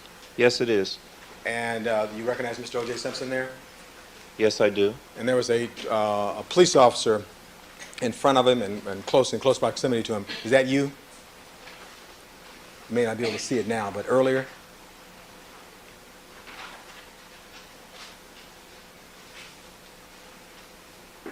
Who is that in that picture now? It looks like... I'm going to ask to back that up, Your Honor, again.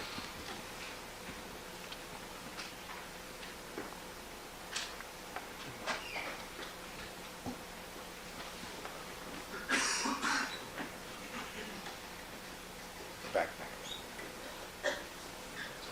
Maybe you start at the front of that, because I think we see that Yes, the thank you. witness. Now, I see a police officer behind Mr. Simpson, and I can't make out his name badge, but he has those couple of stripes on his arm there. Do you recognize who that is? Yes, I do. Who is that? That is me. Okay. And is that about the time that you're hooking him up or handcuffing him? Yes. All right, because Mr. Simpson's hands are behind him at that point. Is that right? No. They're not behind him? No. All right. But this is just prior to the time that you handcuffed him? Yes. All right. And so that is you, though? All right. Yes, it is. Thank you, sir. Shortly after that, do you handcuff him? Are you handcuffing him now? In that scene now, is he handcuffed? Would you play it back again for me? I glanced away.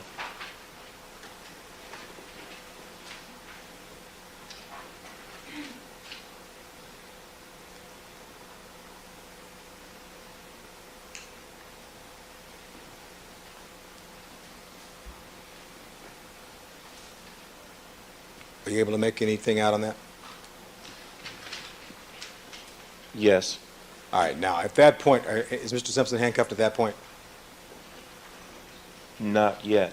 All right. You're in the process of, or about to start? Yes. Okay, go on, Mr. Harris, please, sir.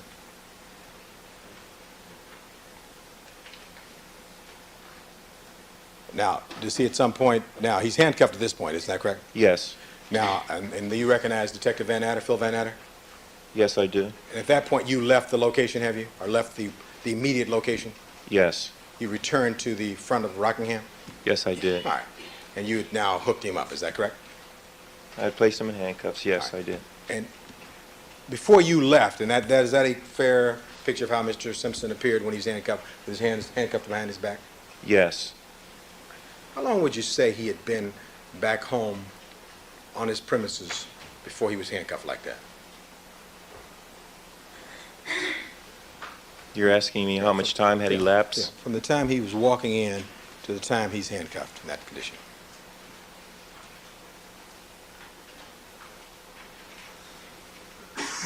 I would say about a little over 30 seconds, About 30 seconds?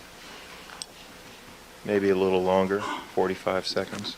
30 to 45 seconds would be a good estimate, is that right? And then thereafter, after this 30 to 45 second period of time, you then turned him over to the detectives, is that correct, sir? Yes, All right. And you then have described for us that you went back out to the front of the residence near the Rockingham gate, is that correct, sir? that's correct. When you returned to the Rockingham gate, did you observe a coffee cup on the hood of the white Ford Bronco parked there? Sustained. Oh, okay. Let me see if I can rephrase it. When you returned to the Rockingham gate, did you see anything unusual on the hood of the white Ford Bronco? Yes, I did. What did you see, sir? I saw 2 white styrofoam cups. 2 of them? And Yes. can you give us a word picture for the jury? Where were these white styrofoam cups? They were on the hood of the Bronco. And, oh golly, can you tell us, were they near the engine? Were they near the windshield? How were they situated? Give us a word picture, if you would. Picture. I really don't remember exactly where they were placed, but I do remember they were on the hood. All right. Were they close to each other, the 2 styrofoam cups? Yes, Were they side by side? yes, close to each other. And when you first observed them, how far away were you from the Bronco? I would say about 15 to 20 feet. From the Bronco? Right. Yes. All right. And so you saw these 2 styrofoam cups. And did you see any person close to the Bronco at that time? No, I didn't. All right. At some point, did you ascertain that from one of your brother officers who had put either one of these cups? Well, not yet. May I finish the question? Okay, thank you. Did you ascertain from your partner who had put at least one of these styrofoam cups on the Bronco? Yes, I did. And what was your partner's name? Angela Guzman. Guzman? Yes. And was she the lady, Angela Guzman, who was in the photograph, the first one we showed, defendants 1250? Yes. All right, and she told you who had placed both of the cups on there or one of them? Sustained. All right. As a result of your conversation with Angela Guzman, your partner, did you then have a conversation with a photographer? Yes, I did. Was this photographer a male or a female? A female. And was the subject matter of that conversation whether or not this female photographer had placed one of the styrofoam? Sustained. Well, this conversation you had with the female photographer, where did it take place? In the street on Rockingham. Was it near the Bronco?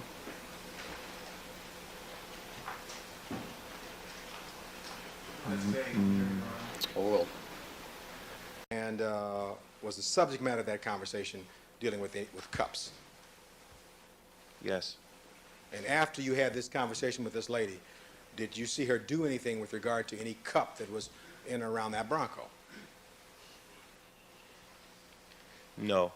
Did anyone remove these 2 cups you saw off the Bronco? Yes, Who removed them? I did.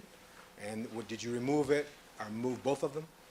Yes, I did. And did you remove them after the conversation you had with this lady, the photographer? I think I did. Do you know the name of this female photographer you spoke with, sir? I'd like to change that answer. Okay, you certainly may, sir. I think I moved them before I had the conversation with her. All right, well, let's see if we can get the sequence straight. You saw 2 cups, styrofoam cups on the Bronco, the hood of the Bronco, right? Yes, Is that the first thing you observed? with regard to the Bronco and the Yes. cups? Then did you have the conversation with your partner, Angela Guzman, after that? Yes. Then, did you then remove the 2 cups after that conversation with Angela Guzman? Yes. Then did you have the conversation with the female photographer? Yes. Since you removed the 2 cups, was any liquid in either one of those 2 cups? I think there was some liquid in one of the cups. All right. Was one cup empty, if you recall? Or were they both have some liquid in them? I really don't remember too much about the other cup. All right. So we don't recall about one cup, but let's talk about the cup you remember, okay? Okay. What do you recall as being in that other cup, sir? I remember coffee being in that cup. All right. And you removed the cup, the one with the coffee in it, and what'd you do with it? I placed it on the curb near the Bronco. All right. What'd you do with the second cup, sir? It was placed next to the first cup. They were both placed there, is that right? Yes. Were either of those cups ever photographed, if you know? I don't think so. All right. And when you remove the 2 cups from the hood of the Bronco, did you see one of those circles that coffee cups sometimes leave, like on the bottom of it? Yes, I did. And did you see one was kind of a circle or a ring? Yes. And did you see 1 or 2? I distinctly remember seeing one. All right. You don't remember a second one? I don't recall if there was a second one or not. All right. And so this, and was the ring that you remember, the circle or ring that you remember, was that from the cup that had the coffee therein? I'm pretty sure it was. All right. Now, in this, after you remove the 2 cups, the one with the coffee, as I understand the sequence of events, that's when you then had the conversation with this female photographer. Is that correct? Yes.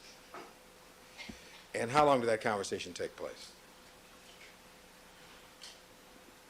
I would say it lasted about 15 seconds. And in that conversation, did the subject matter of the cup with the coffee therein come up? The answer said yes or no. Yes.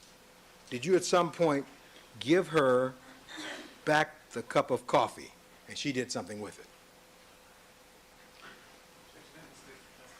Well, I'm asking. Thank you.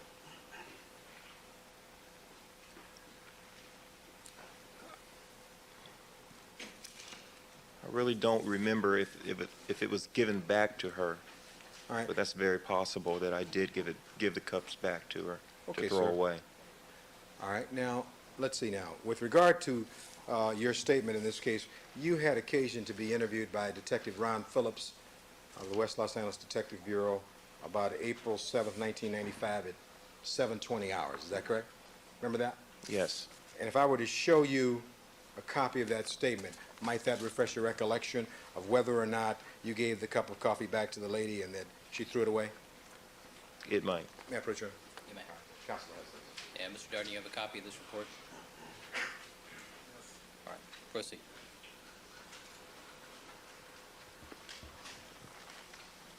I'll show you this.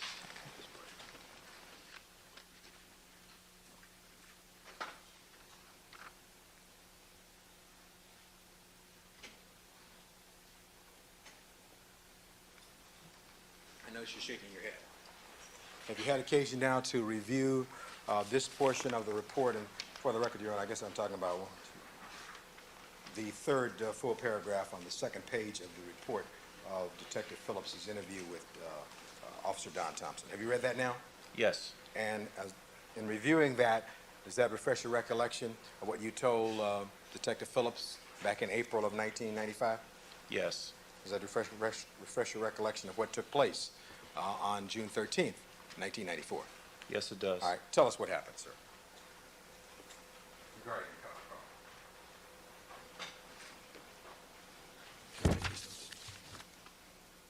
Starting from when I first saw the cups of coffee, yes. Why don't you start there? I went back to the front. I saw 2 styrofoam cups on the hood of the Bronco. I asked my partner about the 2 styrofoam cups. She had made mention to the female photographer. I removed the 2 styrofoam cups, placed it on the curb, and I went to the photographer. You talked to her? Yes, I did. Okay. And after you talked to her, what happened after that? I gave the cups to her, and I'm assuming that she threw them away. Right. You gave both cups to her, is that correct? Yes.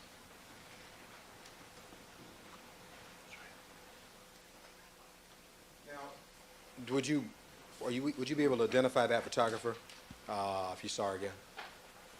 Yes, I would. And did you take her name, by the way? No, I didn't. However, you did make a note of this, and you entered the incident on the vehicle impound report. Is that correct? Yes. And did you try and make sure that photographs were taken of the coffee stains on the hood? No, I didn't. But you saw those yourself. Is that right? Yes. Now, while you're also out there at Rockingham that morning, did you ever see a lady run up to the Bronco and touch it on the driver's side door? Another female?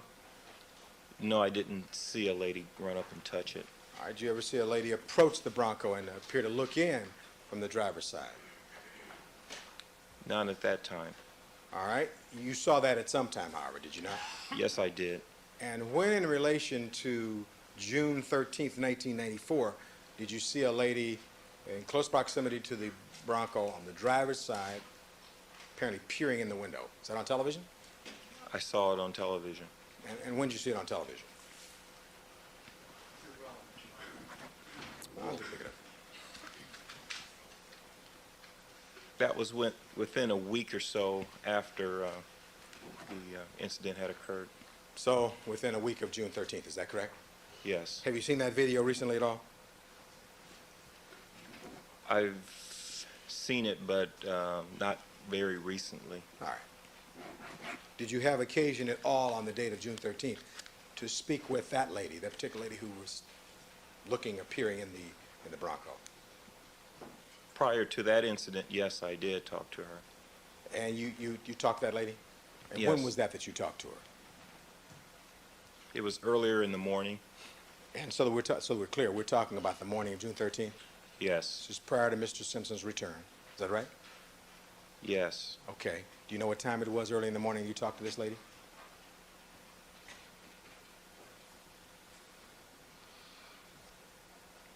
Could have been sometime between 10 and 11. All right. Do you know her name? No. What were the circumstances? What were the circumstances surrounding your conversation with her that morning between 10 and 11? She continued to ask me questions about various things in the driveway and the Bronco. This particular lady did? Yes. And do you know what her occupation was? Were you able to ascertain that? I would only assume that she was with the news media. All right. You don't know that for sure, though, right? Or do you? I'm pretty certain I think I did see a press pass. Okay. So she was interrogating you about various things, is that correct? Yes. And then, as I understand it, that was between 10 and 11. You didn't actually see her peering or looking inside the Bronco until after the incident, is that correct? That's correct. But you recognized her as the same lady who had been asking you questions earlier that morning. Is that a fair statement? Yes, sir. All right, ma'am, just a second, Your Honor. Yes.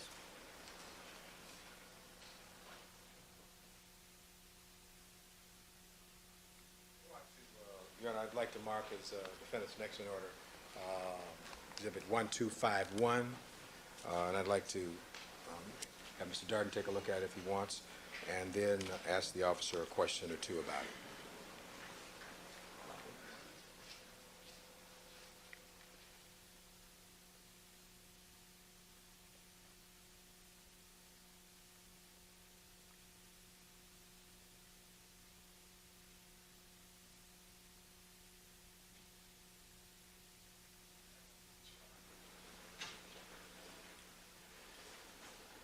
Mr. Cochran, is this the same piece we've seen before? Yes, he's seen it before, but it's not under the caution. I want to give him a chance to see it again. All right, well, in the future, let's do this before we have the jury out here, please.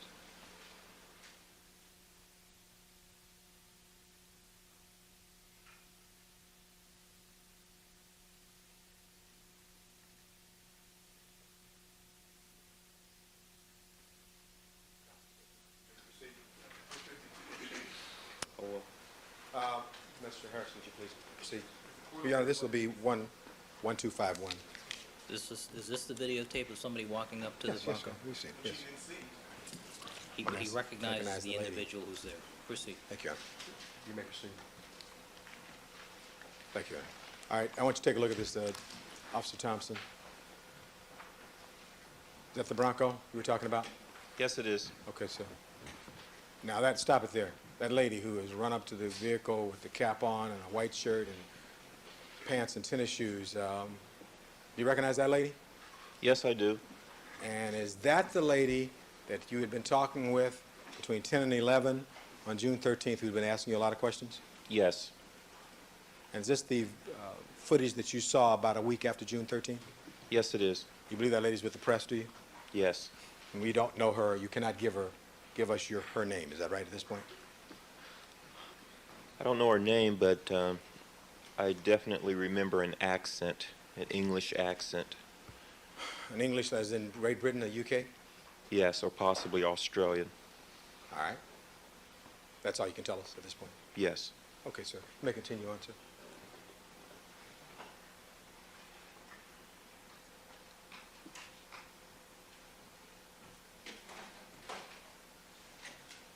Is that it?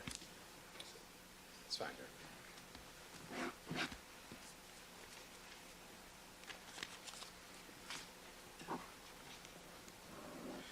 Just so that we're clear, the conversation that you had with this lady with the English accent, who we subsequently saw in that video, was that conversation before or after the conversation with the female photographer with regards to the cups on the Bronco, the two cups? That was before. The conversation with the lady who spoke English Yes. was before that. Yes. So you dealt with two different ladies on that occasion, right? Yes. Thank you very much for coming today, Officer Thompson. Thank Mr. you. Darden?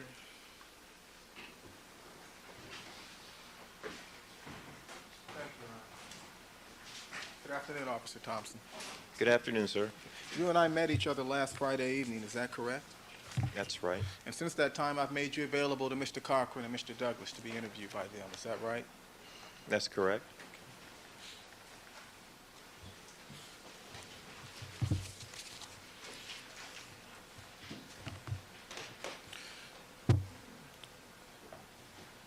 Before going over to Rockingham, you went over to Bundy that morning, is that correct? Yes, I did. You arrived at Bundy around 6:55 in the morning? Sustained.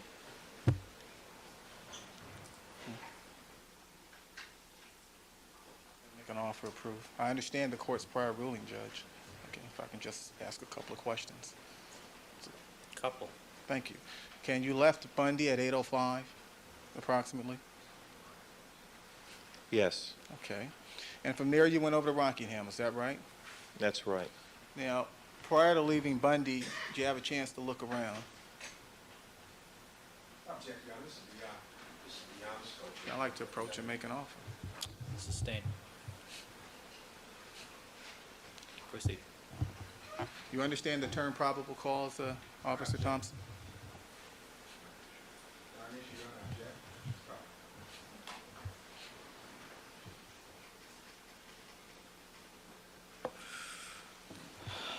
Let me see at the sidebar with Corporal.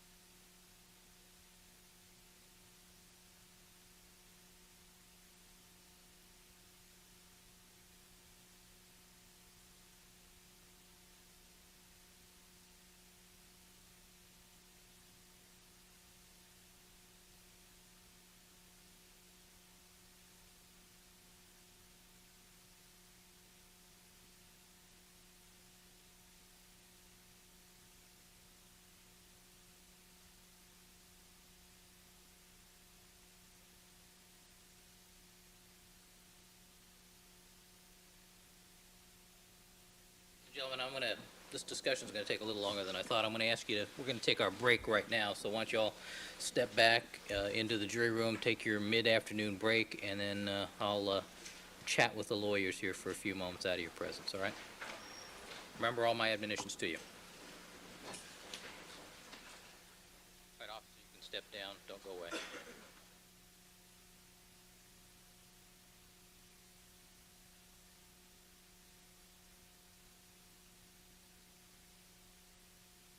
Porter, would you resume your spot there, please?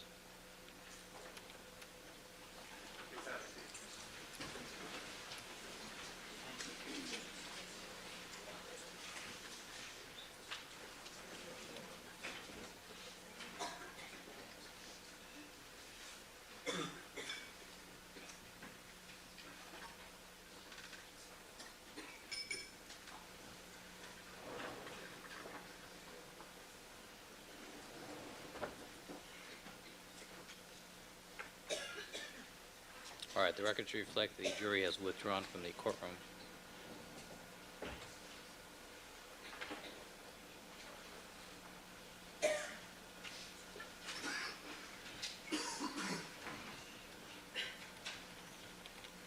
All right, Mr.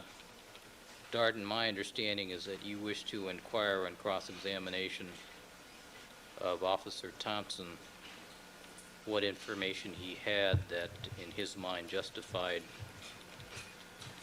detaining Mr. Simpson at the time that he arrived at his premises, approximately noon on June the 13th, correct? That's correct, Your Honor.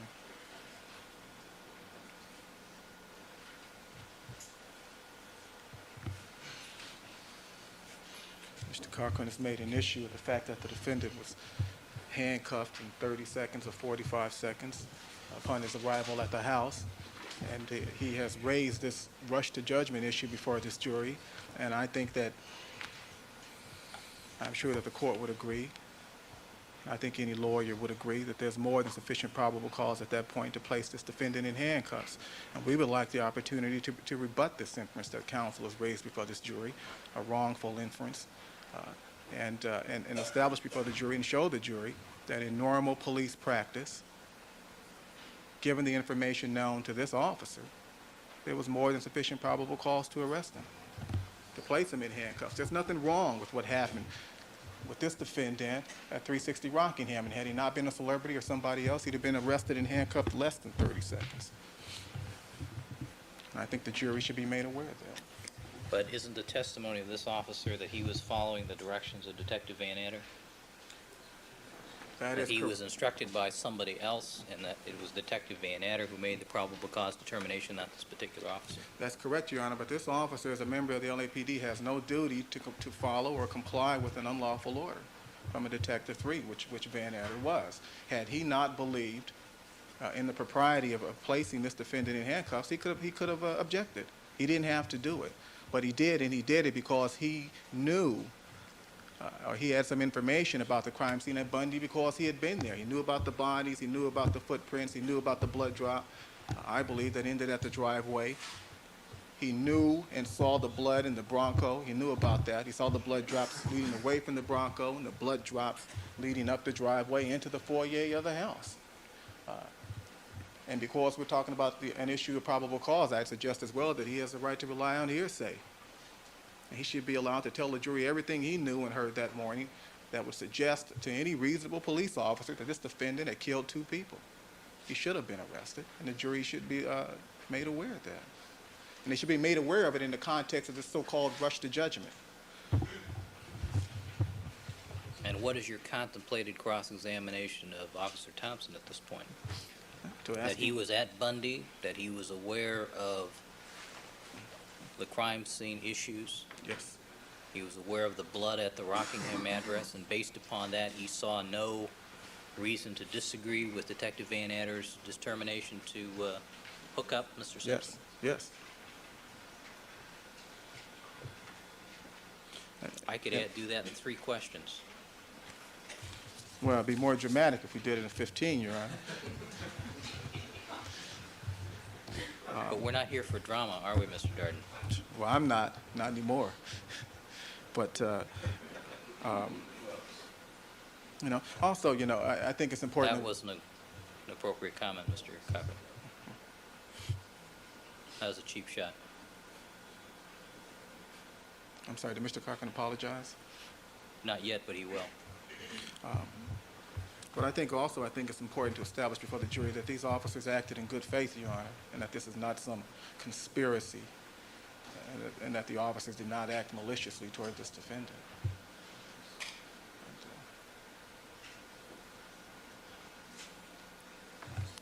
Mr. Cochran? First of all we're trying to get here is a fair trial. Before we started this proceeding, this record should reflect that I approached the bench, to Your Honor, and asked you, went through this officer's report.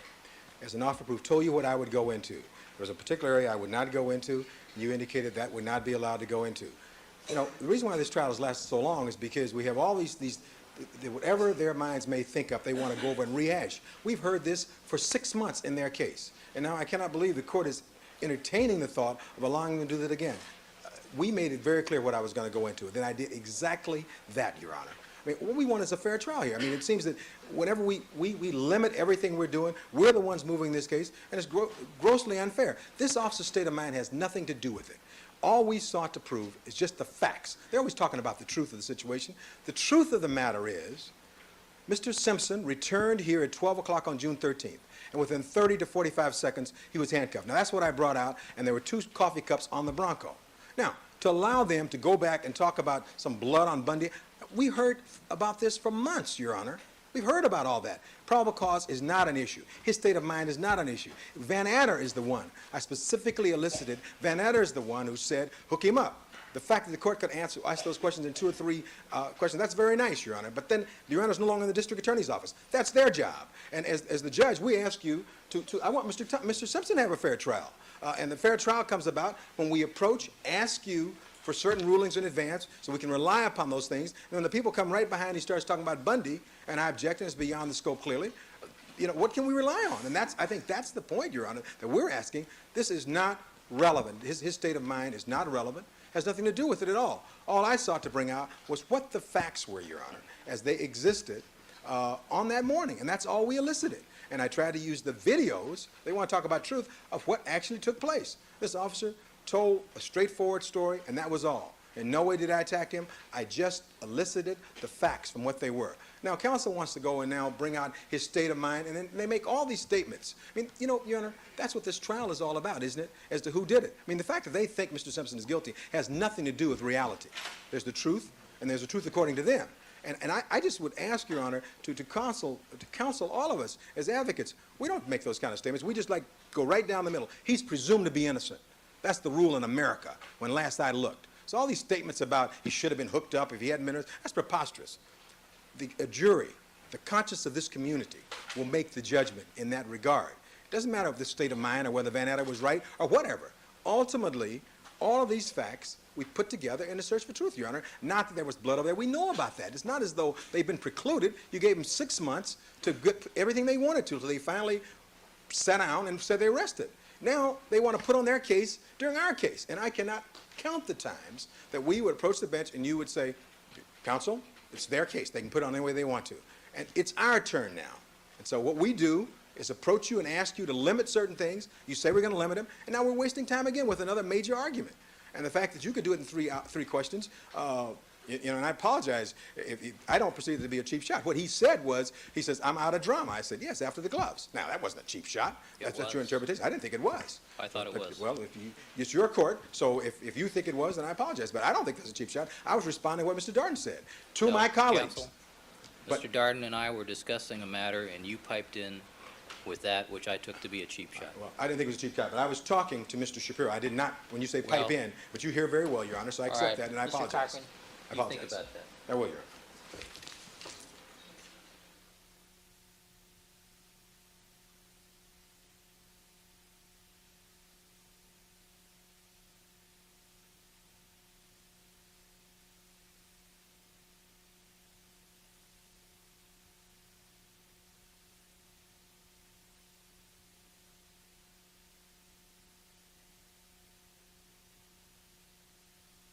Simpson matter, all parties are again present.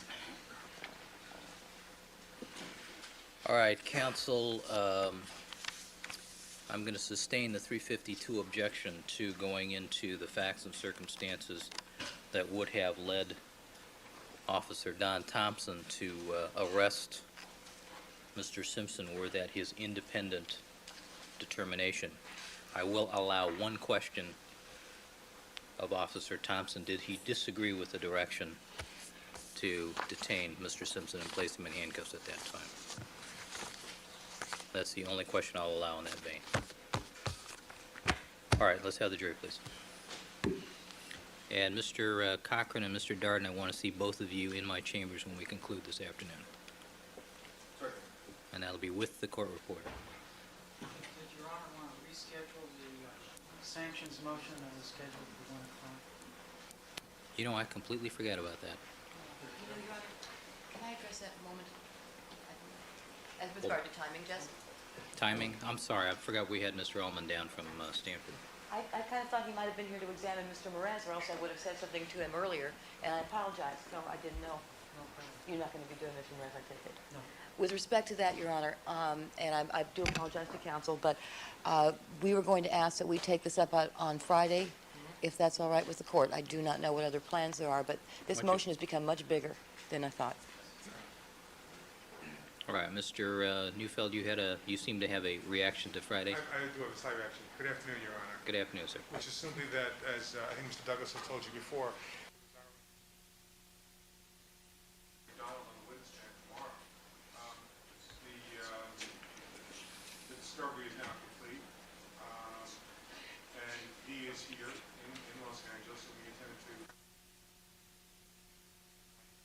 to do the sanction motion for 1 o'clock this afternoon. May I be heard to that, Your Honor? Yes. I just want to say, though, so if you want to do it at 5 or 5:30 or whatever, that's acceptable as well.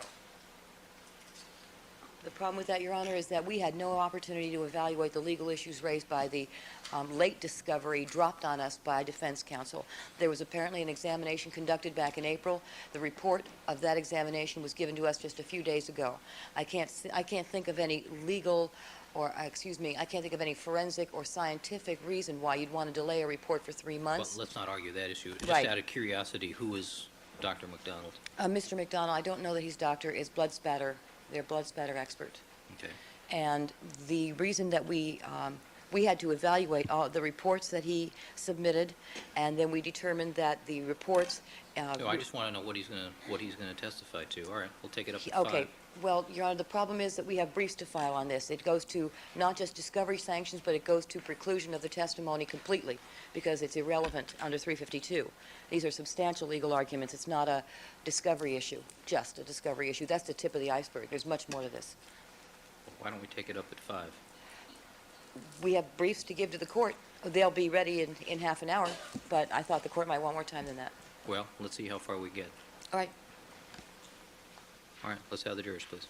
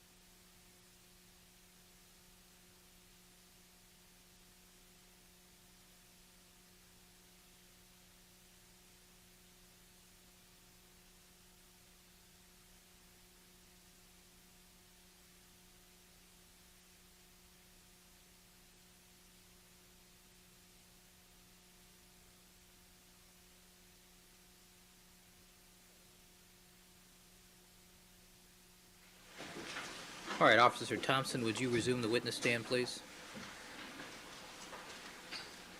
On the record should reflect that we've been rejoined by all the members of our jury panel.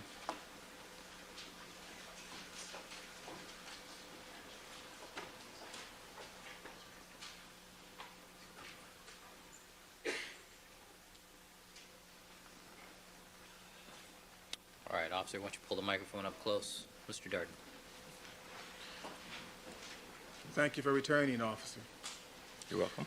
Officer, when we left off, you told us that you had visited the crime scene at Bundy. Is that correct? Yes. And you had a chance to look around the scene at Rockingham somewhat. Is that correct? At Rocking? At Rockingham. Overruled. Is that correct? At Rockingham? Yes. Yes. And when Detective Van Adder said what he said to you that caused you to handcuff this defendant, you didn't think it was wrong to handcuff the defendant, did you? Rephrase the question. Well, did you think it was wrong to handcuff the defendant given what you knew and what you had seen that day? Overruled. No, I didn't.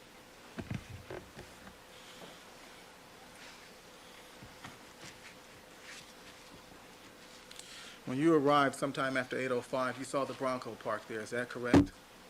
Yes. And you understand that when you're doing a crime scene investigation that you have to sort of tape off the crime scene area. Is that correct?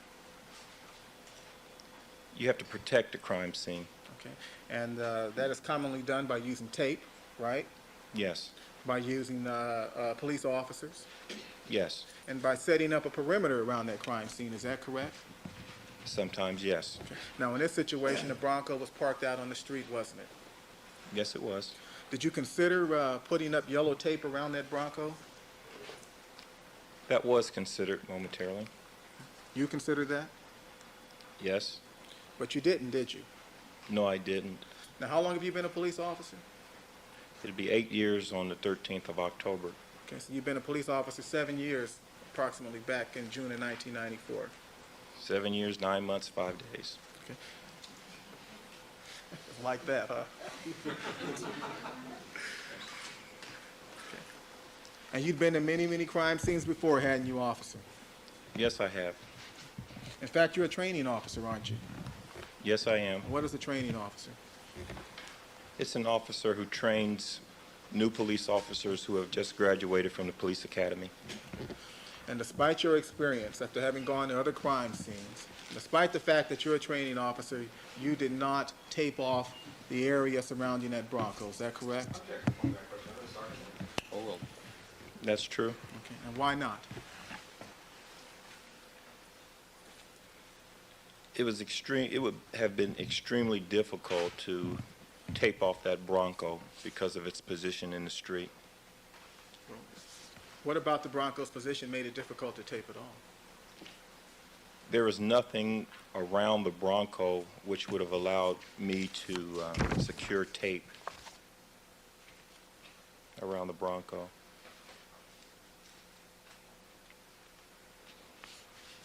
Well, the Bronco's parked at the curb, right? Yes. Okay. And about, what, 10 feet away from the passenger door, there was a fence and some vines growing up. Overruled. Is allowed to leave. Proceed. That's true. Yes, there is. Okay. Why It's not? a wall. Okay. Why not tie the tape around the wall and then tie it around the Bronco and back around to the wall again? Usually you don't let the crime scene tape touch a part of evidence. And there's really nothing there which would have allowed me to tie crime scene tape to a wall and then tie it to another portion of the wall and keep the Bronco within that portion tied off. So given the position of the Bronco, then it just wasn't a practical thing to do. Is that correct? That's correct. But you had another reason. Is that right? Yes, I did. What was that other reason? I didn't want to draw attention to the Bronco. And in fact, very little attention was paid to the Bronco that morning. Is that correct? Rephrase the question. It assumes facts that aren't in evidence at this point.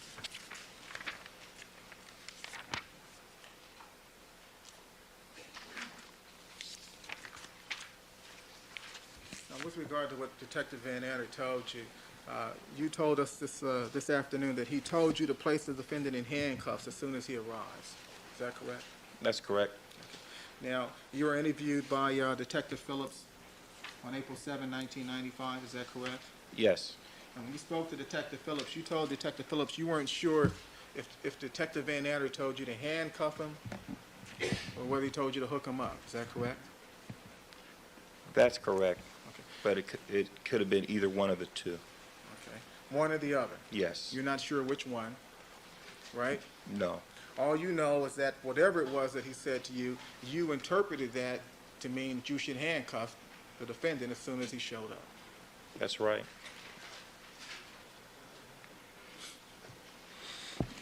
Detective Van Adder didn't use the word arrest, did he? No, he didn't. He didn't say we're going to take him to jail, did he? No, he didn't. He didn't say we're going to charge him with murder, did he? No, he didn't.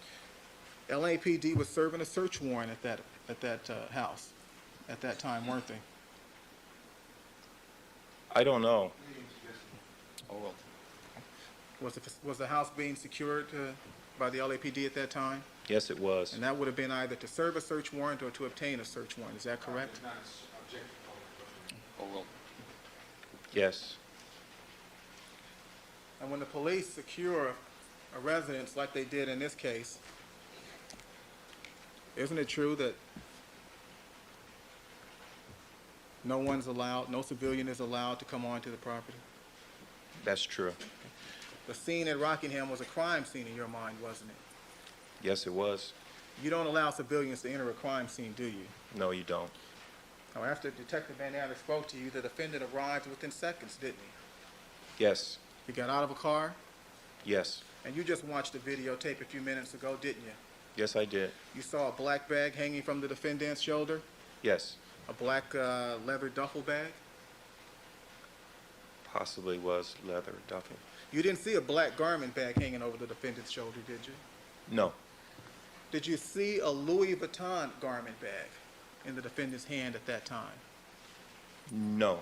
Did you see the defendant hand Robert Kardashian a Louis Vuitton garment bag down the street? Foundation.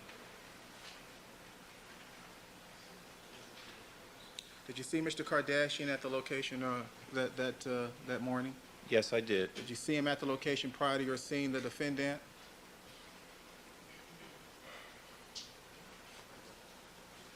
I don't remember if it was shortly before or shortly after. Well, when you saw Mr. Kardashian, was he carrying a piece of luggage? Yes, he was. What was he carrying? It looked like a Louis Vuitton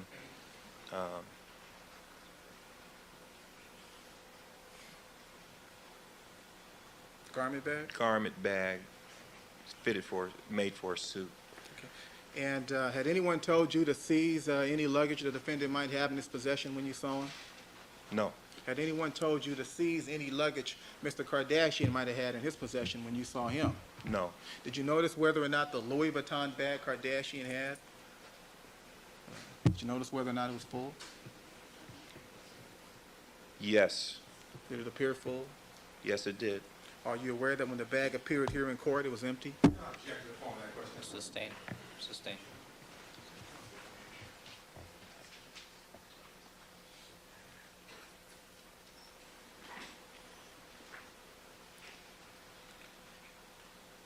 Did Mr. Kardashian offer that bag to you? That is the Louis Vuitton bag?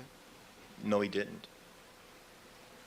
And did you have in your mind legal cause to seize that bag at that time? Sustained. Did you have any reason to seize the bag at that time? Overruled.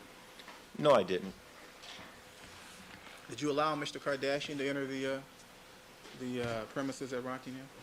No, I didn't. Did he attempt to? Yes, he did. And he attempted to do that while he was carrying that bag, is that correct?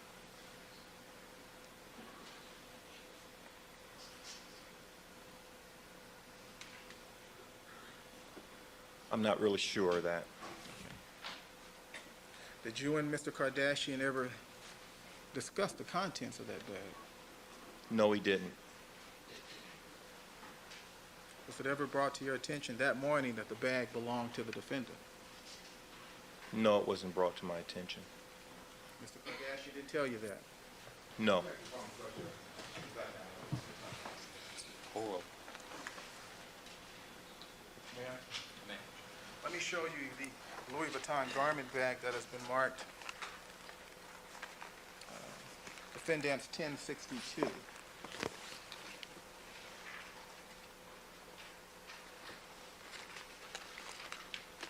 The garment bag that you saw on Mr. Kardashian's hand, did it look just like that one?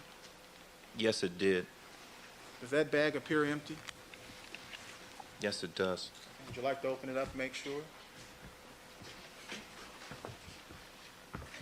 Well, counsel, we've already been through this with another witness. Seems to be empty.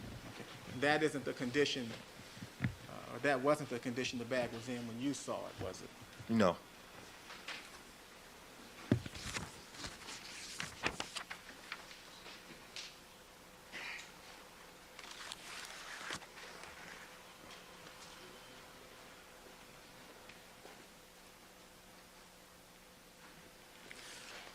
Now, when the defendant first got out of the vehicle, and I think you saw that on the videotape, is that right? Yes. You saw him get out of the vehicle, On the videotape, I did. and you say that he got out of the vehicle and he walked toward the driveway. Is that correct? He walked directly into the driveway. Okay. And you told us that he appeared to be hurried. Is that right? Yes. That's how you described his demeanor. Is that right?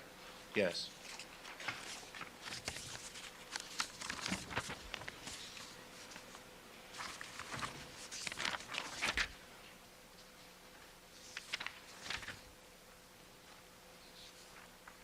If I can have one moment, Your Honor.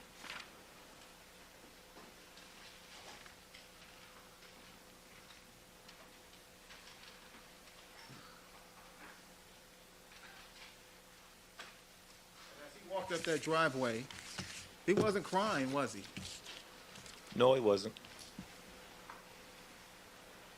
He didn't appear despondent, did he? Oral. No, he didn't. You understand the word despondent, officer? Yes. What does that word mean to you? It means very sad, grieving, upset. He wasn't like that, was he? He didn't seem that way to me. In fact, he had a blank, hurried look about his face, didn't he? Phrase question. Did he have a blank look about him? Somewhat, yes. And as he walked up the driveway, he wasn't limping, was he? I didn't see him limping. The moment you saw him, you knew you were going to have to handcuff him, didn't you? Yes, You're a police officer, correct? that's right.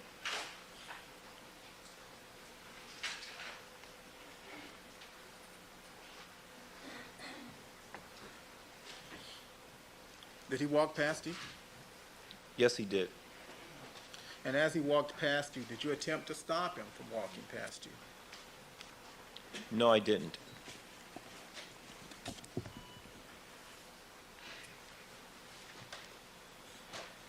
You say anything to him? Not as he was walking by me, I was placing my radio back in my holster. So you weren't ready for him, were you? No. Okay. So he breezed past you, didn't he? Yes. You had to catch up to him. Yes, I did. And when you caught up to the defendant, you didn't tackle him, did you? Sustain. When you caught up to the defendant, you placed your hand, your left hand on his right wrist. Is that right? Yes. And you didn't grab his wrist and twist it around his back, did you, officer? Oral. No, I didn't. You just sort of lightly grabbed his wrist to get his attention, didn't you? Oral. Initially, I didn't grab his wrist. I just placed my hand in front of his left arm to slow him down. Okay. Did that work? No, it didn't. Then you grabbed his wrist? Yes, I had to grab it. Okay. Did that stop him? It got his attention. Did he continue to walk at that point? Yes. You were in uniform, right? Yes. What happened next? I was verbalizing with Mr. Simpson throughout that episode.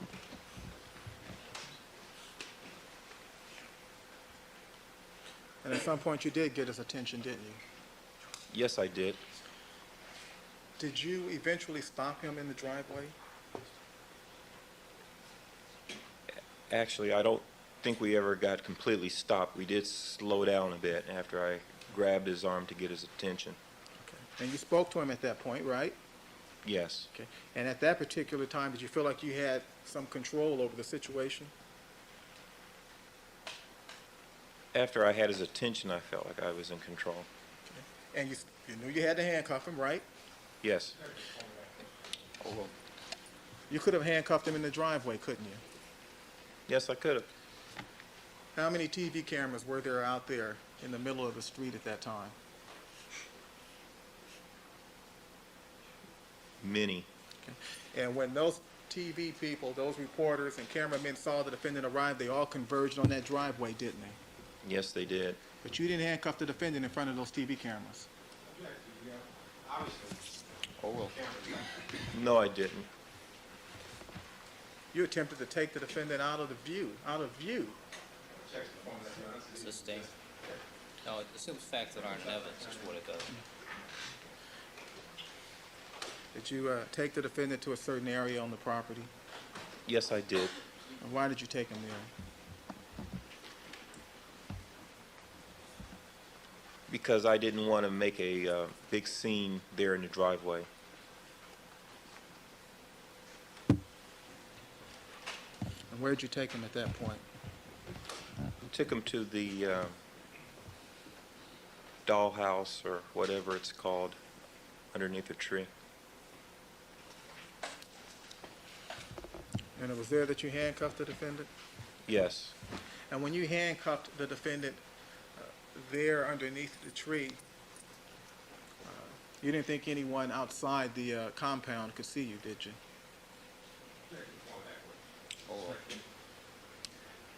No, I didn't. And you didn't want anybody to see you handcuff the defendant, correct? It really didn't matter to me. I just wanted to do it for the dignity of the defendant. But there was one camera person that actually got a camera shot of you handcuffing the defendant, right? No, Is that right? we got the videotape. Is that right? That's correct. Okay. Well, there was one camera that you saw at that time, right? That's correct. And that camera person, where was that camera person during the time that you were handcuffing the defendant? He was climbing the wall at Ashford with his video camera and videotaping me and the defendant after he had climbed the wall. And you came to realize that that cameraman was there only after you had already handcuffed the defendant, is that right?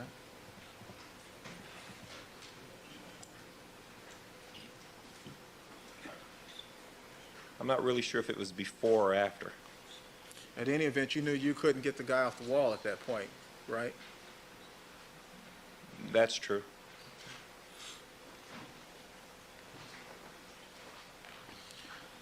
Now, after you handcuffed the defendant, you say you turned him over to some detectives? Yes. In fact,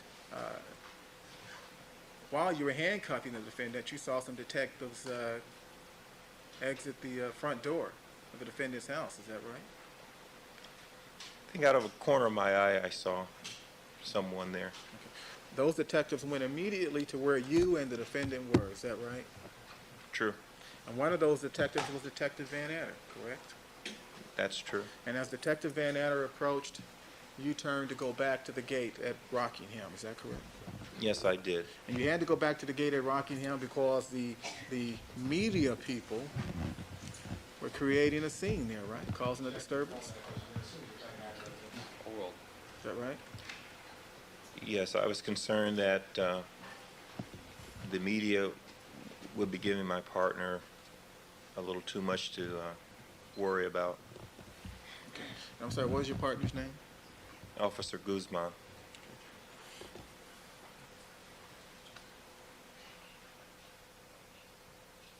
Did you leave the, we'll strike that. As you walked away, did you, we'll strike that. Your Honor, can I just show some footage, video footage? Which exhibit is this, counsel? One moment, let me just check.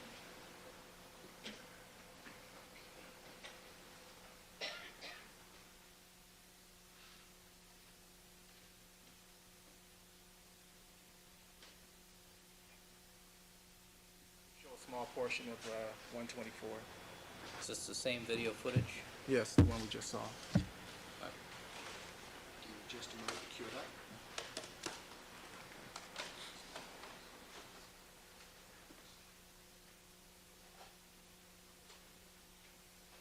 Question.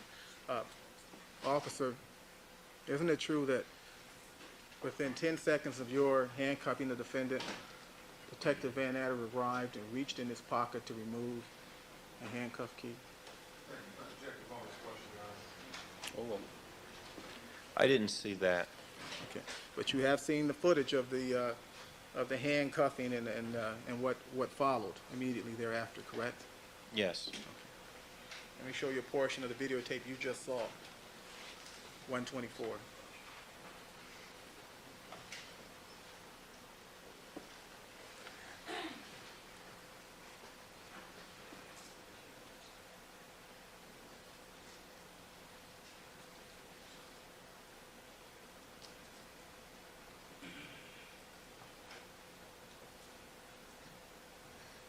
Stop there. You see Detective Van Adder reaching into his pocket? Yes, I do. Yes, I do. Thank you. You saw the defendant unhandcuffed a moment later, is that correct? Oral. Yes, later I did see the defendant not in handcuffs. Okay, and how long? Oral. And how long after you handcuffed him was it that you saw him without handcuffs?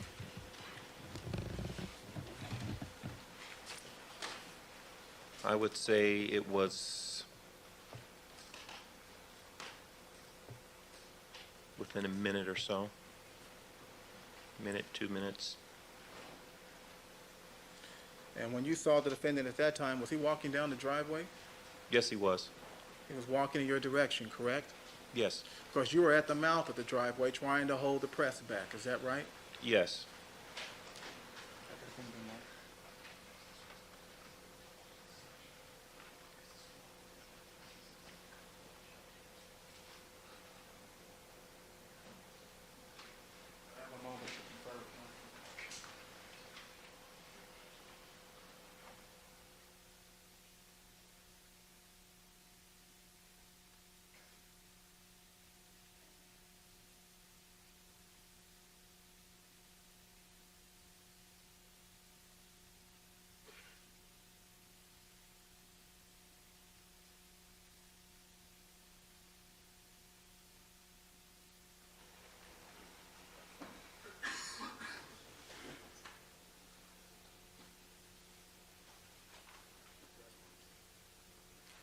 Is this a tape that's already been marked?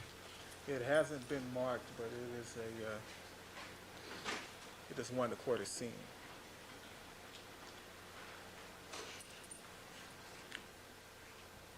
At least we don't think it's been marked.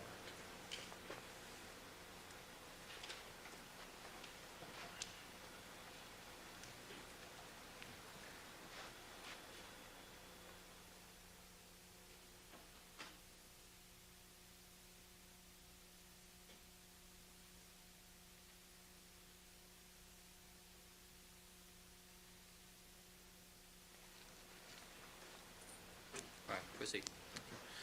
This would be People's Next in order, Your Honor. Mr. Roberts. 527. I already had 527. 527. Okay. Officer, if you just take a look at your monitor there.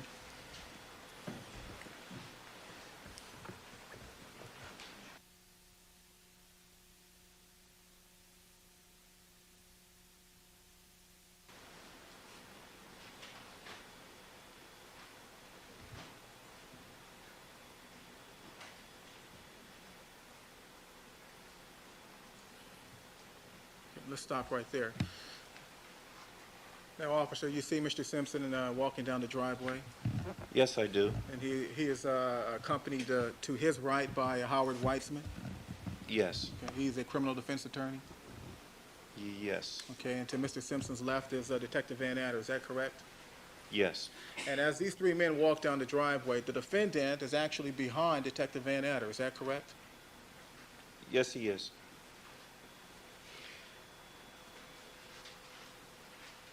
Is that the appropriate manner in which a police officer should walk with someone who's been arrested on 2 counts of murder? No, it is not. Had the defendant been under arrest at that point, he would have been walking ahead of Detective Van Adder. Is that correct? Yes, he would have. That would be proper procedure, right? Well, it would have been good officer safety and good Because- common sense. Proceed on.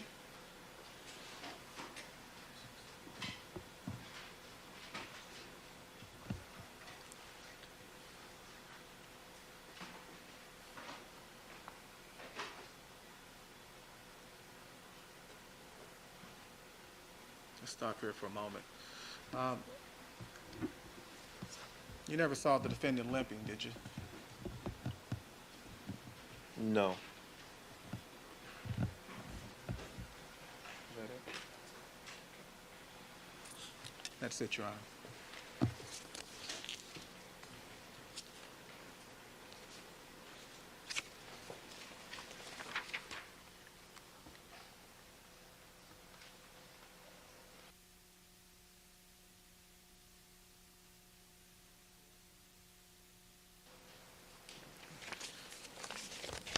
Now, officer, after you strike that,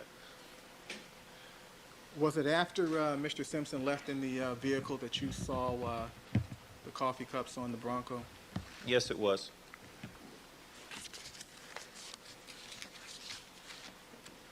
And had you had an opportunity to see the Bronco prior to the defendant's arrival? Yes. Can you fix for us the amount of time that coffee cup was on the hood of the Bronco?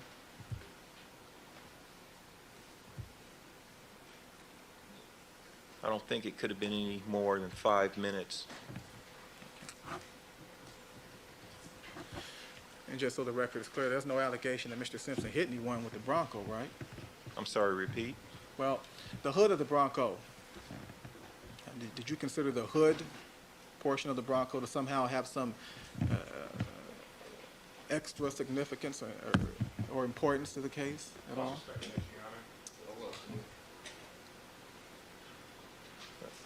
I consider the entire Bronco to have significance in the case. Well, had you seen any blood on the Bronco that morning? Yes, I did. Where? On the driver's side, or should I say just above the driver's side door handle. And had you seen any blood inside the Bronco that day? Yes, I did. What time was it that you saw blood inside that Bronco? That was earlier in the morning. I would say maybe 8:30. Okay. So you must have walked up to the Bronco, is that correct? Yes, I did. Did you touch it? No. Did you grab the door handles to see if the vehicle was locked? No.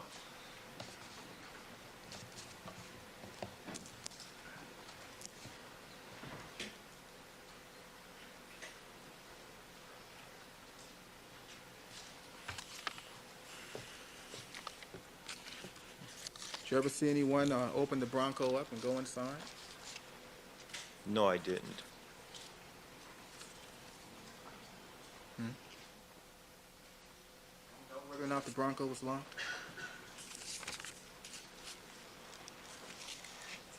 I don't know if it was locked or not. And that's because you didn't check to see if it was locked, right? Well, in addition to that, I couldn't visually tell either if it was locked just by looking inside. And you didn't touch the Bronco because you didn't want to somehow compromise the integrity of the evidence. Is that correct? That's true.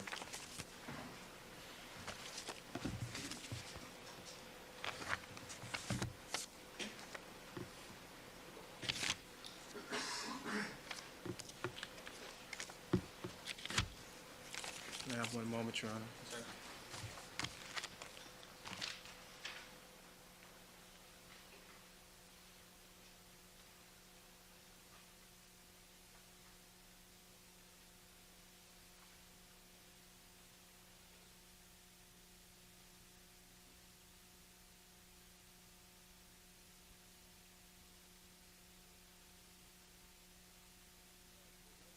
You were out at Rockingham. Did you ever see anyone go inside the Bronco?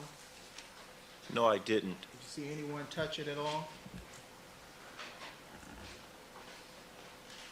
No, I didn't.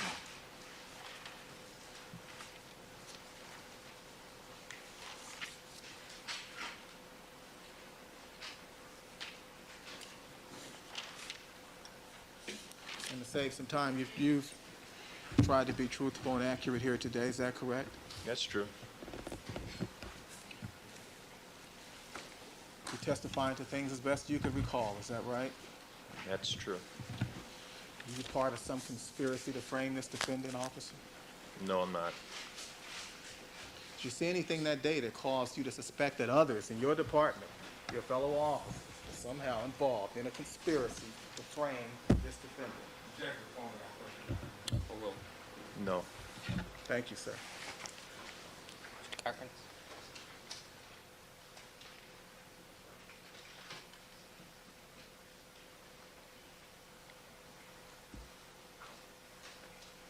Officer Thompson, I believe you shared with us you've been a police officer for over 8 years with LAPD, is that correct? No. How long? 7 years, 7 9 years. months, 5 days. As of today? Yes. You counted that? Oh, yes, I thought that was earlier, so you counted those, huh? But who's counting anyway, right? You enjoy your job, I'm don't you? counting. You are counting? How long do you have to go then? Tell me how many more days do you have to go before you can leave? That number's too large. Is it too large? But you have it in mind, right? One day I understand. it will happen. And what is your rank now? What have you reached? What rank have you reached? I'm a senior lead officer. All right. And as such, you are a training officer now with LAPD? Yes. All right, good. Now, with regard to the events of this date that we've talked about on June 13th, 1994, as I understand it, the Bronco was never, there was never any yellow tape or anything like that put around the Bronco because logistically you didn't feel that was, you could really do it. Is that right, what you're saying? That's true. And you mentioned that that's why the yellow tape wasn't put actually around the Bronco itself as opposed to trying to anchor it someplace. Isn't that correct? Yes, that's All right. one of the reasons. But because it wasn't secure, that was how these two ladies we've just talked about were able to get up to the Bronco and actually put 2 coffee cups up on it. Isn't that correct? That's correct. I don't know if it was one person that put 2 cups up there. but Well, maybe saw been 2 2 people. cups. All right, you're right. Could have been 2 people putting coffee cups on the Bronco, right? That's possible. Because you don't know, right? That's true. And then we saw the video of the other lady who walked up and was peering inside that Bronco, right? That's true.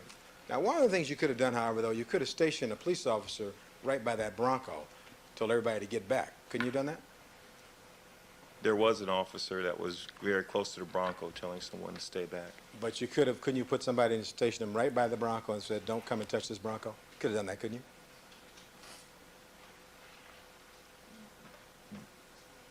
You're asking me throughout the entire day having someone right by the Yes, Bronco? well, I'm asking you, could you have placed someone right by the Bronco and said, an officer right by the Bronco, told everybody, don't touch this car? You could have done that, couldn't you? I guess that could have been done, yes. Could have been done, right? Yes. Okay.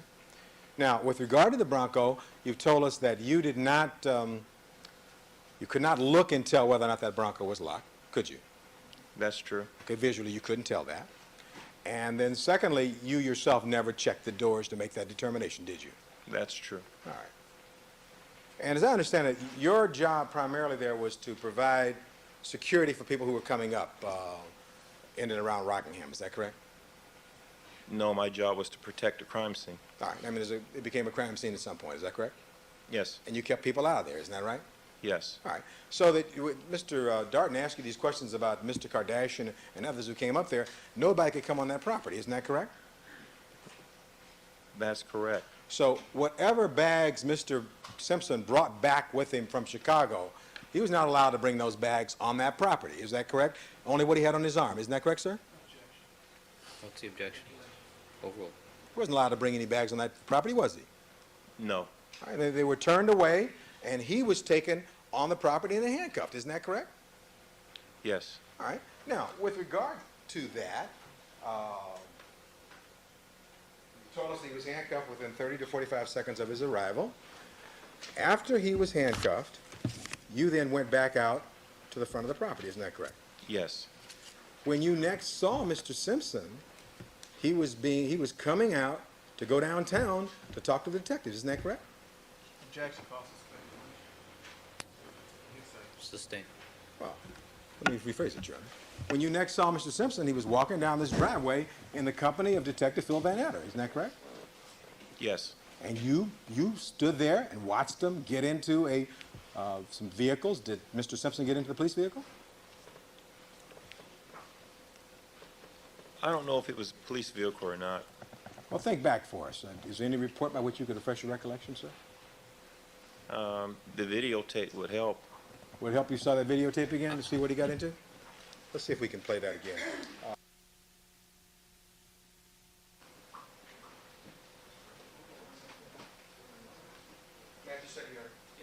People's 527.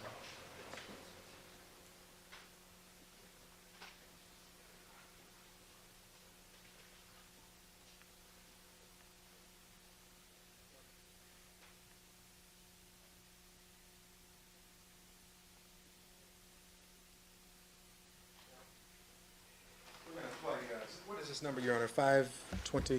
527, I believe, is the last video played by the people. Okay, well, let's take a look at this photograph and see if this video and see whether or not this might refresh your recollection. Can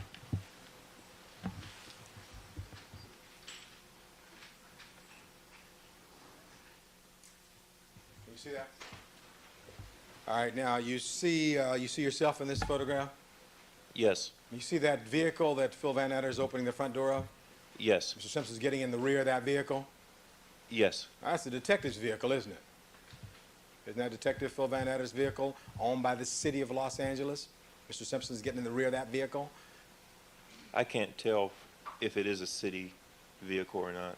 I see. Well, do you see that in the stop action here? Do you see Phil Van Adder toward the left front driver's door of that vehicle? You see him there? Yes. Do you see in the left rear, Mr. Howard Weitzman? Well, it looks like Mr. Wiseman is looking inside the left front door. Isn't that the left? Well, and toward the left side of the vehicle, do you see Mr. Weitzman? The side that Mr. Simpson just gotten into, sir? Yes. All right. Is that the left rear? Seems like a four-door car, doesn't it? Yes. All right. So Mr. Simpson gets in, and Mr. Weitzman is at that rear door, right? Yes, it looks like All right. that now. And then Mr. Van Adder is up at the left front of the vehicle, isn't he?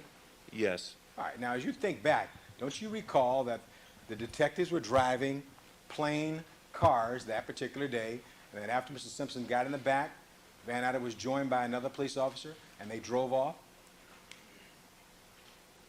Do you recall that? I don't remember who was driving the car, but I do remember seeing the car drive off. All right. And Mr. Simpson was in the company of these two police officers, wasn't he?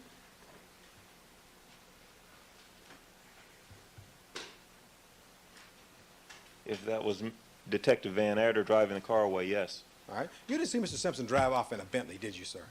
No. You didn't see him drive off in any car in that driveway, did you, sir? No. You saw him come out of the driveway and get into this car with some police officers, and you saw them leave the scene. Isn't that right, sir? Yes. All right. And did you know where they were going at that point? No. Did you ascertain at some later point where they were going? Just yes or no? Overruled. No. Now, do we see Van Adder get in that car? Let's back that up again. I want you to watch and see if Van Adder doesn't.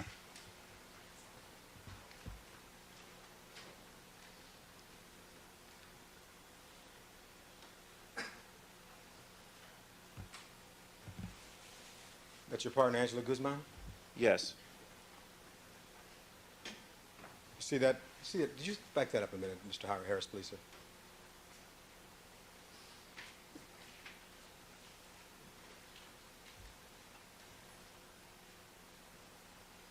Back it up a little more.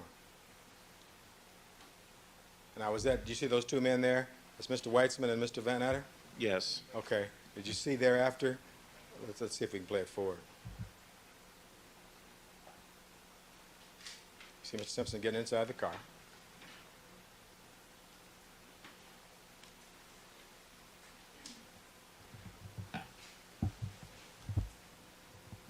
Seems as though the lawyer's talking to the detective, right? Yes. And thereafter, did it seem as though Van Adder got inside that car? Yes. All right. And so does that refresh your recollection that he got in the driver's compartment and at some point he then drove away with Mr. Simpson in the car? Yes. Like you can see him through the window, can't you? Well, I could see him through the window, yes. All right. Did you see a tall, gray-haired man out in the street who was waiting outside on Rockingham there that day? There were so many people there. There were bound to be a few gray-haired people. Okay, but you couldn't recall this particular tall, gray-haired man by the name of Skip Taft? Would that No. refresh your recollection? That No. doesn't? All right. But somebody at the scene had gray hair that day, right? There were a lot of people there who had gray hair, All right. including me. Now, Mr. Weitzman, the lawyer, was not in that car. He didn't get in that car and leave the scene in that car, did he? No. In fact, you saw him leave, did you not, that day?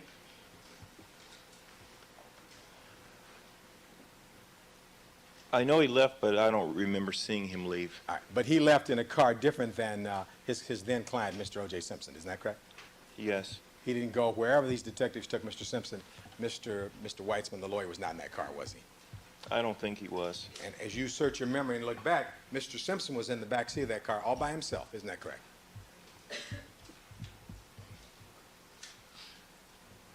From my own independent memory, Yes. I don't remember that from my own independent memory. Well, let's refresh your memory by looking at this video. You never saw anybody else get inside the back seat of that car with Mr. Simpson, did you? As of right now, no. All right. Now, with regard to your testimony here today, Mr. Darden indicated that you and he met last Friday. Is that correct? Yes. Is that to discuss your testimony that you were going to give here in this case? I think he was interviewing witnesses. And did he ask you to come over and talk to him? Yes. And did you then have occasion to talk to him Yes, I did. about the things that the two of you just have talked about? Yes. Is that correct? And as an LAPD officer, you work for the city of Los Angeles, isn't that correct? That's correct. You protect and serve all the citizens, isn't that correct? I'm sorry? You protect and serve all the citizens, don't you? You protect and serve all citizens, don't you? Yes, I do. You're just as available to me as you are to Mr. Darden, aren't you? Yes, I am. So if I called you on the phone, you'd come and talk to me, wouldn't you? Sure, I would. You wouldn't hide from me, would you? No? In fact, you talked to me yesterday, in fact, didn't you? Yes, I did. Now, sir,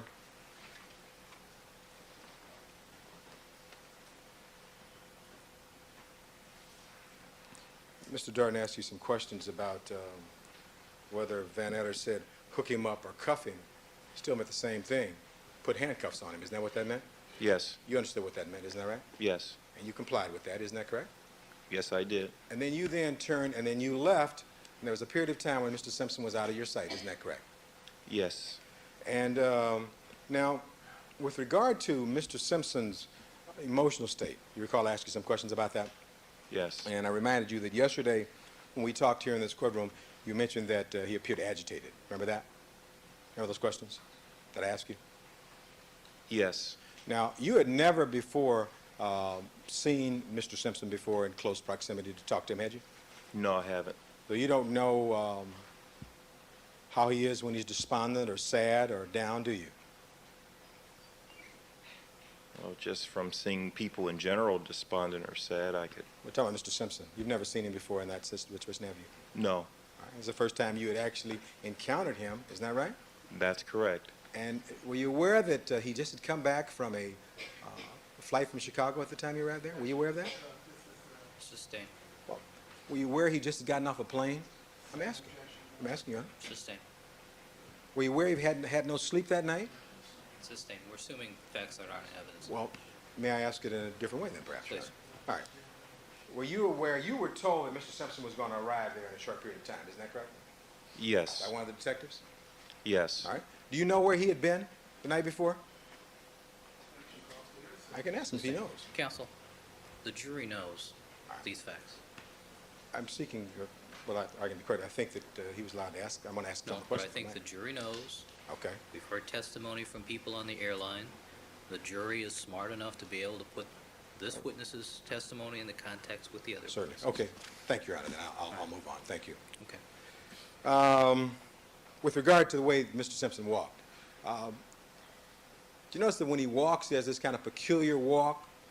You notice a peculiar walk as he walks with kind of a limp and he's kind of pigeon-toed and with bow legs. Did you notice that? Sustained. Was what?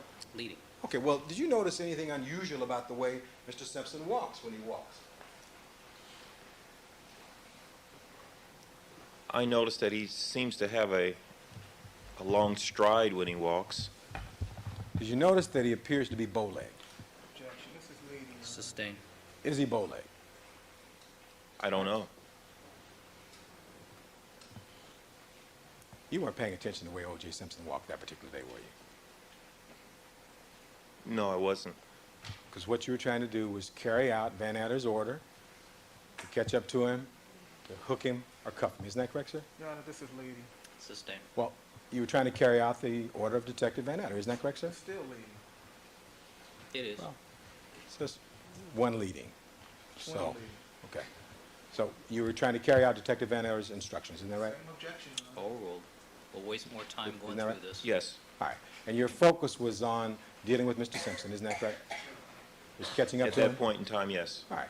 And this conversation that you went into where the two of you then walked over toward the dollhouse in the tree, you were focusing on getting his hands behind him and then handcuffing him with your handcuffs. Isn't that right? Your Honor, this is leading. It is. All right. What were you focusing on when you took him to the dollhouse by the tree?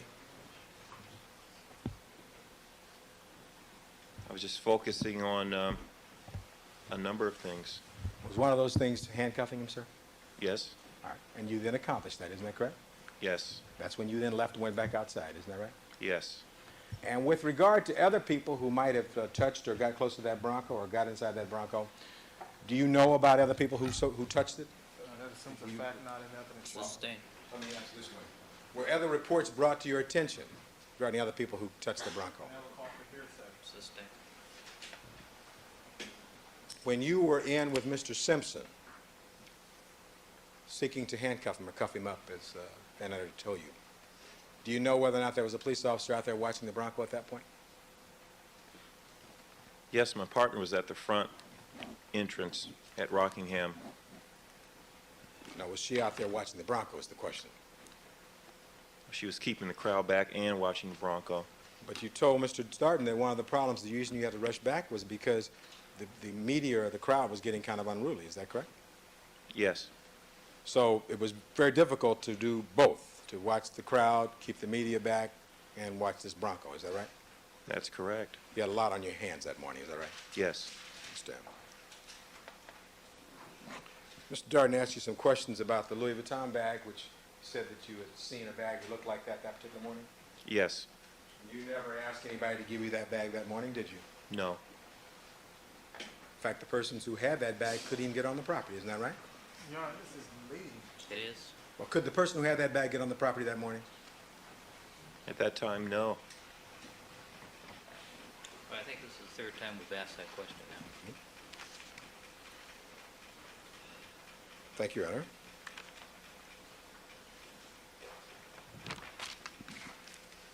May I have just a second, Your Honor? Certainly.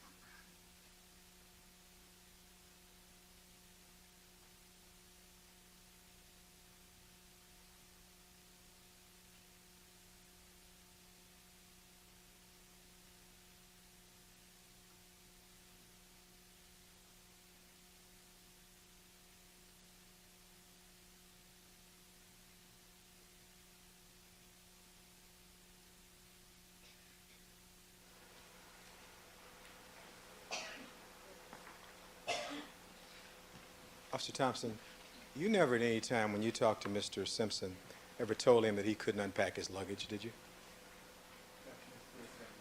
Oh. No. And when people come home from trips, strike that. When you come home from a trip, do you normally unpack your luggage? When I come home from a trip, You take a trip and you come home. Do you unpack your luggage? some of it I do. And usually you don't leave it in the luggage till your next trip, do you? Some of it I do. You do that? Is your next trip real soon, I hope, or either that or you have a lot of clothes, huh?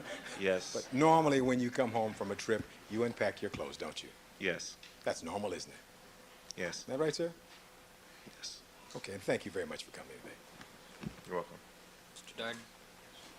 Just a couple of minutes, Your Honor. And officer, normally when you come home from a trip, you don't give your luggage to your criminal defense attorney either, do you? Sustained. Sustained.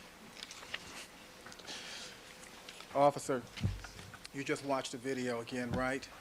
Yes. Okay, and you saw in the video that Howard Weitzman, the defendant's attorney, opened the door to Detective Van Adder's vehicle, right? Yes. Okay. Now, typically when someone's arrested for murder, it's the officer that opens the door, correct? Rephrase the question. Okay, well, is that unusual? That is, that the criminal defense attorney would be opening the door to the detective's car as opposed to the detective himself? Or Yes, it is unusual. Okay. And in this situation, that's exactly what happened, right? Yes. And then the defendant climbed into the back seat of that vehicle? Yes, he He did. didn't seem to have any trouble climbing into the back seat of that vehicle, did he? oral. No, he didn't. Now, typically, we'll strike that. You've arrested people and placed them inside your vehicle before, correct? Yes, I have. And typically, don't you sort of put your hand on top of their head and help them into the back of the vehicle? Yes, I make sure they don't hit their head when they enter. Nobody did that in this case, did they? No. Wasn't necessary, was it? No. That's because the defendant wasn't in handcuffs, right? That's correct. I'm looking back at that video. After the defendant was inside Detective Van Adder's car, did you see Detective Van Adder and Mr. Weitzman embrace each other? Yes, I did. That doesn't happen too often, does it? Oral. Oral. Oral. It's unusual. I've never seen that ever before. That's exactly what happened in this case, isn't it? Yes. Oral. By the way, how long did you remain out at Rockingham that day? Until, I would say, around 3 or 4 o'clock. Okay. Were you there when the defendant returned home late that afternoon? No, I wasn't.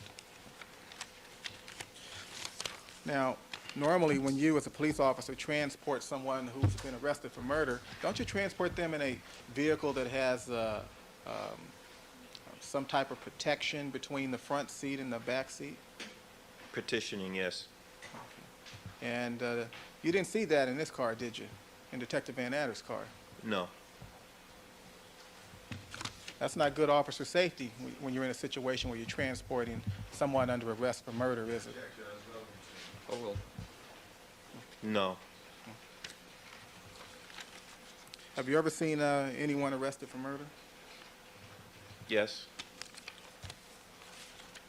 And on those occasions, did you ever see anybody get treated any better Overruled. than the way Mr. Simpson was treated at that time by Detective Van Adder? I've never seen a person arrested for murder treated in the way I saw this on the video. No. That's not what you were taught in the academy, is it? No. Mr. Cochran asked you some questions about your ability to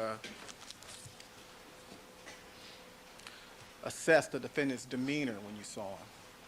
Recall those questions? Yes. And you told Mr. Cochran that you'd never seen the defendant before when he was sad, correct? That's correct. You'd never seen him before when he was happy, right? In person, no. That's a hard call, isn't it, to assess someone's demeanor when you only met him for the first time. Is that right? Somewhat, yes. And it doesn't matter whether you're a policeman at the mouth of a driveway in Brentwood or a passenger on an airline, correct? Sustained. Sustained. Either way, it's difficult when you don't, when you haven't had any prior experience with the person, right? Overruled. Is that right? It's a little more difficult, yes. Okay. Now, you told us that you'd never seen anyone arrested for murder being treated in the manner the defendant was, and that is inconsistent with what you were taught in the academy? Yes. Okay. How was that different from what you were taught in the academy?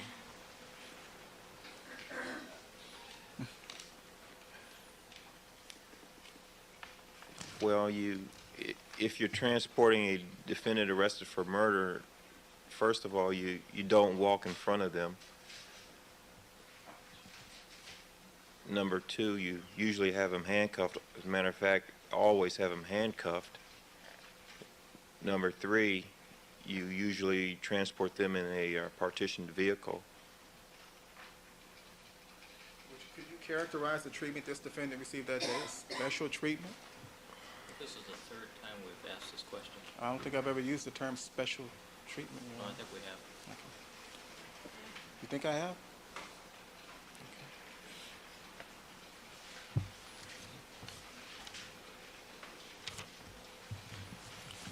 Well, in that case, I'll sit down and be quiet, Your Honor. Thank you, officer. You're welcome, sir.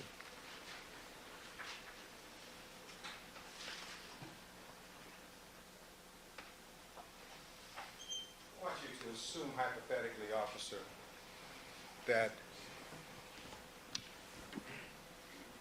a man is in, an individual is in Chicago, Illinois, where he's flown and got less than 2 hours of sleep, and he's notified.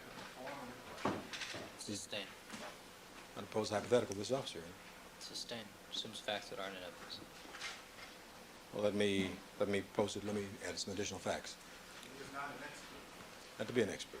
Cal, I'm going to sustain the objection to this question, counsel. The jury is familiar with the timing. Very well. Well, I want to ask one other question. Thank you, Your Honor. If Mr. Simpson, strike that. Did you notice that when Mr. Weitzman and Detective Van Adder had their hands on each other, they appeared to be close to each other as though they were whispering? You notice that?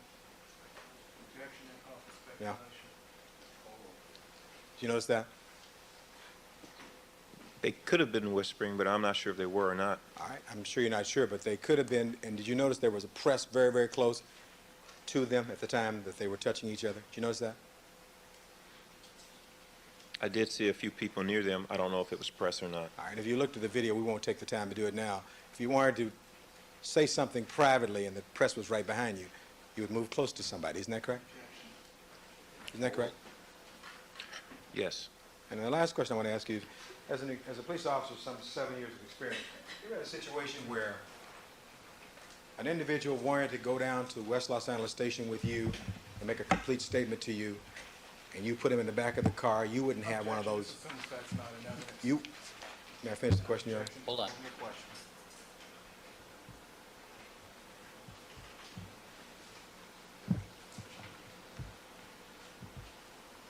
Sustained.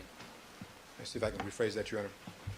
In your experience as a police officer, have you had a case where you had a situation where you talked to someone and they wanted to make a statement about a particular case, and you gave them a ride down? Sustained. Can I seek to restate it? Sustained. Very well. Thank you very much for coming. Okay. Thank you, sir. All right, Officer Thompson, thank you very much. Thank you. Next witness.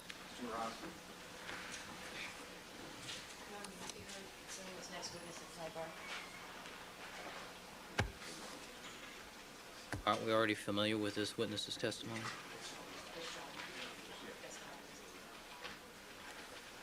All right, with the court reporter, please.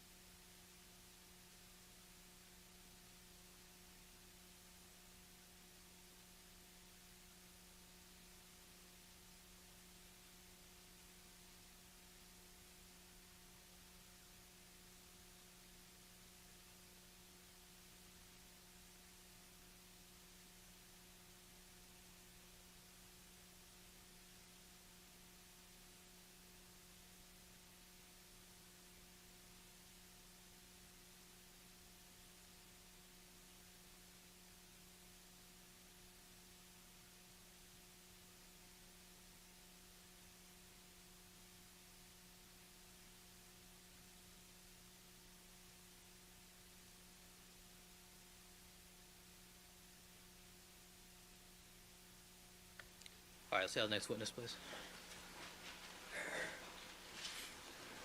And counsel, as far as this witness, will go till 5. 5. All right, Mr. Mraz, will you come over here? Stand next to the podium, please.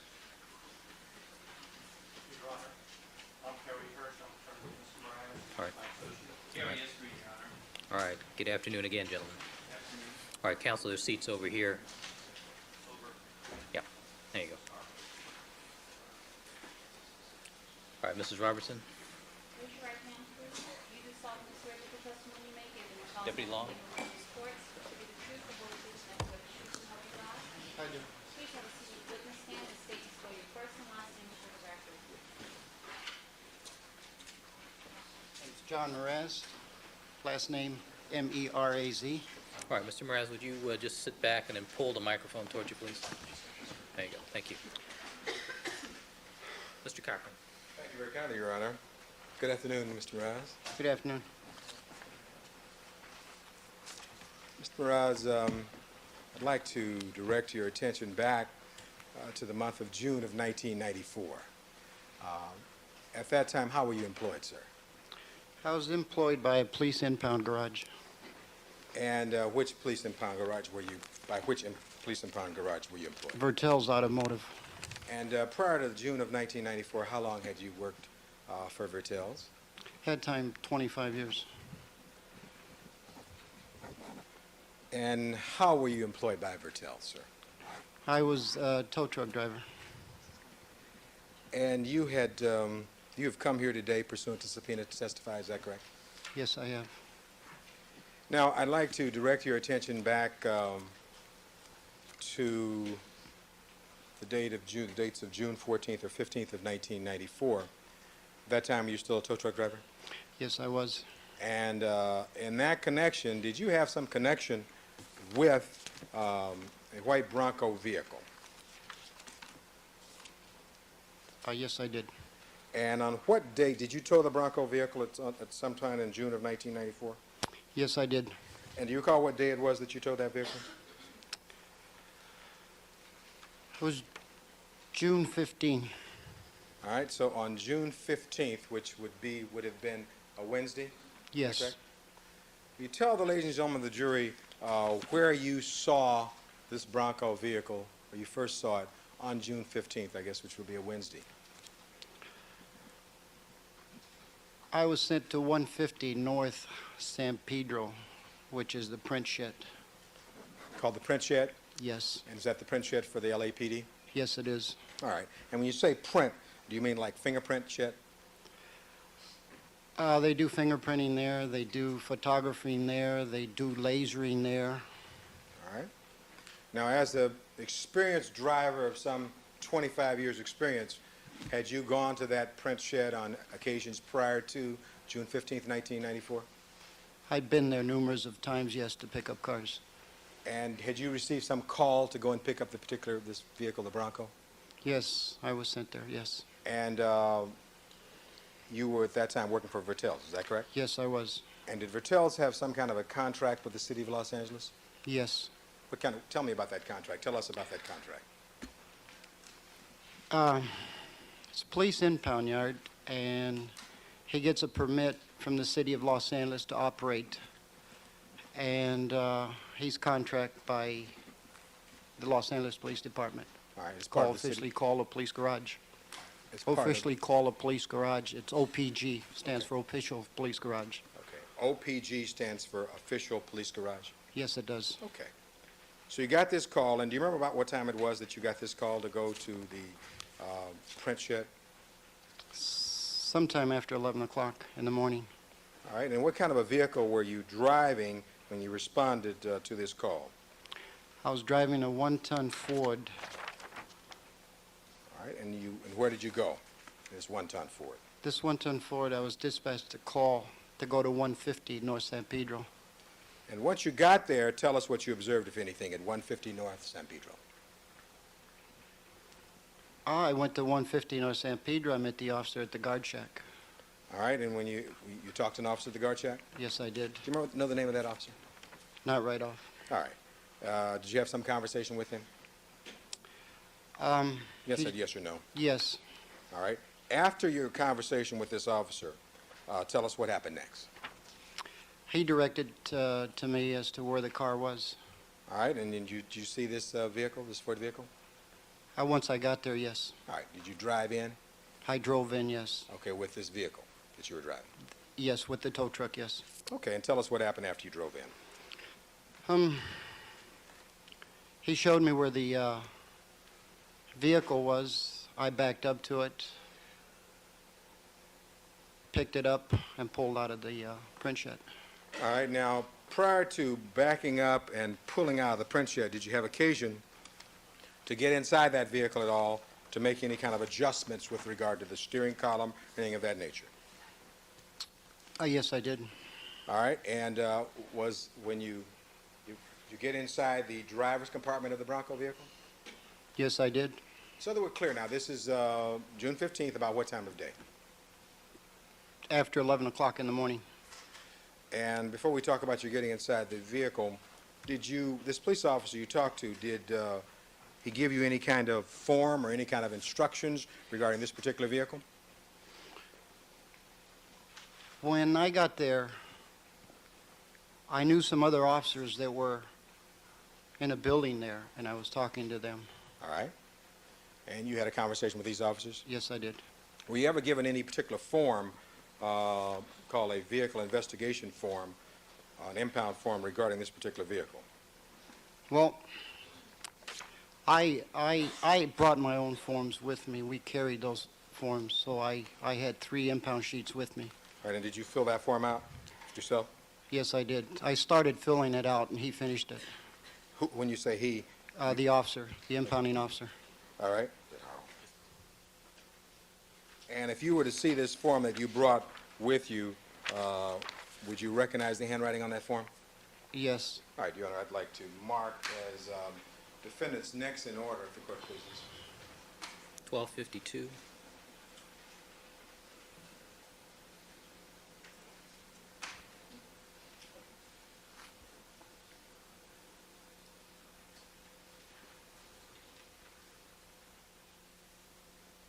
I'll put 1252 on this, Your Honor, in the approach. Yes.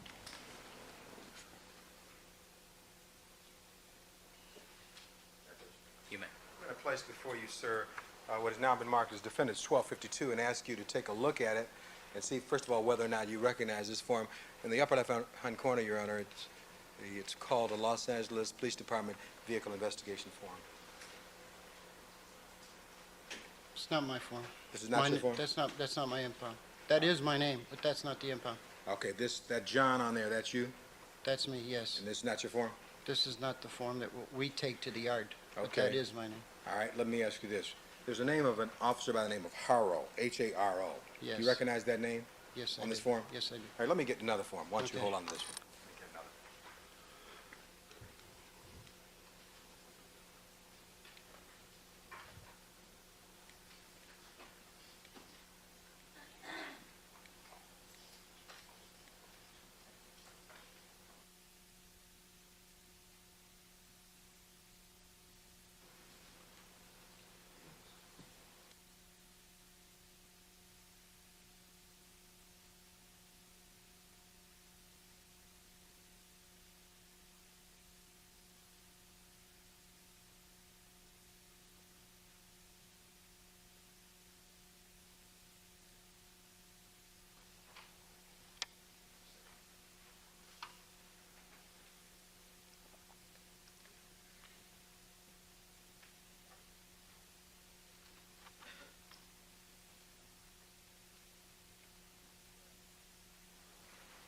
Approach again, Your Honor. This, and I'm not sure, this may be a very similar form. Is this, do you recognize the form to your left at all? It has a little different writing on it. The left is the one I had. Okay. Let me, Your Honor, 1253. 1253? Yes. All right. Okay, so this one here, this is 1253? And this is the one you recognize, is that correct? That's the one I recognize, All right. yes. Let me place it before you and just take a quick minute and look at it.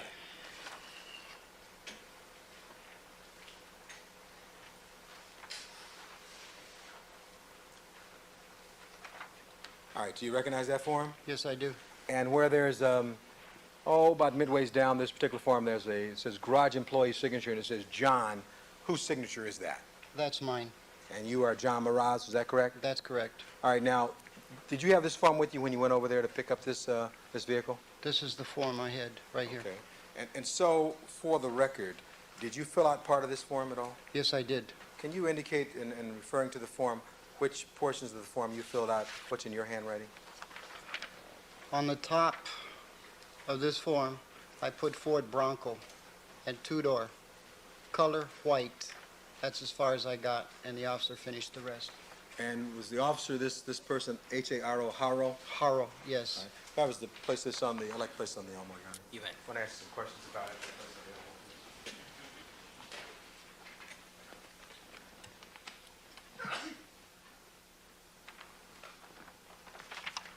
Hi, Sherry.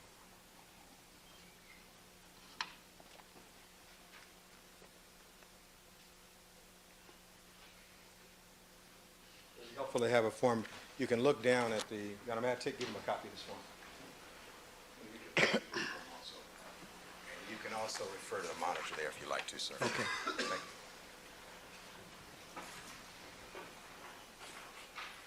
All right, now this form, this is 1253, I believe, Your Honor. Yes. This is the form that, point out for us again, while we can all see it, the parts of the form that you filled out. Up on top, where it says Ford Bronco, now I started that. That is my handwriting. Two-door. I wrote down two-door. All right, I also put color, white, all right. and he finished the rest. He meaning the police officer? Police officer, yes. All right. And did you sign this form at some point where it says John? Down on the bottom, All right, on the let's- right-hand side. Can you move that up a little bit so we can see where it says John? On the right-hand corner there at the bottom? That's your signature? That's my signature, yes. All right. Now, let's move back up to the upper left-hand corner of the form. There is a part of this form that indicates prints/evidence give special care. Do you remember, you see that part in the form in the upper left-hand corner?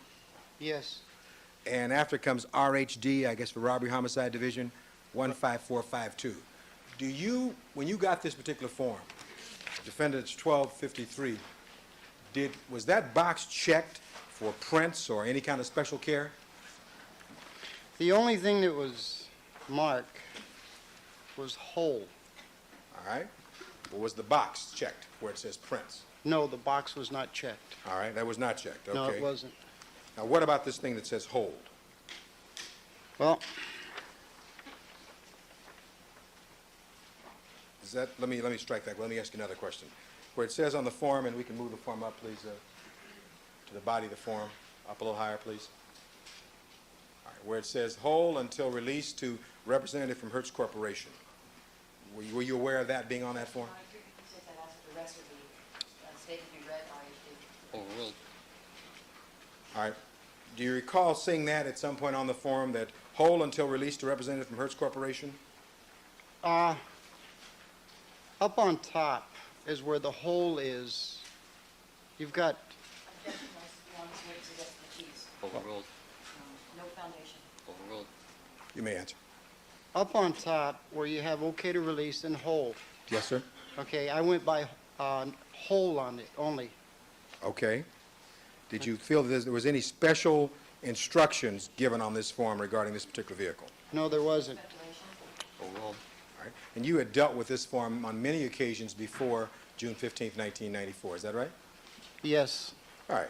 So, as I understand it, you were just about to ask you at some point prior to leaving the location of the print shed, you had occasion to observe this particular vehicle. Is that correct? That's correct, yes. And in observing it, I believe you described that you got inside the vehicle. Is that correct? Yes, I did. Describe for the ladies and gentlemen of the jury what you did when you got inside this vehicle. When I brought the vehicle out, Objection, non-responsive. Overruled. when I got the vehicle out, I pulled it out from the print shed. I checked for the steering wheel to see that it was properly locked. I also, I believe, I checked the emergency brake. Then I proceeded and I put the straps on the vehicle to tow it away. All right, now, when you checked for the steering wheel, you were inside the vehicle. Is that correct? That's correct. You saw the steering wheel, did you? Yes. You see any blood on that steering wheel at all? No, I didn't. Did you, when you were inside that vehicle, did you have occasion to look around the inside of that vehicle, Mr. Mraz? Yes. Did you see any blood on the inside of that vehicle at that time? I didn't see any blood at all. Did you look inside that vehicle specifically to see if you could see any blood inside the vehicle? Not till I got to the yard. So when you were first in there, you didn't look, but when you got to the yard, you drove it to a yard, did you? I towed it to the yard. All right. When you were at the print shed, when you first looked at the steering column, you didn't see any blood, right? I didn't see any. All I right. didn't see any at the print shed. All right. And after you got the car in position to tow it, you then towed it somewhere. Is that correct? Yes, I did. And that's, would I be correct in assuming that you hooked your vehicle to the back of it and towed it that way? Towed it from the rear, yes. From the rear. And where did you tow the vehicle to? Towed the car to 1155 West Temple. And what's located at 1155 West Temple? That is a police impound yard, and that is Vertel's Automotive. And how far is that from 150 North San Pedro? I would say half a mile, maybe less. Okay, so More. how long did it take you to get there? 10 minutes. All right, now, so you drove to Vertel's yard, is that correct? Yes. And as you got there, did you become aware of any media or any attention regarding this particular vehicle? I was followed by the news people when I got to First and Los Angeles Street. I stopped and I asked them not to follow me. Okay, they were following you? Yes. Do you have an idea so the jury can get an idea how many vehicles are? There was only one vehicle. It was a van. All right. And did they stop you? Did they follow you at that point, or did they stop? I stopped because I got the light and I got out of the truck. I walked over to them. I says, "Would you please not follow me?" All right. And Did they adhere to that? Did they stop following you? Did they stop following you at that point? they followed me up to Temple. All right. And from Now, once you got to Vertel's, tell us what you did at that point. all the employees at Vertel's were waiting there for me. And when you say waiting, what was that? Why were they waiting for you? Well, I'd radio that I was in tow with O.J. Simpson's car. And when you say all the employees are waiting for you, how many employees were there waiting for you at that time? I couldn't give you the exact count on that. Could have been 10 employees there at that time. 10? Yes. Do they have some particular interest in this vehicle? Yes. Okay, when you pulled into the yard at some point? Yes, I did. And what'd you do when you pulled inside? I pulled in and I backed up into one of the stalls that was there. And which stall did you back into, if you know? Well, the main lot. And, okay, and was there a number to that particular stall? Well, the main lot is called T3. Okay, and is that a secure lot at all? No, it's not a secure lot. It's an open lot. All right, so you backed the car up and put it in T3, an open lot? Yes. All right. At some point, did you unhook this particular vehicle? Yes, I did. All right. And did you have occasion to get back inside that vehicle again? Yes, I did. When you got back inside that vehicle, Mr. Mraz, did you get a chance to look inside specifically to see if there was any blood inside that vehicle? Yes, I did. And what did you notice, if anything, at that point? I didn't see any blood. Now, you told us that that vehicle was coming from the print shed. Did you see any evidence as though the inside of that vehicle had been printed with any dark print powder at all? Car was not printed. And how do you know it wasn't printed? Well, through the years, I'm familiar with the print that they put on these vehicles. It's either gray or black that's put on these vehicles, and there was none of that on it. And are you saying there was none of that inside the vehicle? Inside or around the car. And you looked, did you? Yes, I did. Now, these other employees, these 10 or so employees of Vertel's who were interested in this vehicle, did they at any point come toward the vehicle once you arrived there? They were curious. They come over to start looking at the vehicle? Yes. Yeah, this might be a good point at this point. All right, ladies and gentlemen, as far as the jury is concerned, we're going to take our recess for the afternoon. I have a few matters I need to take up with the lawyers, so we're going to stop now at 5 o'clock. Please remember all my admonitions to you. Don't discuss the case amongst yourselves, form any opinions about the case, conduct any deliberations until the matter has been submitted to you, or allow anybody to communicate with you. As far as the jury is concerned, we'll stand in recess until 9 o'clock. Mr. Mraz, you're ordered to come back tomorrow morning at 9 o'clock. All right, let's clear the jury, and then we'll resume.